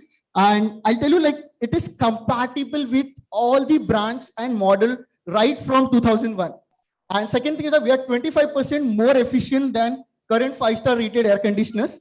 And I tell you, in this space, many e-saver players are there. The most important thing, what they miss out is, what is the percentage? What is the proof of savings? I have bought my 5-star ACs, okay, but after a year, I don't know how much was my exact consumption today. Okay, so it's like, that is the point where we come into the picture. We are the first one in the market who gives you quantified data savings, where that's a different mode where we come into play. This is one of a case study at Kotak. In approximately 2 ATMs, you have saved about 1,000 units, and that is approximately a ton of CO2 mitigation. We can clearly see the quantification of CO2 here. So this is a electricity graph. You can see that black graph is 2020 graph, where the approximator was about 9,500 to 7,500, and we helped that customer to come down to 4,500 to 6,500. This is a case study at RCF, one of a control room, where we have saved about 1,600 units, and that is 1.5 tons. And this is all done by a fantastic team. Me and Salil, we both are from graduates from NIT and Nagpur. Most of our team is from NIT and IIT. And currently we are 14 sustainability warriors and 6 climate enthusiasts who are working from IIT Bombay's office. Currently we are selling this as affordable as you can, like 200 rupees per AC per month. And we have a major, so we do have an app also. Stop. Yeah, just a screen. Yeah. So, okay, so I'll just tell like how it is like. So I'll tell you a market size, like all like 880 million ACs are sold worldwide, which accounts to $40 billion overall AC market, in which like currently in India, 40 million ACs are sold, which is $1.6 billion market. And in that approximately, if you see, just only like we are targeting on the 4 million ACs, which accounts to $200 million market. So that's something like we are focused on. We do have competitors. We do not compete ourselves just like in India. We have good players who are doing on chillers and HVAC. SmartJoule is one of the player. Enerlife is also one of the player who does this in split ACs, but specifically increase the speed of the fan, increase the temperature of the ACs. And we like don't compete yourself in India. We compete outside also, just like Google Nest is there. What he was able to do it for central air conditioners, we are the ones who will be doing it for India here. And the most important point here is that we aim to reach 250 crore revenue in the next 5 years. And this is all, and that is like 4 lakh tons of 4 lakh tons, an actual 4 lakh tons of impact potential over in time. And like I'll tell you, like the most important point which we have learned over time, those who can measure can really improve. So I'll tell you, like this all conferences are made about like to come up to a point where we want to do something about the climate actions. And currently we are in a stage where we have come up to a quantifiable climate impact. And this is where we think like we guys have done really a great job. And thank you, like join us in making things alive. Thank you. So the question from my side is around the go-to-market strategy. So can you explain which clients you've currently tied up with? What is the size of those establishments? And yeah, whether it's commercial or residential, etc. So currently we are only focused on 4 segments. One is the bank segment. The second is the factories. So that's our initial go-to market where we are tapping approximately 1 lakh ATMs, and as well as that the market size of the EC where it is like 5 million ECs are there itself only. And the next strategy will go for a hospital segment, the data centers, like which consumes a lot of power in there, where we'll go to VRF and VR. That's our product roadmap. And we are also planning to launch a DIY version where no electricians will be required. That's a product roadmap where we will be able to cater the other segment, that is the residential part, irrespective of the runners. It's just like you took the product, you put it from yourself and just to place the sensors away. No electricians will be required. That will be pure on the regulatory side. That's how our product strategy coming in place, roadmap with the commercialization in place. So that's all we look for to aim like, and every year India sells approximately 70 lakhs ACs. And we are just not restricted ourselves here. Well, tomorrow, like this similar on the HVAC side. So we'll be also going for the heating based solutions also, which we can expand overseas. So that's our plan. Yeah. Does this create any impact on the OEM manufacturing guarantee warranty? Currently, like I'll tell you the technology, how it works. So our device is placed just at the near to the AC. We don't touch any in the IDU side on the ODU side, indoor and the outdoor side. So it is communicating through the IR signals only. So that is like we have also worked with you to take their permissions also, and we don't do anything else like there. And that something is there. Like on the tech side, if something you cut the wire from the indoor to outdoor, then only your warranty efficiency gets down. And we have a contingency plan also. Like if the customers, have that kind of anxiety about maintenance not being taken care of, we partner with the customer for the maintenance as well. So that's like a secondary revenue that comes into our own end. Are you doing anything for centralized air conditioning, like malls and cinema halls and things like that? So I'll tell you like how it all started. We started with centralized air conditioner, but there's a lot of friction around going with BMS player. Okay, so but we've thought of that 90% of the market, which is the right now, is on the room air conditioner side. No one is focused, RACs. And if you see in business, that is mid segment of VRV and VRFs. Okay, there's single compressor, multiple indoors. So our next strategy on the product roadmap side will be on the VRF, VRV side. What's the cost of the product? Currently, the cost of the product is like we are selling it in SaaS. That's 200 rupees per AC per month. The production cost is 800 to 1,000 rupees for us. But you can buy it like for a one-time cost for 3 years of $6,000. So it's going to be large B2B and not B2C. Currently, it is pure B2B. Pure B2B. Currently, yeah. How many paying customers do you have? What's your current numbers? Yeah, so current numbers is last year, like in 2021, we done around like 18 lakhs revenue. This year we have done around 6 lakhs, and we have got purchase orders like Jubilant Foodworks is also in place. Domino's is there right now. Sorry, last year was 18. This year is 6. 6 because the revenue has not been realized. Some of our revenues like just got installed after this December time. Yeah, so we have got like approximately more 15 lakhs to realize in place. So is there a drop? I mean, customers are dropping out? Is that No. It's not about the customers are dropping out. It's something like the installation cycle went long because of this wave 2 part. And then we have got few orders, which the money has been not realized, but we have got contracts of 15 lakhs in other place. But your recurring revenue, right? Yeah. 200 rupees your recurring revenue. Yeah. So, but what we did is sometime like we started most of the business, we placed our product on government e-marketplace, GEM also. So there people can also buy it in one-time cost. Okay. Also that 18 lakhs of revenue, it's not like that revenue came because of a lot of customer development exercises we did, where we did not directly go with a product. We provided solutions, and the companies which wanted energy saving, we just provided them with IoT solution. That resulted into the creation of this product. Yeah. Okay. How much are you looking to raise? What valuation? Yeah. So that's something like missed out because say. So we are raising around 3.5 crores, 500,000 at a valuation of pre-money 20 crores. Yeah. At how much? 25? 20 crores. 20 crores pre-money. And we have also raised money like previously from few angels, friends and family. Yeah. Are you keeping track of the product roadmap of various other companies like because many of the new ACs being introduced already come with some of these features, right? So how do you keep track of that? Yes. So what's happening right now is a lot of the new players, or for that matter, old players, are coming up with new models where they are providing smart ACs and their own apps. Yeah, but our product is way different from that. What we are doing is we are bringing all the ACs of different brands, models, old AC, new AC, everything on one single dashboard. and we are giving them quantified analytics on a algorithm that runs in itself. So they just sit back, relax, watch their screen, and see their energy bill go down. So major moat here is on interoperability. If you see, just like a lot of players have launched the automation side also. So there are a lot of connectivity issues are also there. If you see, just you go and see the Amazon first review of a brand who has launched about smart ACs. Yeah. Thanks, guys. Yeah, thanks. Thanks. And then we'd like to call a big round of applause. Thank you, guys. Thank you. Yeah. And next, we would like to call Zero Circle. She's our last presenter, last but not the least.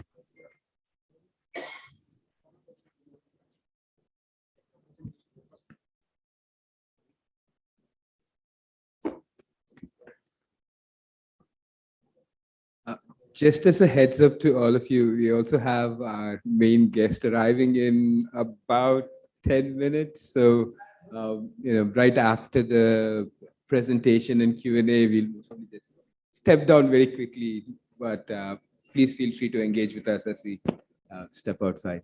Yeah. Neha, please. Hi, everyone. I'm Neha, founder of Zero Circle, and we make ocean-safe packaging from planet cooling materials. And we take this material and we make this carbon efficient material. And we build products for ambitious consumer brands. And unlike plastics, our material extends the shelf life of fresh foods. Now, there's a good chance that 90% of the packaging, plastic packaging that you've touched in your entire life is probably floating in the ocean or lying in the landfill or hidden as microplastics in your body. Interestingly, a lot of people are currently transitioning to agricultural-based products. To set context, agriculture itself is responsible for a quarter of emissions. And these products primarily rely on cash crops. And cash crop is one of the primary reasons for desertification, deforestation, wildfires. And to make matters worse, if these bioplastics are not sent to industrial composting facility, they can live up to 100 years. Our solution comes from the ocean. 1 out of 2 breaths that we take comes from the ocean. And within the ocean grows seaweed. Seaweed requires no land, not a drop of fresh water, no fertilizer. And the rate at which it sequesters carbon dioxide is faster than anything that grows on land. And with this material, we've created a packaging material, which is water resistant, it's stretchable, it's very, very printable for branding requirements. It is biodigestible, not for nutrition value. And it will compost to dust. And if it enters the ocean, it will dissolve within minutes or within a few weeks, depending on the temperature of the water. Not only is this material sustainable, it extends the shelf life. We took a piece of cheese, we left it in Indian room conditions. After 2 months, there was no fungus, no mold formation. We then tested this with bananas, our favorite fruit. After 10 days, you can clearly see that the plastic packaging, which was PVC, LDP, and PP, there was quick ripening, there was quick fungus formation on it. Even the one that was left unwrapped also showed signs of ripening. With our material, there was no very, very slow ripening effect. The possibilities are endless. You can package oils, teas, detergents. Now, if you just look at the fresh food packaging sector, it's huge. But if you filter down the flexible market in APAC, it's about 35 billion. In terms of traction, we're working with several companies. We are very closely engaged with a global food company. And we've also received a JDA, Joint Development Agreement, to scale up our production. Apart from that, we're working with several e-commerce, personal care, and home care brands. If you look at the competitive analysis, these are the technologies that exist in the biopolymer market. Our polymer is extremely cost competitive. It's equivalent or cheaper than any biopolymer. If you look simply, you either get shelf life or you get good degradation properties. With Zero Circle solution, you don't have to compromise. With our partnerships, we're working with seaweed communities, which is giving direct jobs to fishing communities based in Gujarat, Tamil Nadu, and Maharashtra. We're also engaging with partners who are doing land-based cultivation, which is a low energy-based production, which helps us get a year-round supply of seaweed. In terms of business plan, we source our material from seaweed communities. Manufacturing is something that we're doing via licensing basis, which is being deployed into existing manufacturing lines. We sell flexible packaging films to companies. In the next 5 years, we look to produce 14,000 tons of packaging material with 56 million in sales, with a 33% gross profit margin. In terms of commercialization, we're a very young company. We were founded in the middle of COVID, so we're COVID babies.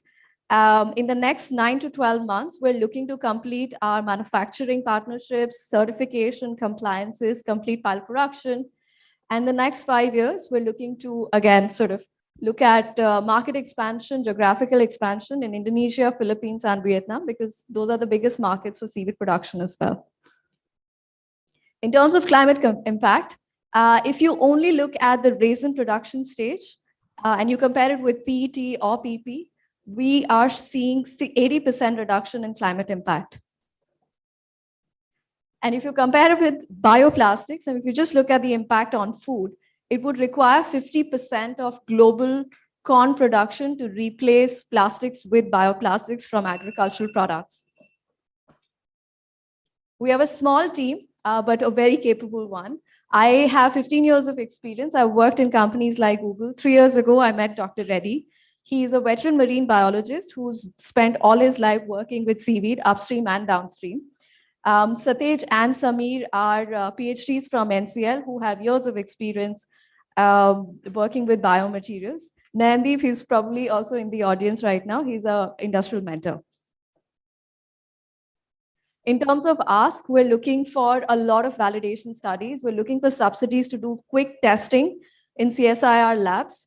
We want to work with policymakers to understand the certifications. Marine biodegradability is something that does not exist properly in India and becomes difficult for us to engage with companies.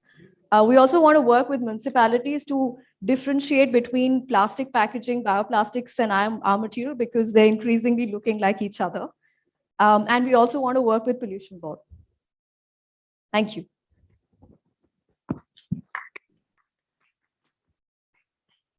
So just to understand on the pricing front, if you had a chart which showed the differences between other biopolymers. So could you help us understand on switching from plastic to your solution, what is the pricing difference and sort of durability and other factors?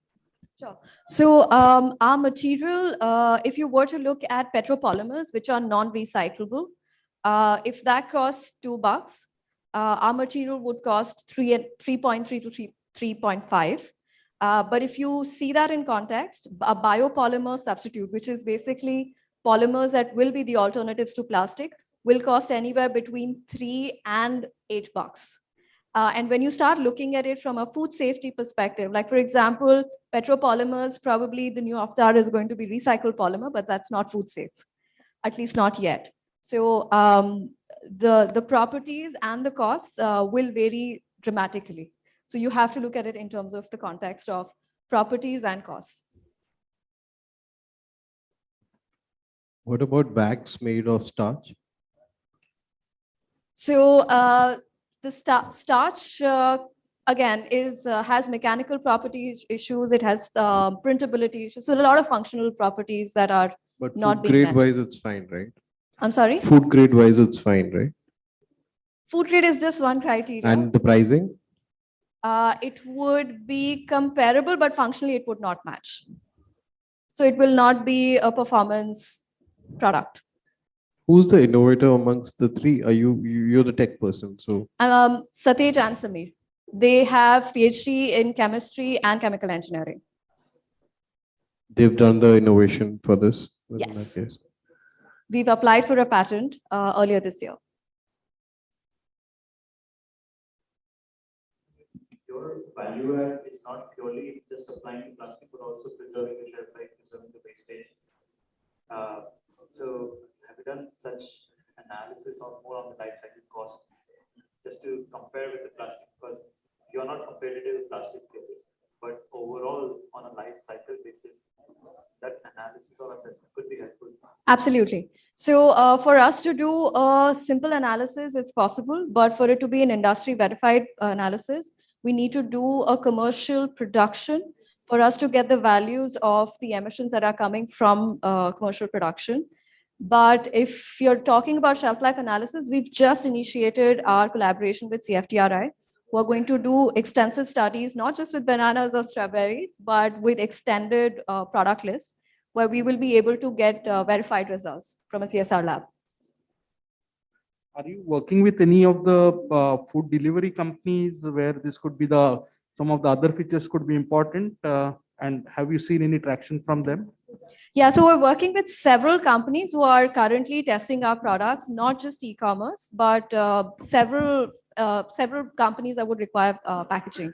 Yes, e-commerce is an easy substitute right now. I think the investors have a lot more questions for you, but we'll have to get off the stage now. Sure. Thank you very much to all of you. You've been a very patient audience, and thank you so much for the investors with me.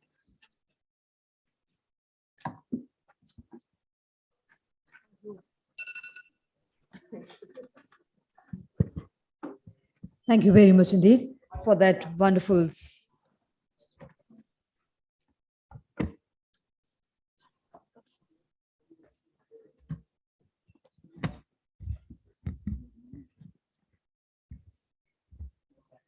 And ladies and gentlemen, now for the celebrations of the 20th Foundation Day of Bureau of Energy Efficiency, we will be shortly, any moment, joined by the Honorable Ministers. I would request everybody to kindly remain seated while we set up the stage for the ceremonies of the 20th Foundation Day of BE.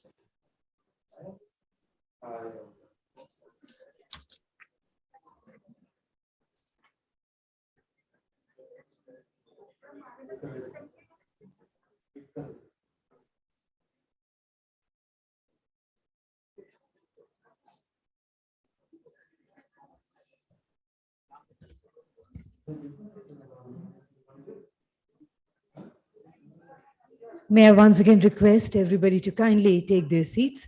The honorable ministers would be joining us any moment now. May I also request for all mobile phones to be put on to silent mode.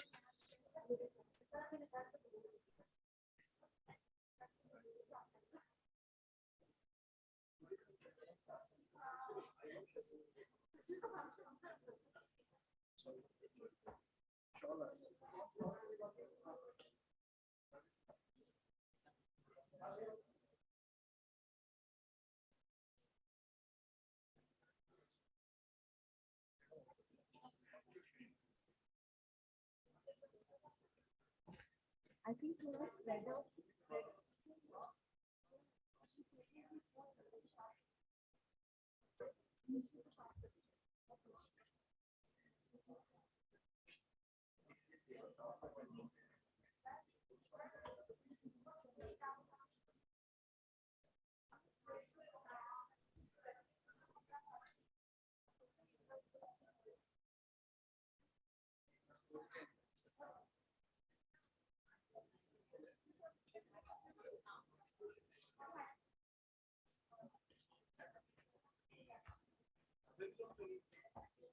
एक है ना compendium वो भी दे दो girls 5 copies for the state अच्छा और portal जैसे मतलब the mouse portal के लिए dummy mouse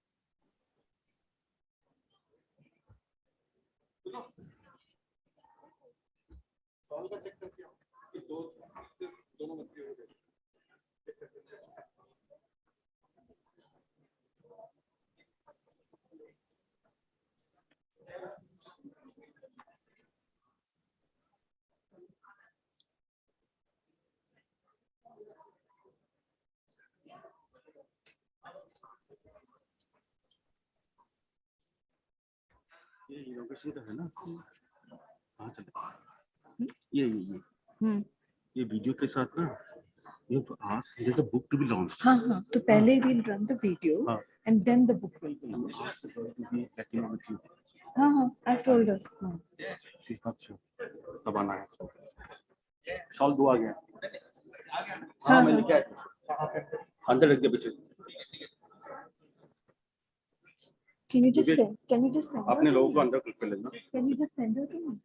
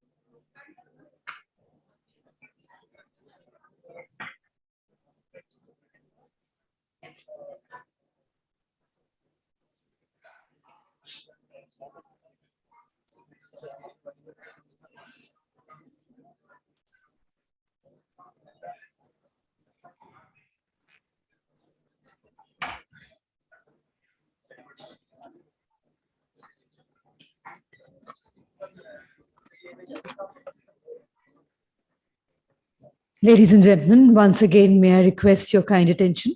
I would request all our guests to kindly take their seats inside the hall with all mobile phones put on to silent mode. The Honorable Ministers will be joining us any moment now for the celebrations of the 20th Foundation Day of Bureau of Energy Efficiency.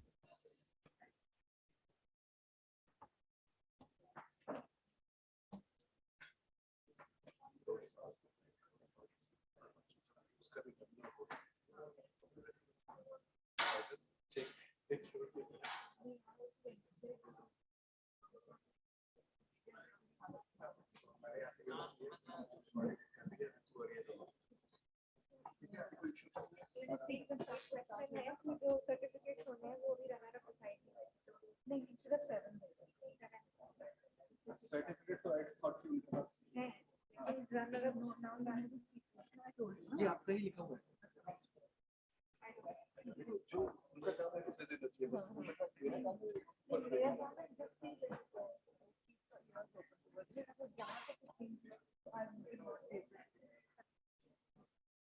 इधर से रास्ता है क्या निकलने का नहीं है यही तो प्रॉब्लम है ना तो इसलिए मैं कह रही हूँ कि आप लोग मुझे सुनते रहिएगा तो मैं वहां रहूंगा अगर जरूरत हुई कि मैं कुछ से आ जाऊंगा तो tell you otherwise I will try कुछ इशारा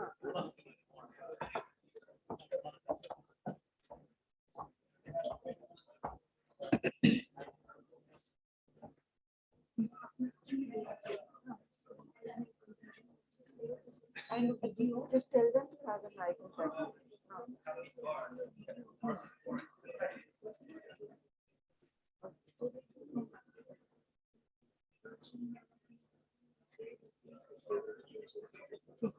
And the portal launch will.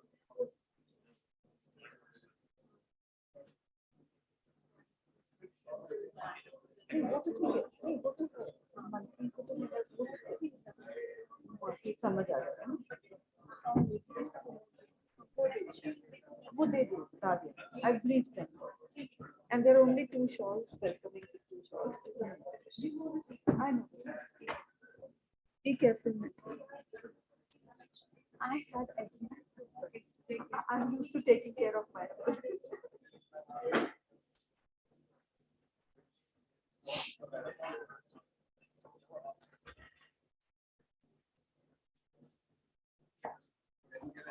yeah.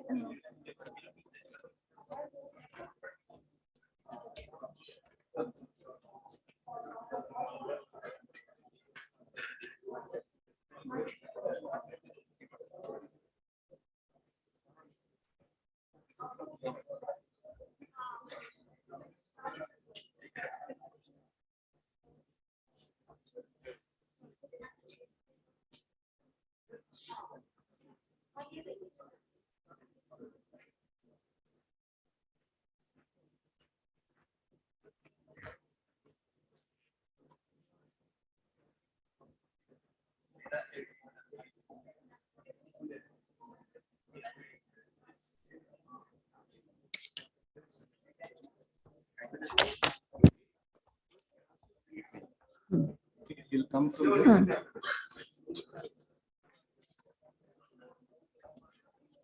Confusion for you.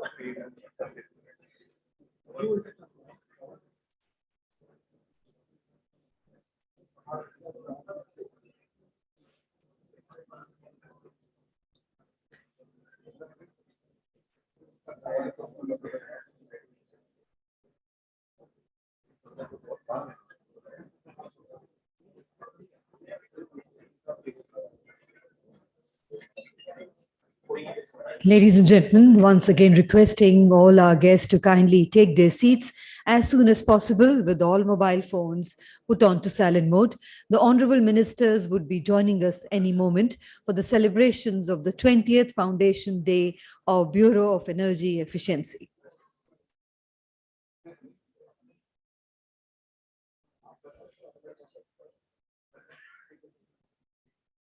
आप सभी से निवेदन है शीघ्र अपने स्थान ग्रहण कर लें और कृपया कर मोबाइल फोन्स को साइलेंट मोड पर रखें। धन्यवाद।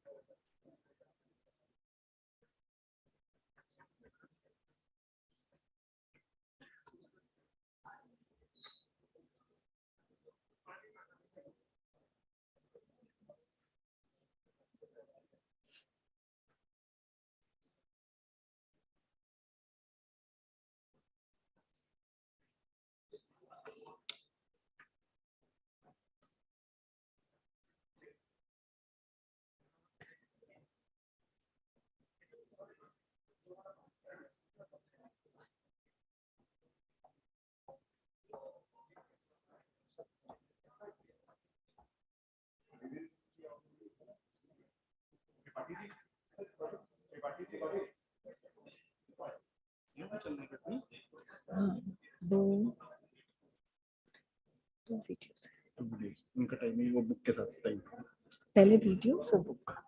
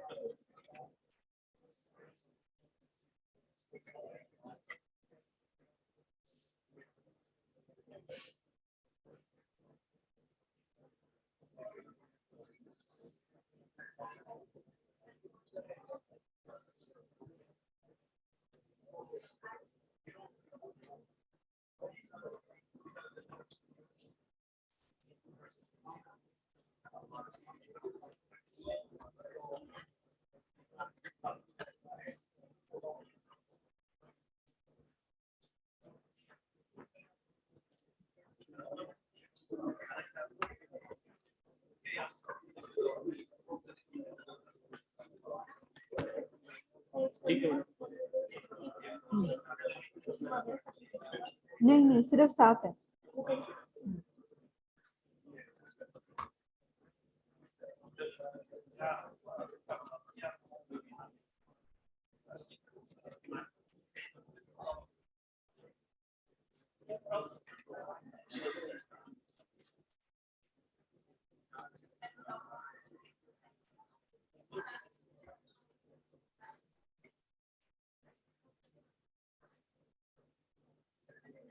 उपस्थित सभी अतिथिगण से निवेदन है, कृपया अपने स्थान ग्रहण कर लें। मोबाइल फोन्स को साइलेंट मोड पर रखें।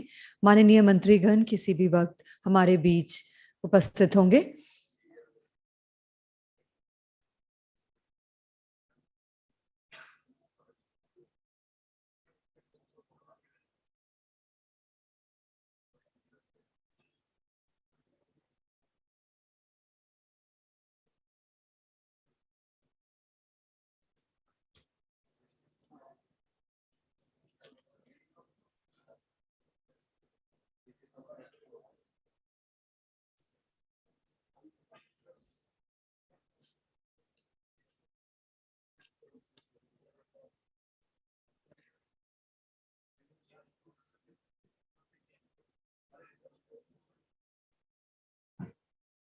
और जोरदार तालियों के साथ स्वागत कीजिए माननीय मुख्य अतिथि श्री आर.के. सिंह जी का, माननीय केंद्रीय मंत्री विद्युत मंत्रालय एवं नवीन और नवीकरणीय मंत्रालय, भारत सरकार। आपका मंच पर हार्दिक स्वागत है। माननीय अतिथि जी का स्वागत करते हैं श्री कृष्णपाल गुर्जर जी, माननीय राज्य मंत्री विद्युत मंत्रालय एवं भारी उद्योग मंत्रालय। उन्हीं के साथ मंच पर स्वागत करते हैं Shri Vivek Kumar Dewangan, additional secretary ministry of power, और श्री अभय बाकरे जी, DGBE।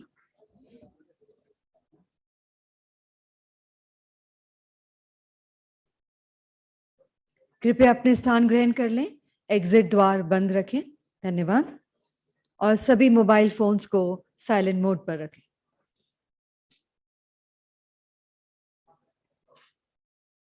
नमस्कार एंड गुड इवनिंग। माननीय मुख्य अतिथि श्री आर.के. सिंह जी, माननीय केंद्रीय मंत्री विद्युत मंत्रालय एवं नवीन और नवीकरणीय मंत्रालय, भारत सरकार। माननीय अतिथि श्री कृष्णपाल गुर्जर जी, माननीय राज्य मंत्री विद्युत मंत्रालय एवं भारी उद्योग मंत्रालय, भारत सरकार।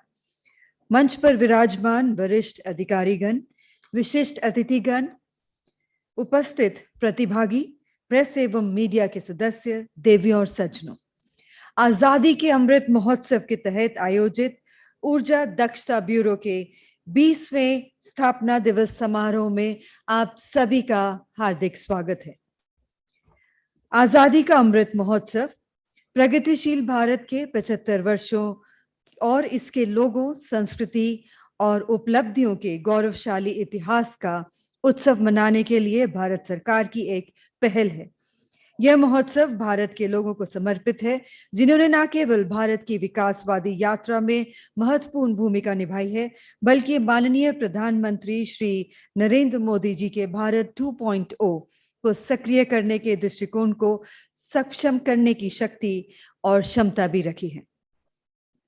भारत सरकार ने ऊर्जा संरक्षण अधिनियम 2001 के प्रावधानों के तहत ऊर्जा दक्षता ब्यूरो BEE की स्थापना 1 मार्च 2002 को की थी और आज 20वें स्थापना दिवस पर BEE ने ऊर्जा संरक्षण और ऊर्जा दक्षता की दिशा में अपने अथक प्रयासों से 2 दशक पूरे किए।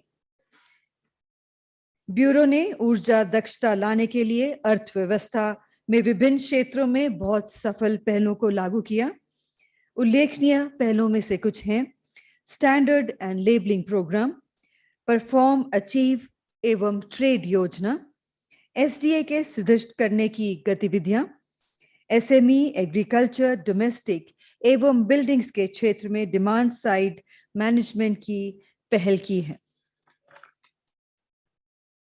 और देवियों और सज्जनों, आज के इस अवसर पर माननीय मंत्रीगण की उपस्थिति हम सभी के लिए एक प्रेरणा का स्रोत है। आपके समर्थन से ही एनर्जी कंजर्वेशन टेक्नोलॉजीज के इम्प्लीमेंटेशन की अपार सफलता मिली है। और निवेदन करना चाहेंगे श्री अभय बाकरे, DGBE से, कि वे शॉल भेंट कर स्वागत और सम्मान करें माननीय मुख्य अतिथि श्री R.K. सिंह जी का।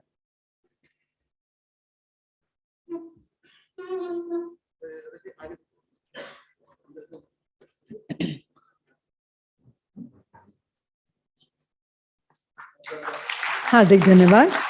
आपसे निवेदन है स्वागत और सम्मान करें माननीय अतिथि श्री कृष्णपाल गुर्जर जी का।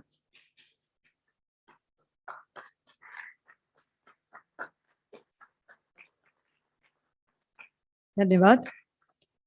और एक बार फिर आप सभी को ऊर्जा दक्षता ब्यूरो के 20वें स्थापन दिवस पर हार्दिक बधाई देते हुए आज के समारोह की शुरुआत करने के लिए आमंत्रित करना चाहेंगे श्री अभय बाकरे जी, दक्षता ब्यूरो के महानिदेशक, से कि वे अपने स्वागत भाषण के साथ आज के समारोह की शुरुआत करें। एक बार तालियों के साथ स्वागत।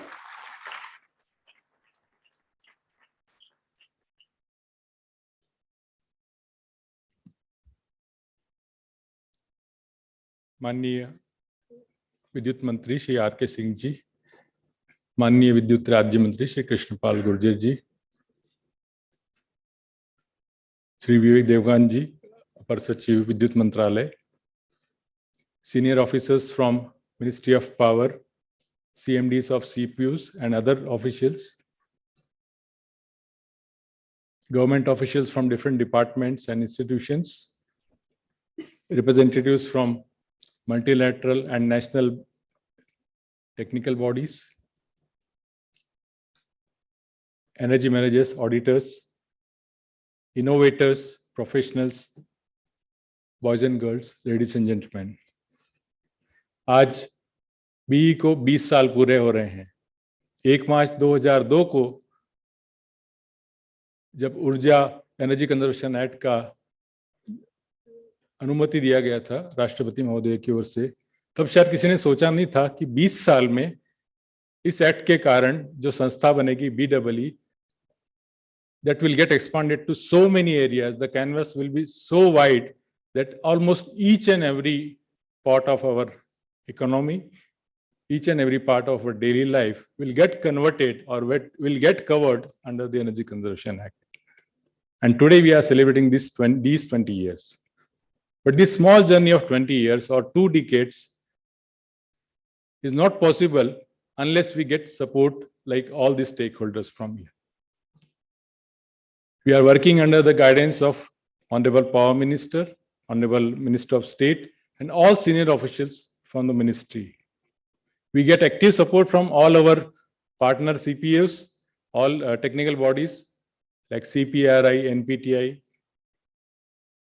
We also get support from the industries, the designated consumers from energy industries, then MSMEs, then also from the appliance manufacturers, the different associations, whether they are industry associations, the appliance associations, and finally all the auditors, the professionals, the think tanks, the NGOs, and all the consumers. The media is also one of the biggest stakeholder for BEE because the energy efficiency is actually a demand-side initiative. And without generating awareness, without disseminating the benefits of energy conservation, it is not possible for any of the BE schemes to actually penetrate into the households, into the consumers. So on today, we also thank media persons for taking energy efficiency movement to every common household, to every consumer. Sir, but we have to see for the next decade. The last 2 decades have seen much more changes in the policies, but not only in the policy, but even the different sectors. The sectors have come up. We started with appliances, then the large industries, then buildings. We went up to the transport also. But then the new areas are coming up. The emerging technologies, every day we find. And today only we have seen the different innovations. Some of them, we may call it as a disruptive innovations. And all of them in next 4 to 5 years will be available in the market. And with that, we will be actually heading very aggressively for reducing our carbon footprint. We not only have the targets for 2030, but even beyond. And finally, the 2070 target of making our India a carbon neutral country. But all this journey, which has happened for the last 20 years and the decade ahead or the decades ahead, will not be possible until we get the complete support from all of you. And today, we want to thank each one of you, each partner, each representative from you, and every consumer who has contributed to make sure that energy conservation movement goes on, and we are able to save the planet. We are able to reduce the consumption of energy in the country, and thereby benefiting every consumer of this country. Sir, once again, I welcome all of you, all the partners here, all the senior officers from the government, and all the days, the dignitaries, once again, and for this 28th year of completion for BEE and celebrating with all of you. Thank you so much.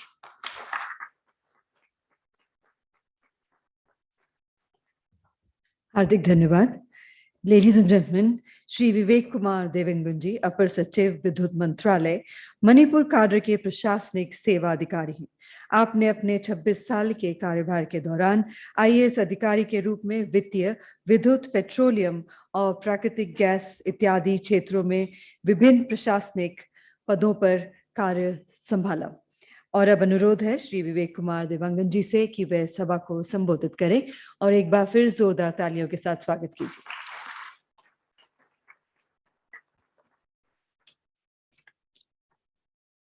Honorable Union Minister for Power, New and Renewable Energy, Shri R.K. Singh ji, Honorable Minister of State for Power and Heavy Industries, Shri Krishnapal Gurjar ji, Director General Bureau of Energy Efficiency, Shri Bhai Bakre ji, all the officials from multilateral organizations, all the officers from Ministry of Power, Bureau of Energy Efficiency, all the CMDs of PSUs and autonomous bodies under Ministry of Power, all the distinguished participants, ladies and gentlemen. As global energy transition is taking place with a due focus on energy efficiency and energy conservation, the role of Bureau of Energy Efficiency has become very crucial for energy transition in the country. It gives me immense pleasure to address the gathering on this occasion of 20th Foundation Day of Bureau of Energy Efficiency. As Bureau of Energy Efficiency has come out of its teenage, now is the time to realize its full potential as a vibrant vehicle for energy transition. Every year on 1st of March, we celebrate the Foundation Day to reaffirm our commitment towards energy conservation, efficiency, and sustainable development. On this day, we should take a pledge to lighten every household, energize everyone's life, but doing them with all sustainability. Energy efficiency is the first solution for the energy sustainability. I am extremely delighted to be a part of this auspicious day where we give recognition to the special efforts of Bureau of Energy Efficiency towards implementation of energy efficiency measures across the country. India's ambitious, nationally determined contributions at the Conference of Parties 21st COP held in Paris played a significant role in projecting India as a global leader in attempting towards continuing global emission reduction. As per enhanced emission reduction and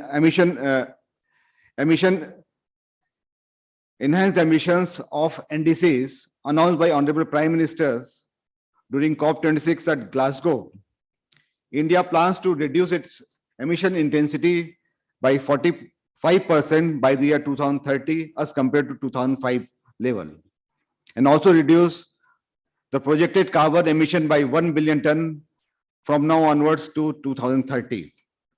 In fact, we have prepared a detailed roadmap to realize this enhanced ambition. We have worked out ministry-wise targets, be it industrial decarbonization or transport sector or building sector or any other sector. We need to aggressively pursue with all the concerned agencies to make an all-out efforts. Another challenge to become net zero by the year 2070. Under the able guidance of our Honorable Minister, we are working out sector-specific targets. For example, zero diesel in agriculture sector by the year 2024. Net zero emission by Indian Railways by the year 2030. These are the few examples.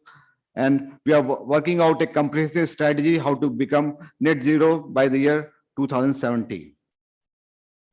The Bureau of Energy Efficiency has spearheaded the country's initiatives for horizontal and vertical percolation of energy efficiency on various levels in India. Several innovative energy efficiency mechanisms and national programs have been successfully designed and implemented, like the Perform, Achieve and Trade, PAT scheme, standard and labeling for energy efficient appliances, Ujala for households, Street Light National Program, Energy Conservation Building Code, etc. As on 1st March today, these efforts have resulted into total energy saving of about 29.28 million tons of oil equivalent. That is about 3.15% of total primary energy supply of the country. I would like to acknowledge the contribution of all bilateral and multilateral partners of Bureau of Energy Efficiency, energy auditors, industry associations, building professionals, energy intensive industries and establishments, manufacturers of energy efficient appliances, among others, towards facilitating in achieving such huge energy savings. I would like to congratulate Bureau of Energy Efficiency for release of Facility for Low Carbon Technology Deployment, that is FLCTD, Accelerator Compendium, and winners of innovation challenges.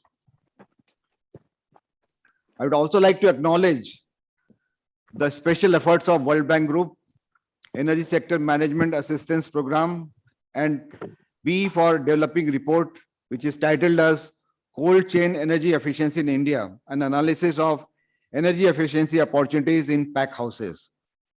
This project has analyzed the energy efficiency potential for promoting energy efficiency in pack houses in India.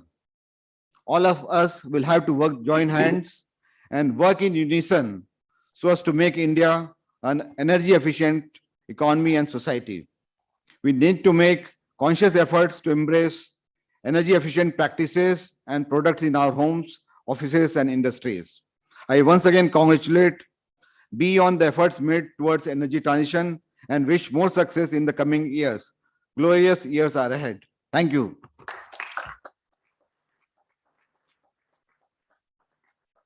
Thank you very much indeed, sir.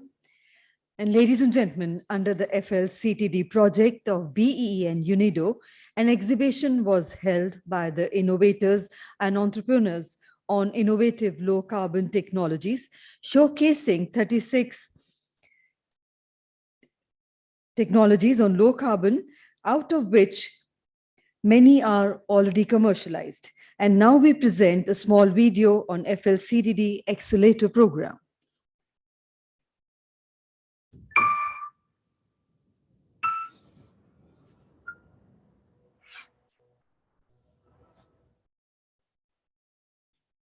India pledged for enhanced climate targets and cuts in carbon emissions at COP26 Glasgow in November 2021.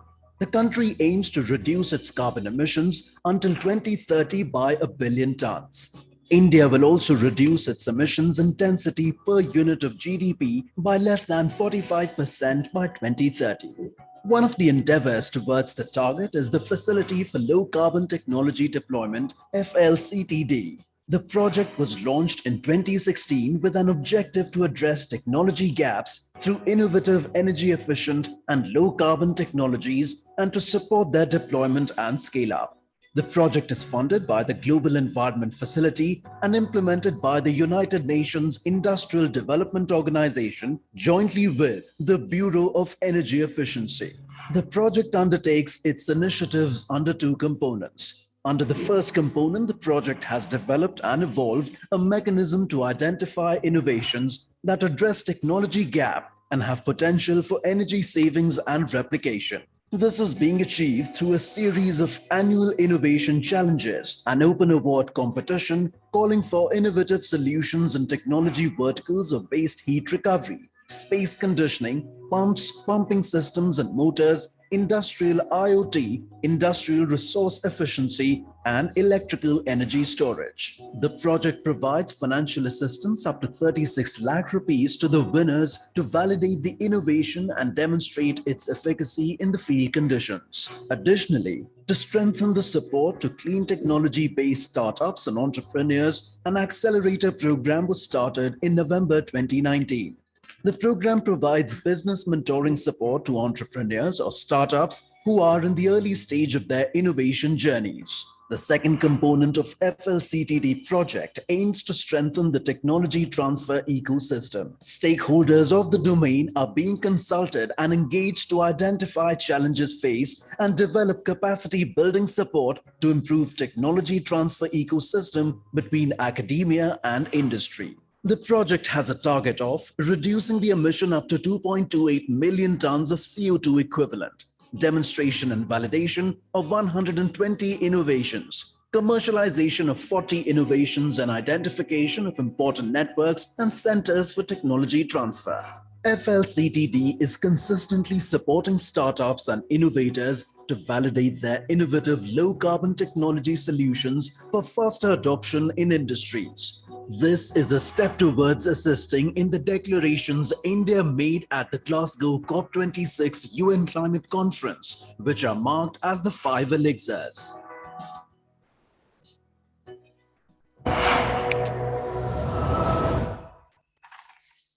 हार्दिक धन्यवाद। और अब निवेदन है माननीय केंद्रीय मंत्री Shri R K. Singh ji एवं माननीय राज्य मंत्री श्री कृष्णपाल गुर्जर जी से कि वे FLCTD एक्सेलेरेटर कंपेडियम का विमोचन करें।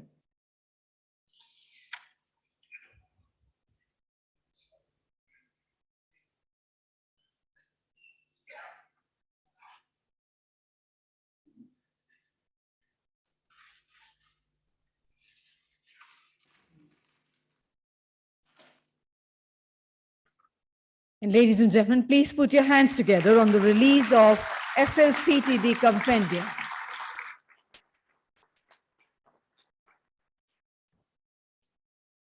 Hardik dhanyavad, sir.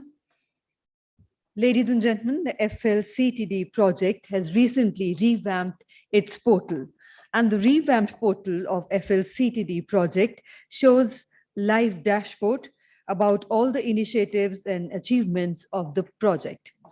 और अब अनुरोध करना चाहेंगे माननीय मंत्रीगण से कि वे लॉन्च करें revamped portal of FLCTD।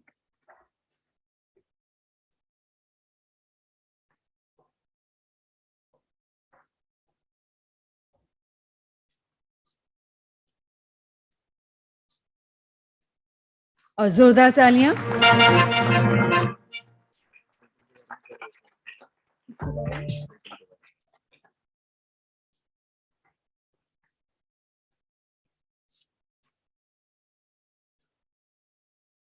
Ladies and gentlemen, we acknowledge the special efforts of World Bank Group Energy Sector Management Assistance Program ESMAP and BEE for developing report titled Cold Chain Energy Efficiency in India, Analysis of Energy Efficiency Opportunities in Pack Houses. The project has analyzed the energy efficiency potential for promoting energy efficiency in pack houses in India. And now we present a small video on the report on cold chain. आज हम आम का स्वाद सर्दियों में ले सकते हैं, गाजर का बरसातों में, बाजरे का गर्मियों में, और ये सब संभव हुआ है कोल्ड स्टोरेज तकनीक के माध्यम से, जिसकी मांग समय के साथ लगातार बढ़ती जा रही है। इसके चलते विकासशील देश कोल्ड स्टोरेज उद्योगों के विस्तार पर जोर दे रहे हैं और ऐसी तकनीकों का इस्तेमाल कर रहे हैं जिससे खाद्य उत्पादों का नुकसान, जिसे हम पोस्ट हार्वेस्ट लॉस कहते हैं, कम से कम।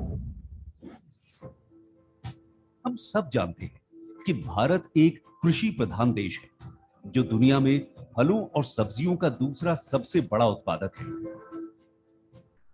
भारतीय कृषि अनुसंधान परिषद ICAR द्वारा की गई स्टडी से पता चला है कि फलों के मामले में कुल नुकसान 18% तक होता है और सब्जियों में यह सीमा 13% के बीच है। इसलिए खाद्य उत्पादों में होने वाले इस नुकसान को रोकने के लिए भारत सरकार पूरी तरह से प्रतिबद्ध और प्रयासरत है और कोल्ड स्टोरेज इंडस्ट्री को मजबूती देते हुए कई योजनाओं और समाधानों द्वारा इस हानि को कम से कम लाना चाहती है, जिससे खाद्य उत्पादों का नुकसान कम हो व उनकी गुणवत्ता और शेल्फ लाइफ को बनाए रखा जा सके। इंडिया कूलिंग एक्शन प्लान के अनुसार 2017-18 में कोल्ड चेन और रेफ्रिजरेशन सेक्टर में रेफ्रिजरेटर की मांग 2000 मैट्रिक टन थी, जो 2037-38 तक 1 लाख मैट्रिक टन हो जाएगी।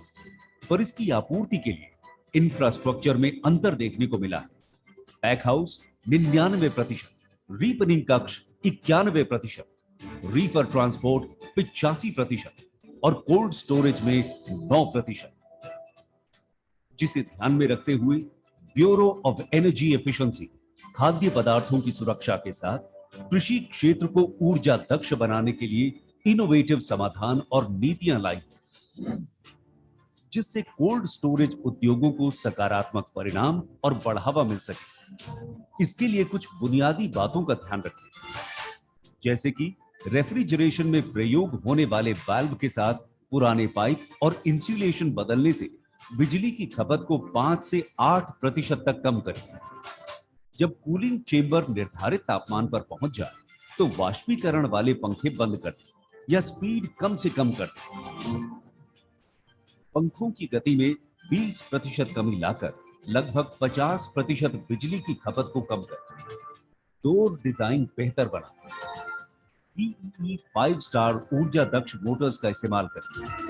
LED लाइट्स का प्रयोग ज्यादा से ज्यादा करें, जिससे 30 से 40% बिजली बचाई जा सकती है। तो आइए इन छोटे व मूल्यवान योगदान से कोल्ड स्टोरेज उद्योगों में ऊर्जा दक्षता की क्रांति लाएं और किसानों की बचत में वृद्धि करें और देश को ऊर्जा दक्ष बनाएं। हमारा प्रण ऊर्जा संरक्षण।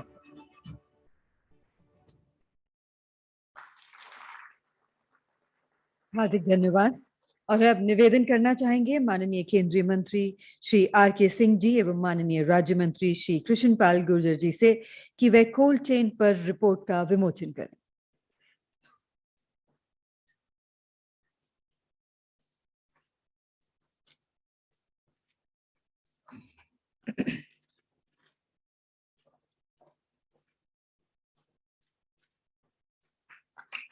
जोरदार तालियां on the release of the report on cold chain by the honorable ministers. Thank you very much indeed, sir. आज हमारे साथ उपस्थित हैं श्री कृष्णपाल गुर्जर जी, माननीय राज्य मंत्री विद्युत मंत्रालय एवं भारी उद्योग मंत्रालय, भारत सरकार। आपके समर्थन से ही हम ऊर्जा दक्षता एवं ऊर्जा संरक्षण को प्रभावी ढंग से लागू करने में सक्षम रहे हैं। और अब आपसे अनुरोध है कि आज के इस अवसर पर अपने विचार साझा करें और एक बार जोरदार तालियों के साथ स्वागत करते हैं हमारे माननीय अतिथि।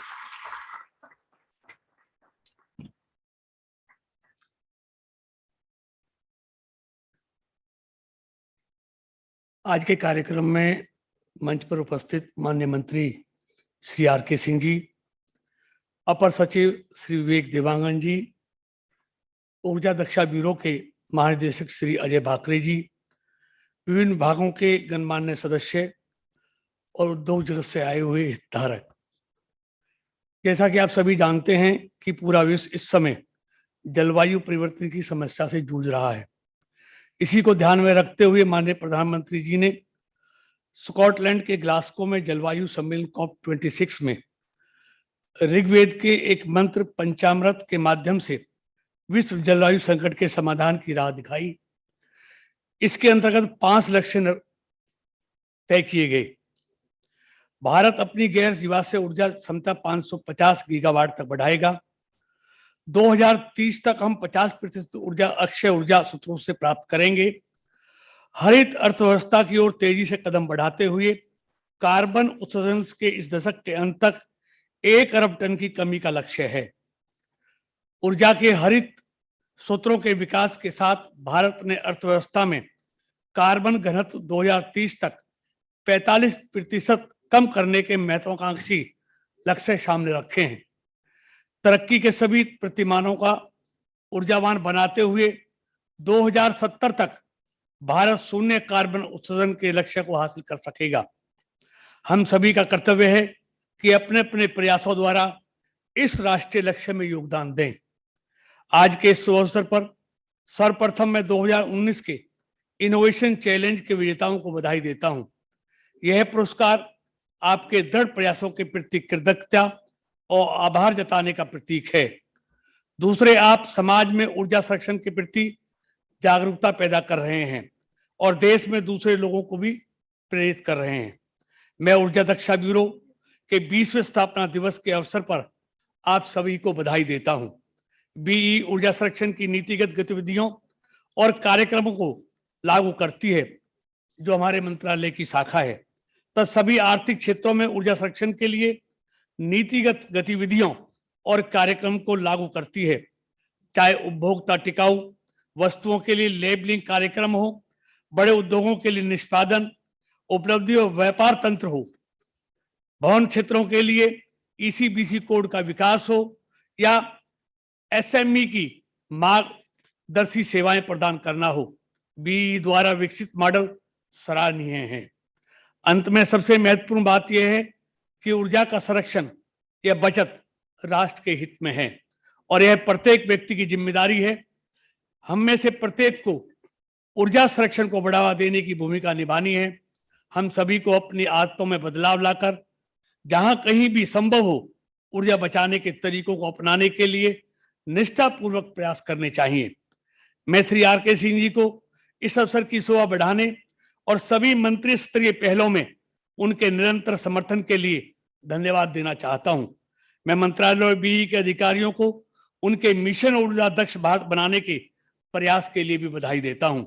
मैं एक बार फिर सभी पुरस्कार विजेताओं प्रतिभागियों को भी बधाई देता हूं जो यहाँ आज आए हुए हैं। आप सभी का बहुत बहुत धन्यवाद।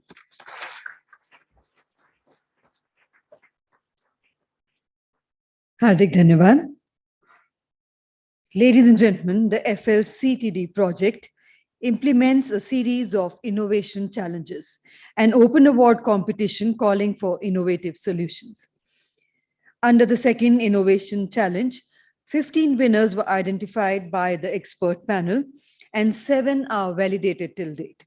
And may I now request the Honorable Chief Guest, Shri R.K. Singh, Honorable Cabinet Minister of Power, New and Renewable Energy, Government of India, and Shri Krishan Pal Gurjarji, Honorable Minister of State for Power and Heavy Industry, to kindly do the honors of distributing certificates to select winners of 2090 Innovation Challenge.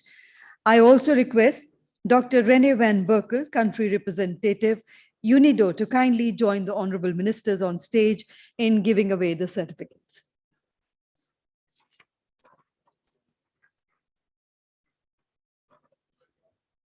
The first certificate is presented to Kitworks Private Limited for the technology pumps and pumping systems, and the innovation title is Portable Submersible Solar Pump.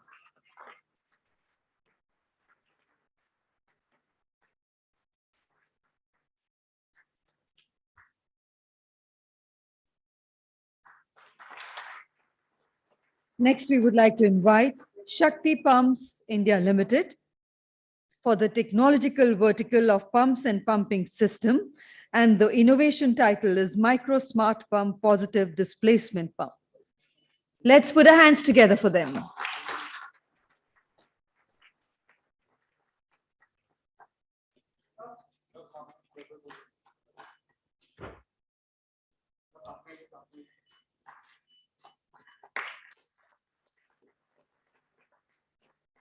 May I now invite Equasub Engineering, Pumps and Pumping System, the technology vertical, and the innovation title is Hydraulic Performance Improvement of Centrifugal, Multi-Stage, Submersible, and Monoblock Pump.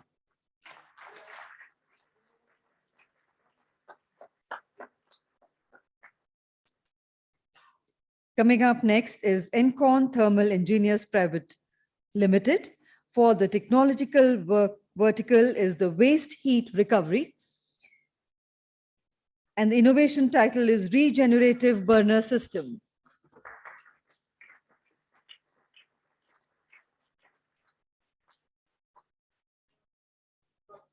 May I now invite Promethean Energy Private Limited for the technology vertical of waste heat recovery, and the innovation title is Waste Heat Recovery System for the Textile Dyeing Unit, Hot Effluent.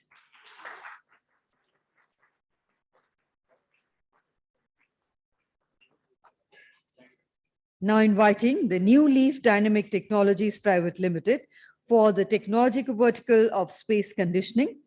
And the innovation title is Green Chill Refrigeration Systems powered by biomass and farm-based.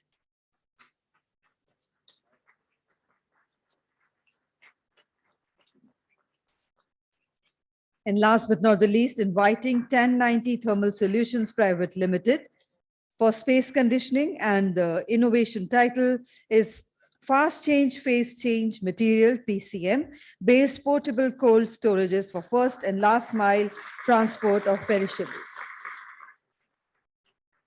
And now, ladies and gentlemen, we announce the winners of the FLCTD Accelerator 3.0.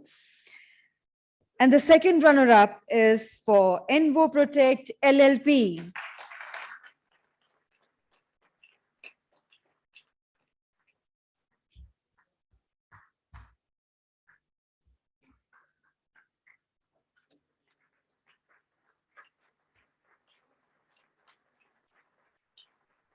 And the first runner-up is Living Sense Technologies Private Limited.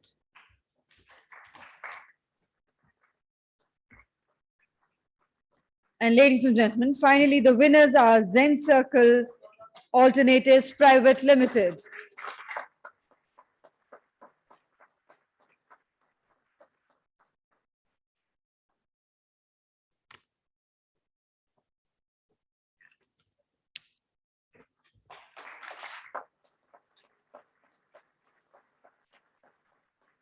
Congratulations to all the winners, and we thank the honorable ministers for kindly doing the honors. Thank you very much indeed, sir. देवियों सज्जनों, आज के हमारे माननीय मुख्य अतिथि Shri R K. Singh ji, माननीय cabinet मंत्री, विद्युत मंत्रालय, भारत सरकार, 1975 के बिहार काडर के इंडियन एडमिनिस्ट्रेटिव सर्विसेज के ऑफिसर और भारत के पूर्व गृह सचिव हैं। और आज ब्यूरो ऑफ एनर्जी एफिशिएंसी के 20वें स्थापना समारोह के अवसर पर माननीय मंत्री जी की उपस्थिति हम सभी के लिए एक प्रेरणादायक स्रोत है। माननीय मंत्री जी से अनुरोध है कि वे आज इस अवसर पर आप सभी के साथ अपने विचार साझा करें और एक बार फिर जोरदार तालियों के साथ स्वागत कीजिए।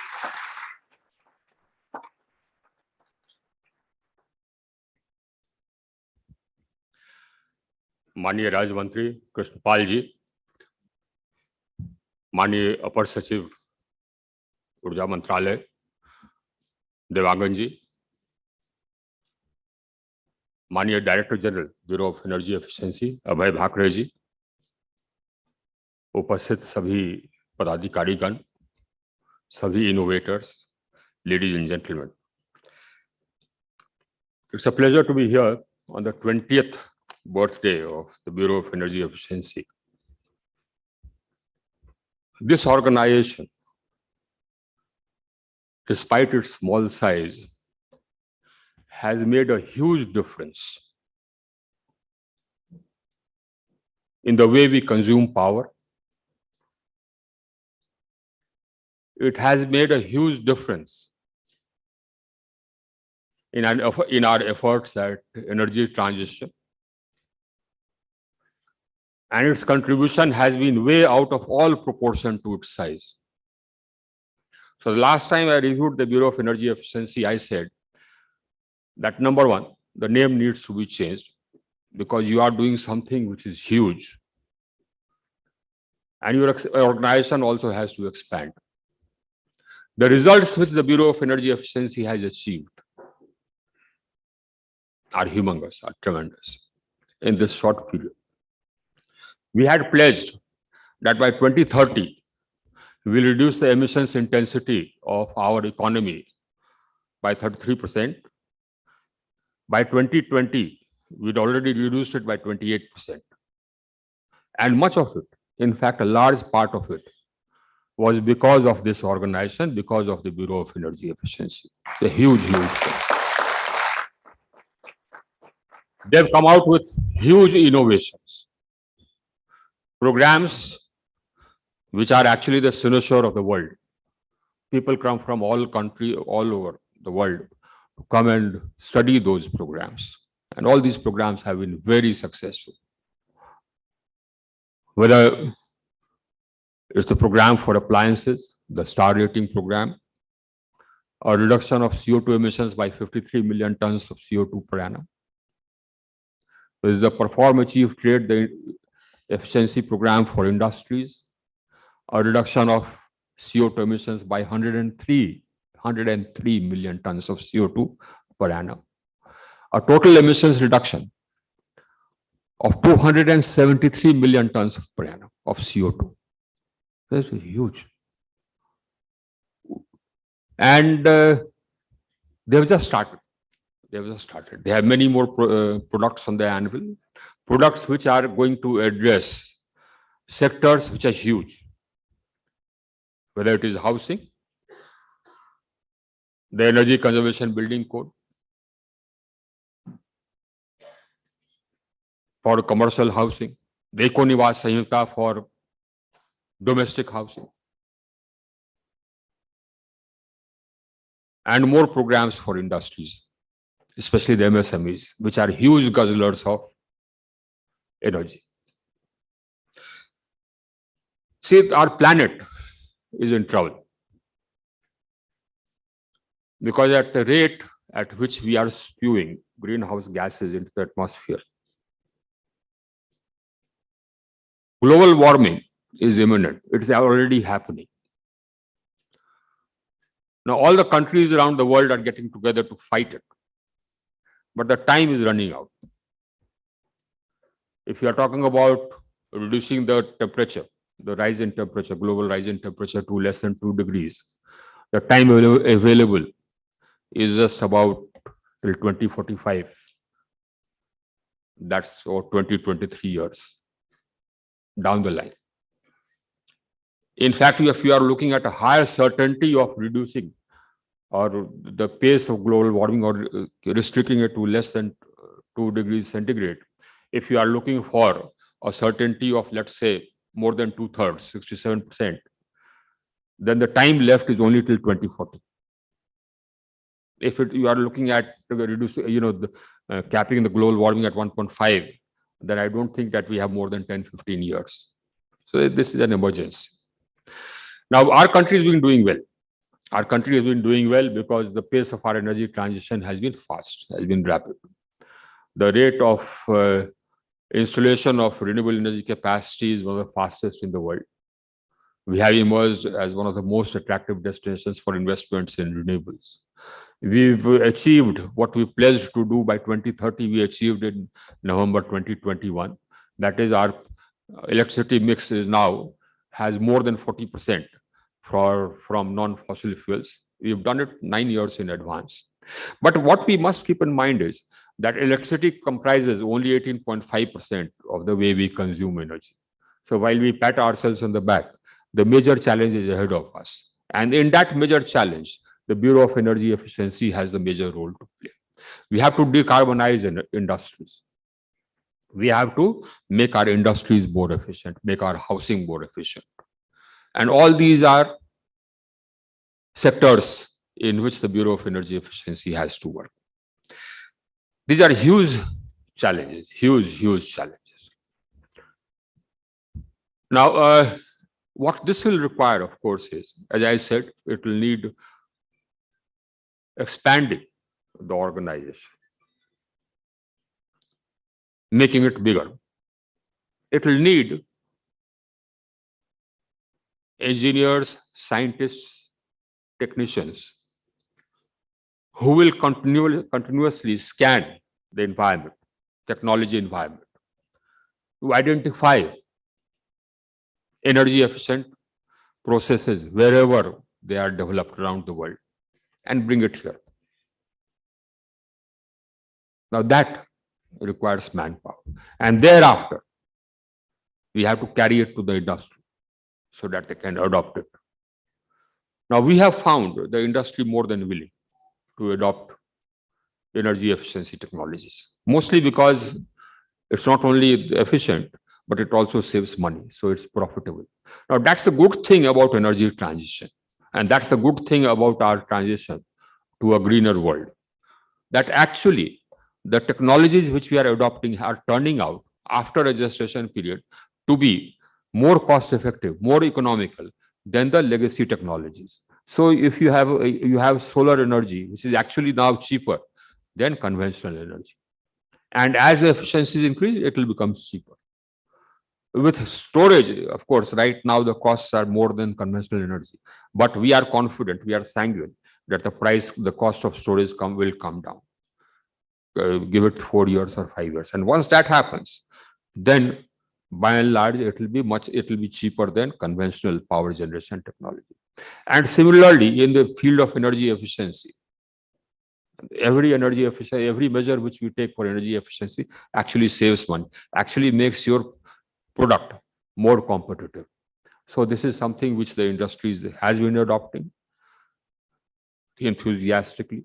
It is on us to identify those technologies and bring it to them. And also to make sure that the financing for adopting the new technology is available. Now that is again something which we will need to work on, so that financing for adopting new technologies is forthcoming. We need to work with, the Prime Minister keeps talking about working across silos, working as a team. So this also requires work as a team. There's another thing which is required, and that is innovation. And we saw an example today. Now, this example, which I saw today, shows that our people can innovate and innovate in very effective ways. What we need to do is to establish an ecosystem, a robust ecosystem for nurturing this talent for innovation. We need to help them to innovate. We need to help them to bring it to the market, to license it, to productionize it. Now, these are things which we say, these are things for which the ecosystem still has to be built up. We are just starting. It is our government which started this, talking about startups. But the whole system will have to adapt itself to this. Our procurement systems will need to adapt to this. Right now, our procurement systems are not tailored for handling innovation. So you want to procure anything, you can't procure anything without asking for an open tender. And somebody will make up, supply it to you at a cheaper price, but it may be more inefficient. So basically, we have to more and more adopt this QCBS system, whereby we give higher and higher weightages for quality. Now, these are things which we'll need to do across the board. I will do it in my ministry, but I think this needs to be done across the board. It needs to be done across government. And we keep talking about as to why innovation is not happening here. It's not happening here because we have not provided the ecosystem for it. We need to provide the ecosystem for this. By and large, today is a day for you, those who belong to the BEE, to reflect back on what you have done. And let me assure you that you've done tremendous work. Congratulations to all of you. Thank you.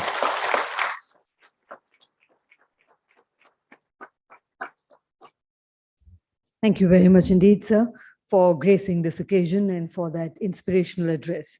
And now, ladies and gentlemen, may I invite Shri Milind Deore, Director BEE, to kindly close the proceedings of today's celebrations with his vote of thanks.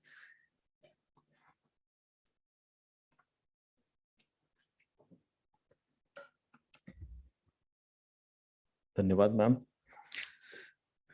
माननीय मुख्य अतिथि जी, माननीय विशिष्ट अतिथि जी, माननीय अवर सचिव आदरणीय अगुंत और मेरे प्रिय सहयोगी, इस यादगार अवसर पर धन्यवाद देने का मौका पाकर मैं अपने आप को बहुत ही खुशकिस्मत महसूस कर रहा हूं।